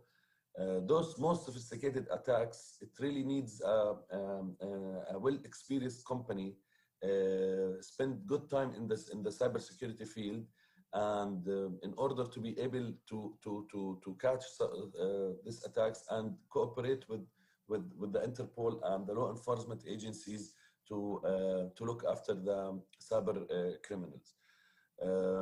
This is in general the solutions. Also, I would like to mention quickly the enterprise solutions that we have. We have, on top of the endpoint, we have the threat management and defense, which is discovering and mitigating the risk associated and with advanced threats and targeted attacks. We have Internet of Things security designed for IoT systems. We have also the industrial cybersecurity, where our solution and services, we are not only covering the corporate networks that everywhere, I mean, like all the other vendors. However, we are also specialized in the industrial cybersecurity, where we can protect the control systems and the power plant and all the OT part. Also, we have a specific solution for the fraud prevention, protecting proactive detection of cross-channel fraud in real time. Also, we have my favorite part, which is the threat intelligence portfolio that we have, starting from the threat data feeds, cloud sandbox, phishing tracking, all the way with the trainings, the advanced level of training for the experts, like the incident response, malware analysis, digital forensics, targeted attack discovery. Also efficient, the threat detection with Yara rules. Also, we have the security services, like the application security assessment, payment system security assessment, transportation security assessment, even the network and the smart technology and Internet of Things security assessment, including the industrial ICS security assessment. Plus a lot of incident response, where we help all our customers in case any attack happened to any of the accounts. They can reach us and we can help them to reverse engineer it and catch the knows how to protect and close all the gaps. So that's it from my side. I just wanted to thank you again, and I hope I was able to give you a quick overview about Kaspersky in general as a company, and that's it from my side. Thank you so much again. Thank you, Rashad. Much appreciated. Okay, so we have in the house also, someone very important. He's the first Chief Information Security Officer in South Africa, responsible for building one of the first security centers in South Africa as well. Many, many years of experience. I'd like to introduce to you Pat Prather, who was brought to you on behalf of Data Tegra.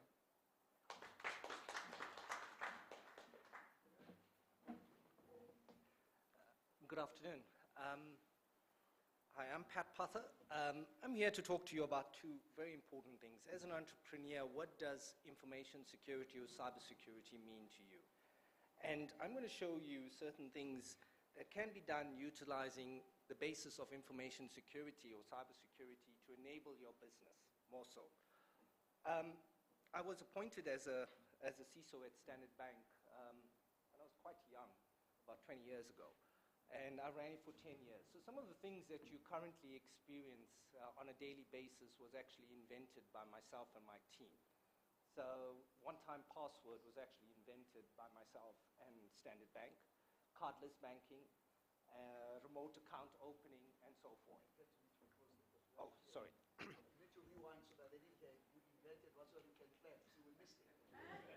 No, don't embarrass me. So the most important thing that we realized in Standard Bank is that if you had to look at information security in particular, how could you utilize information security to enable business? So we thought of information security not as a compliance or a governance faculty. It is more about enabling business to do business correctly in the industrial revolution of 4IR. So when we looked at internet banking, which was launched in Standard Bank around 1998, internet banking had a very, very simple way of logging on. It's literally, you put your card number and you put a static password, right? Which was a huge risk for organizations because it was very easy for me as a technical specialist to brute force attack. A brute force attack is where I basically keep your card number constant and I have an algorithm that calculates, like what you watch on the TV, on movies, calculate and it'll work out your PIN. Okay? And we were able to brute force and get access into your profile. The whole point was, it wasn't just a security requirement, it was the concept of internet banking, and the strategy of Standard Bank was around moving customers away from the branches onto the online platform. Why? It was a financial benefit for us because we reduced our operational cost. To set up a brick and mortar branch across South Africa, at one stage we had over 1,000 branches. To run a branch would cost us in the region of 5 million rand a month. Okay? 5 million a month, right? So what we had done was we wanted to move, but we had a 5-year strategy, but we based it on information security to drive that strategy. So we realized that the biggest problem with adoption on the online platform is security. People are afraid to transact. Because when you go into a branch, you're meeting with a person, they're doing a validation of you, you feel very secure. But in the online environment, it's a little Apple machine or a Microsoft machine that you're using. Sometimes it's not your own. It's at an internet cafe. It's very anonymous and very scary. So what we've done is we looked at introducing one-time password, focus on the security of the individual and the comfort that the individual has so that he'll migrate into it. So security, if as an entrepreneur, should not be seen as a grudge spend. It's something that is essential in terms of starting off a business. As entrepreneurs, the most important thing for you is regulation. There's a lot of regulation around the way personal information is handled. So from a mom and pop shop out in your mall to Standard Bank or to the Reserve Bank, they have a compliancy requirement which is called POPIA, which we all are familiar with, which is the new privacy legislation. If you're not familiar, it's a Protection of Personal Information Act that has become enforceable. By June next year, you have to be compliant across the board, no matter how small, no matter how large your business is. If you are transacting personal information and harvesting personal information, that means that you have a compliancy requirement. You can, Rishan and the Data Tegra team will tell you more about the fines. I'm not here to scare you. I'm here to tell you that security can be used to enable your business to do better. It talks to the fact of what Vusi had spoken earlier about the protection of your brand. People do not realize that it is so fundamental. At Standard Bank as an example, and I'll give you 2 examples, and I'll try to be very practical so that you understand what I'm trying to say. I don't want to get too technical and delve into algorithms and encryption and all those sort of things. What we had done was, so in Standard Bank, we transacted a lot with other banks. So some of the smaller banks had their main bank accounts with us. So a particular bank, and I won't mention their name, this was about 4 or 5 years ago, A particular bank was charged by the regulator for reckless lending. You can work it out, okay, who the bank is. The bank was a very entrepreneurial bank, okay? It was one of those up-and-coming banks that was really trying to compete with the big four. So they were very entrepreneurial, and they were very quick in terms of churning out new products in the loaning environment. And they didn't realize they launched a product, which was a fantastic product, but they were remiss with regards to the security features. And what happened to their brand? They literally came to the cusp of being closed down. They almost had their license revoked. They had to go into administration and so forth, and they had to remediate the whole thing. It cost them twice as much, made me very rich because I was a consultant employed by them, okay? So I was very happy. But it's something that could have been prevented had they looked at it. Security or information security is not a restrictor. It's a very agile solution. If you have the right skill set in your team or you hire the right contractors to come in, it can be a very agile domain. We can work very fast. It's not a typical audit function, so we're not auditors, we're actually enablers. That's how you have to see security as a function. The other one that we did was, when we launched internet banking, if we had, and we did this in Standard Bank, which was very unique, and it talks very much to what Vusi was speaking about, is statistics. It's very important to look at the stats. So what we did was we calculated the impact of a breach to us as a bank. So what we did was we calculated the share price, what our share price was trading at prior to an incident, calculated what the share price was after the incident. Because when it came to internet banking or anything on the online platform, it was front page news, right? No matter what the value was, it was front page news because it's a very sexy thing, right? You know, you scammed on internet banking, hacking, and so forth. Majority of the time, it's the user's fault because the user has not done what he's required to do, right? The bank systems are quite rigorous in terms of the way they're structured. So what we had done was we calculated the share price, and we actually realized when there was an incident on the front page, whether Standard Bank was mentioned or whether it was not mentioned, if a bank was mentioned, we would see suddenly customers deregister automatically from internet banking. That affected our strategy. Our strategy was to move people away from the branches. What we were doing was, as much as we had a fantastic product and platform for people to transact, which was convenient at your fingertips, 24/7, people started deregistering because of the security component, the risk associated with it. So we took a massive drive because we realized that this was affecting our share price and our net value, right? And overall, it affected our strategy. So we took a massive drive and we formed, talking about collaboration, we formed a partnership with the media because we use the media to be our single point to convince clients that it was right. So instead of incorrect misinformation being directed to the public, we started educating the media, and we started helping the media to understand internet banking and educate the customers. And what we have now, you would realize that about 3 years ago, Standard Bank closed over 400 branches, right? 90% of their client base transacts via the online platform. What it means that our cost to income ratio has come down. So it all comes down to business drivers, financial viability, and so forth. Security is an expensive thing, all right? I'm not going to lie to you. The software is very expensive. But there's ingenious ways of actually being able to do a fit for purpose. So we look at your business. We look at you from an entrepreneurial point of view. We structure a solution for you that is geared up for your business rather than for a larger business, okay? It's important to realize that information security has to be built in rather than bolted on.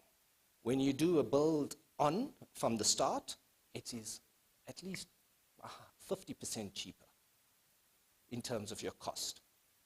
So the most important thing that I would like to say to you is when you're starting off your entrepreneurial business, and if you're going into the online environment, try to understand the risk associated with it. And I'll give you a very simple example. If you're transporting money from point A to B, let's say you're transporting 10 million rand, what security would you take?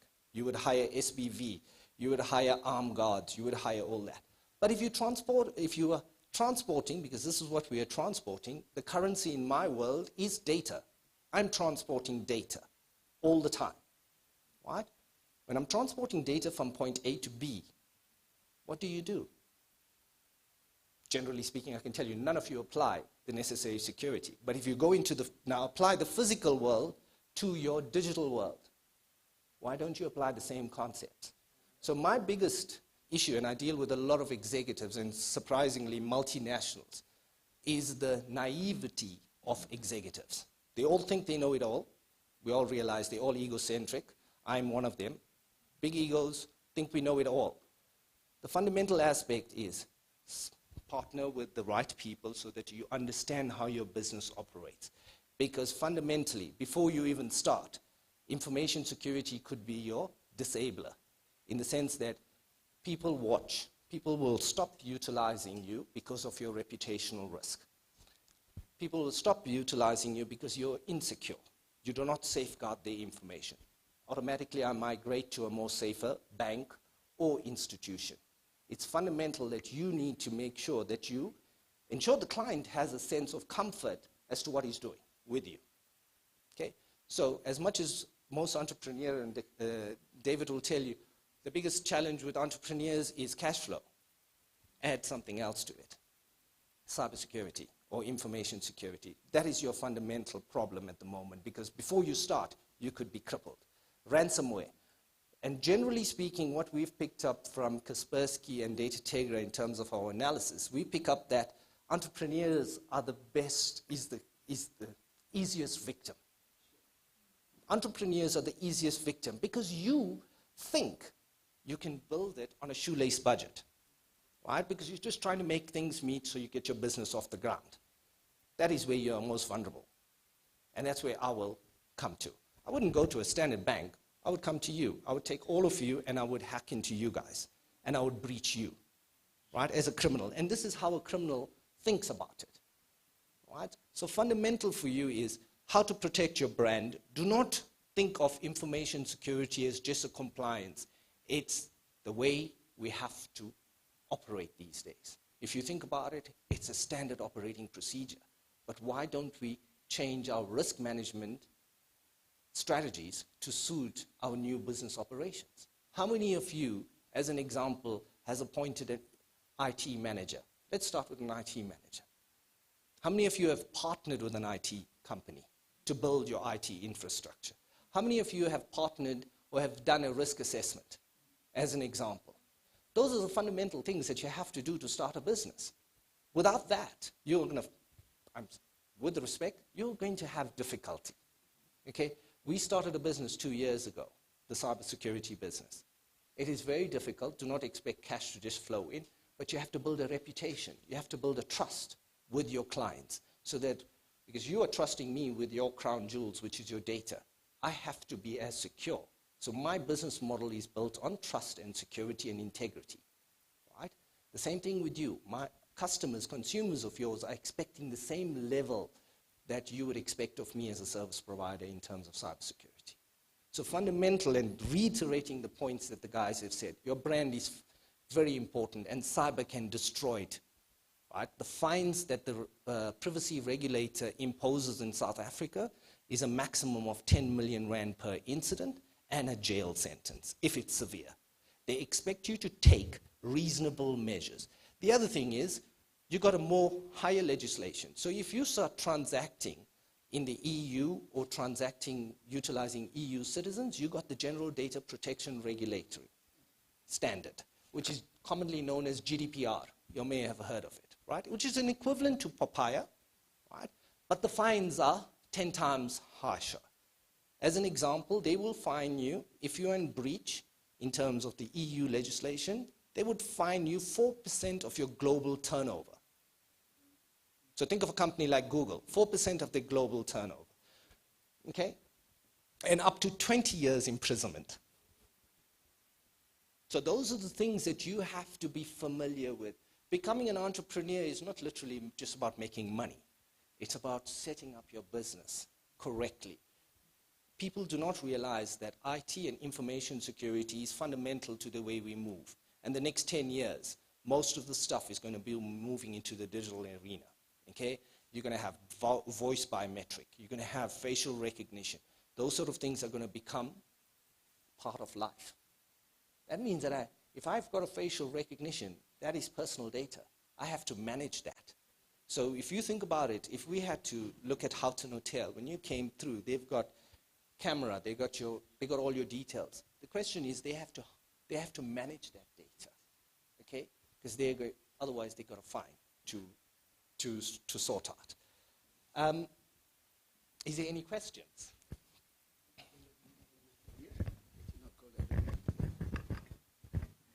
Pat, we want to say thank you so much because when you see it's quiet like this, people are absorbing it. The good news, can we say good news? He's one of our master trainers for our programs because he wrote the program. Come on, give him a good hand. So most of the stuff, what he's talking about, to me, you hit me when you say, if I've got 10 million bucks, I must get the SBV guys, whatever. I protect that 10 million from point A to point B, But why, when you were still in Standard Bank, why did you guys use helicopters? Why must you still use, that's another story. Anyway, but... sorry, let me answer a question. Yes, why? It was being utilized for Sim's personal trips. Sim Shabalala, your friend. Oh, okay, my friend, okay. Yes. But you said something powerful to say we protect. We've got all the bodyguards protecting our money, if it's physical money. But online, some of you only have one password. Have you noticed that? And you forget it. The same password, you use it for your phone. Have you noticed that? Because I'm in case I forget. But if the guys hack it, you are finito. And as an entrepreneur, you cannot afford that. And now to make matters worse in this country, we have so many laws. This Popeye thing and Popeye and things. Papaya. It's serious protection of people because people like us now, you buy books, now we must protect your information. If we don't, we get fined. It's becoming crazy. So what Pat is saying is, again, we need to be proactive. We need to get there before we are thrown there. Because most of the time as entrepreneurs, we are reactive. And when you are reactive, you become inactive and end up becoming radioactive. Again, you become poisonous. So I'm going to allow only 2 questions. Because Mulebukeng needs to take over. We've got a call coming from the US. Is the call already ready? It's already ready. Okay. Can I just have 1 question for Pat? Ask Mulebukeng, if you can be sitting here, please. Yeah. 1 question for Brother Pat. The good news, he'll be part of all this, wonderful thing. He's a lawyer by profession. He's a cybersecurity person. Ausmimi 3. He's a lawyer, cybersecurity specialist, and a businessman. He's like Aqua Fresh, 3 in 1. Okay, my brother, let's give him a wonderful round of applause then. That's fine. Thank you, Pat.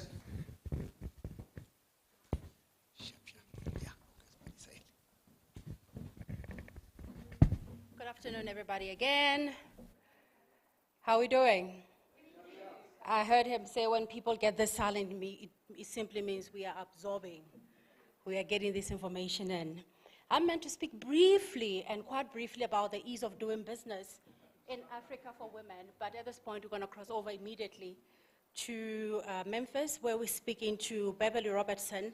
I'm going to introduce her quickly. She is the current CEO of the Memphis Chamber of Commerce, and she is the first CEO in many, many years, which is good news, towards where the world is going to in empowering women.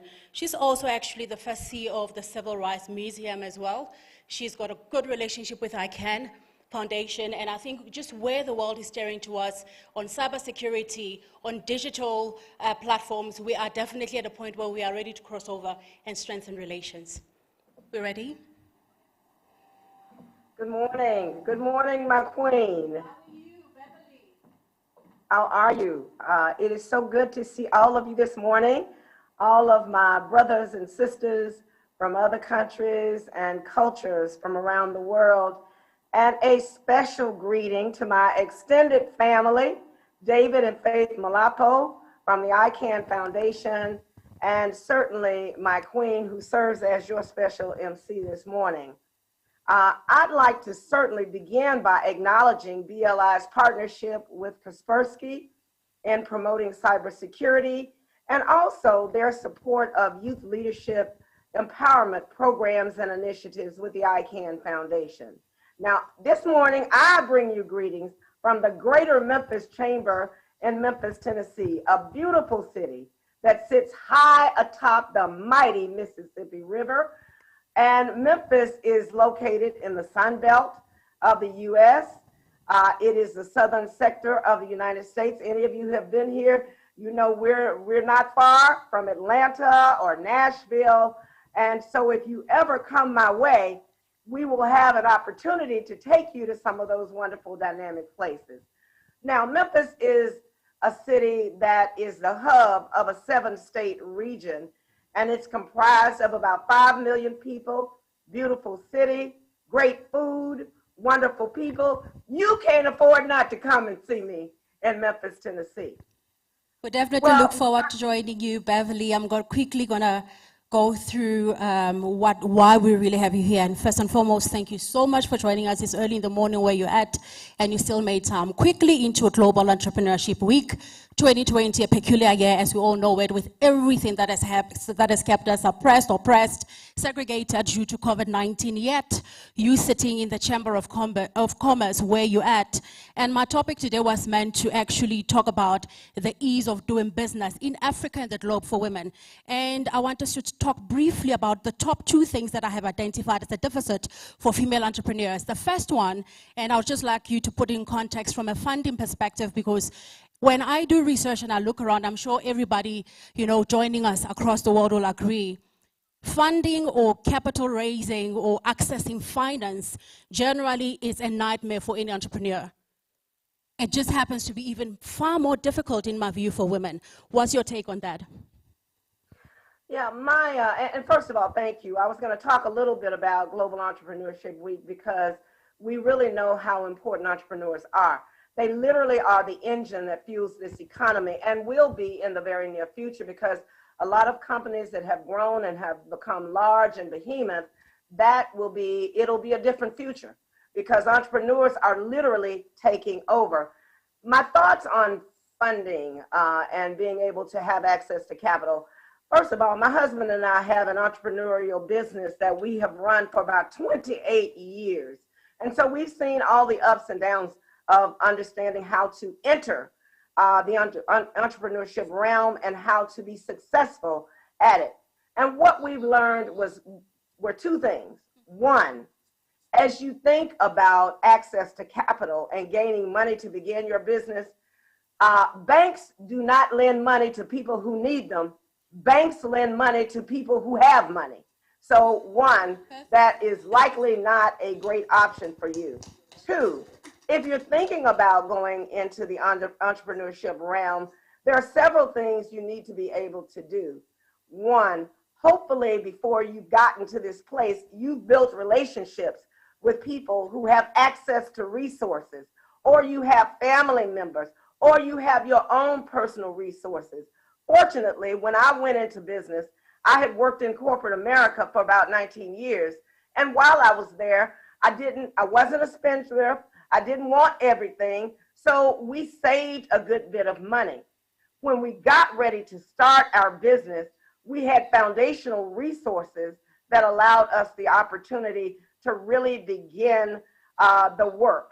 And then we landed, because people knew us, major contracts with McDonald's. We landed contracts with Midas. We landed contracts with Holiday Inn Worldwide because I came from Holiday Inn. So I already had a business relationship with senior executives that made decisions. Now you have this notion of crowdfunding. And so if you have a base of people that you know, whether they are your colleagues, people that you attend church with, your relatives, they could be people out of the country who are willing to support and invest in your business. So those are viable options for those businesses that you're thinking about creating for yourselves. You start there. Once you lay that foundation and you are good at the work that you do and other people can vouch for you, then people can walk you into the village. You know, it takes a villager from a bank to walk you into the banking village.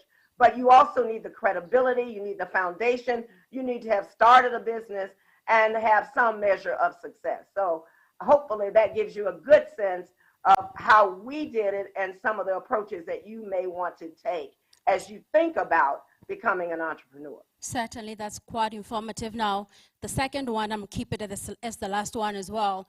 Now, we know there's an ongoing attempt to create a more inclusive, a more balanced, leveled participation on entrepreneurial platforms between men and women. The gap remains quite huge at this point in time. Where are we? What is it that we're not getting right in not only having a female tribe that can drive its own agenda in terms of business, funding, all these elements that are critical? How do we get to a point where we can have intentional male entrepreneurs that would want to be part of the transformation of the status quo, and we can move together and bring balance and complementary value to each other? Yeah, I think that's a very good question, because there are still some significant inequities out here as it relates to that. But what I have found is that if you have a business person who is male, who is Caucasian, of a different culture or a similar culture, someone who trusts you, has credibility with you, believes in you, they can certainly help to advance your work. And then I would suggest that you identify a female who is wildly successful, who is interested in being your mentor, your advisor, your coach. Work with them, because they certainly can provide some guidance and direction. And the only thing that stops you from connecting is you. You might be fearful, or you might be saying to yourself, they don't want to talk to me. But let me assure you, they do want to talk to you, because they want to see you become successful. So identifying a female entrepreneur who is strong, who has a strong business, who is growing, who has built relationships and has credibility, talk to that person. And don't be afraid to talk to even males who respect your work and who be willing to uplift you and to advance you and open some doors of opportunity for you. Because I think that those two are very viable scenarios. I often get people that I run into on the street that say to me, you know what, you really are my mentor. I did not know that, but other people are watching you when you don't even know it. So be careful of how you present yourself publicly, because you never know who will support your work and who will help you get that start that you've always been looking for. Great indeed. And you know, the greatest, I think, of all the discussions we had since earlier on today, we're tackling the issue of cybersecurity, information safety, which at this point in time, with where the world is at, has become critical. I think especially at a point where we are part of a global network, part of a global entrepreneurial movement to try and impact and eradicate the system that is not allowing empowerment. What's your take in regards to information safety? And do you think we are ready for a global movement in this regard? I do think we're ready for a global movement in this regard. And I also think that our school systems, our colleges and universities need to be about the business of preparing young people to be able to have a role in this space. As your previous speaker talked about, he said within the next 10 years, we're going to all be digital. We're going to be dealing with cybersecurity. I can see the movement of companies and corporations moving that way right now. So in order for us to be prepared for that, we've got to build that kind of information into the curricula. We've got to have people like your previous speaker teaching those courses, so that many of the young people that are graduating, both from high school, have some sense of it, and those who are in college are prepared to lead in that arena, because we're going to need it.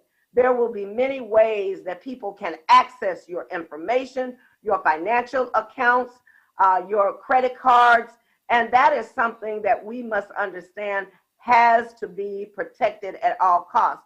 Because in the long run, it's going to cost you more to have it unprotected than it will to access the expertise of those individuals who can make sure that your information is protected. That is the wave of the future, and it is coming fast. So we don't need to hesitate. We need to make those decisions today to protect those resources and those revenues that we are generating through our entrepreneurial business. Thanks, Beverly. And as I close, before I get Dr. Malapo up here with me and we proceed with the program, I mean, not to put you on a spot at all. However, I want to know, as we tap into 2021, Queen, what is it that we can expect in terms of collaboration with the Memphis Chamber of Commerce, especially for women entrepreneurs? This is my passion. I can't run from it. And I'm speaking of it because as a multinational incorporating Africa's two most powerful economies, South Africa and Nigeria, despite being there for 12 years, we still hit brick walls that at times when you evaluate and you look at the system, you feel if it had been a male counterpart, perhaps the circumstances would have been different. Yes, and I think that is certainly a valid point. But let me tell you what you can expect from Memphis. And let me tell you what resources we have. You know, it's really fortuitous that I am here with you today because in Memphis, we have an entrepreneurial resource called the Epicenter.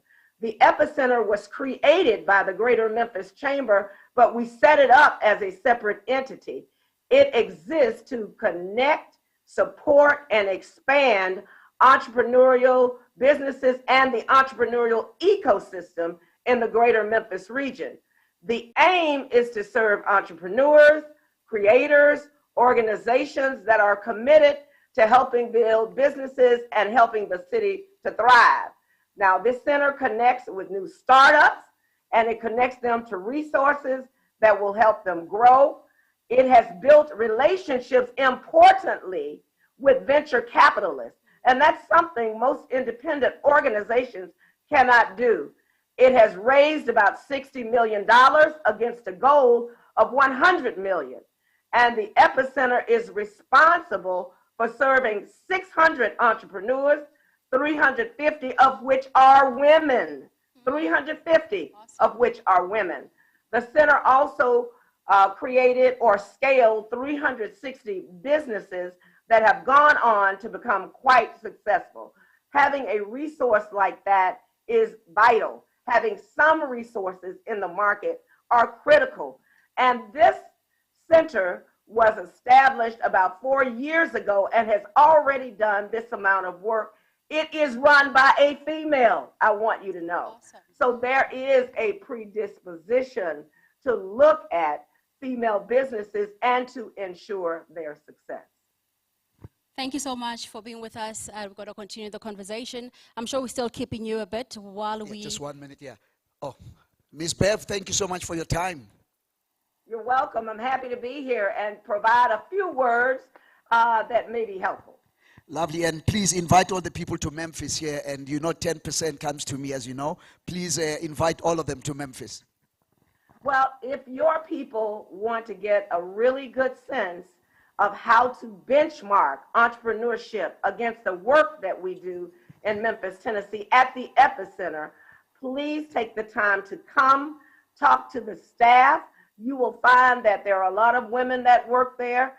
It's a very diverse center. So you will learn more than you ever think you would be in store for. So please join us post-COVID in Memphis, Tennessee, because you wouldn't want to come now. In fact, I need to be where you are. And we're praying for you right now. If you still have a problem with counting the votes, the entrepreneurs in Africa can help you digitally, okay? But we are really praying for you, ma'am. We know who the winner is. He just won't want to. He doesn't want to admit it, but we certainly know who the victor is. Thank you for having me. Thanks, Beverly. I'm calling on to the podium right now as part of our program ongoing.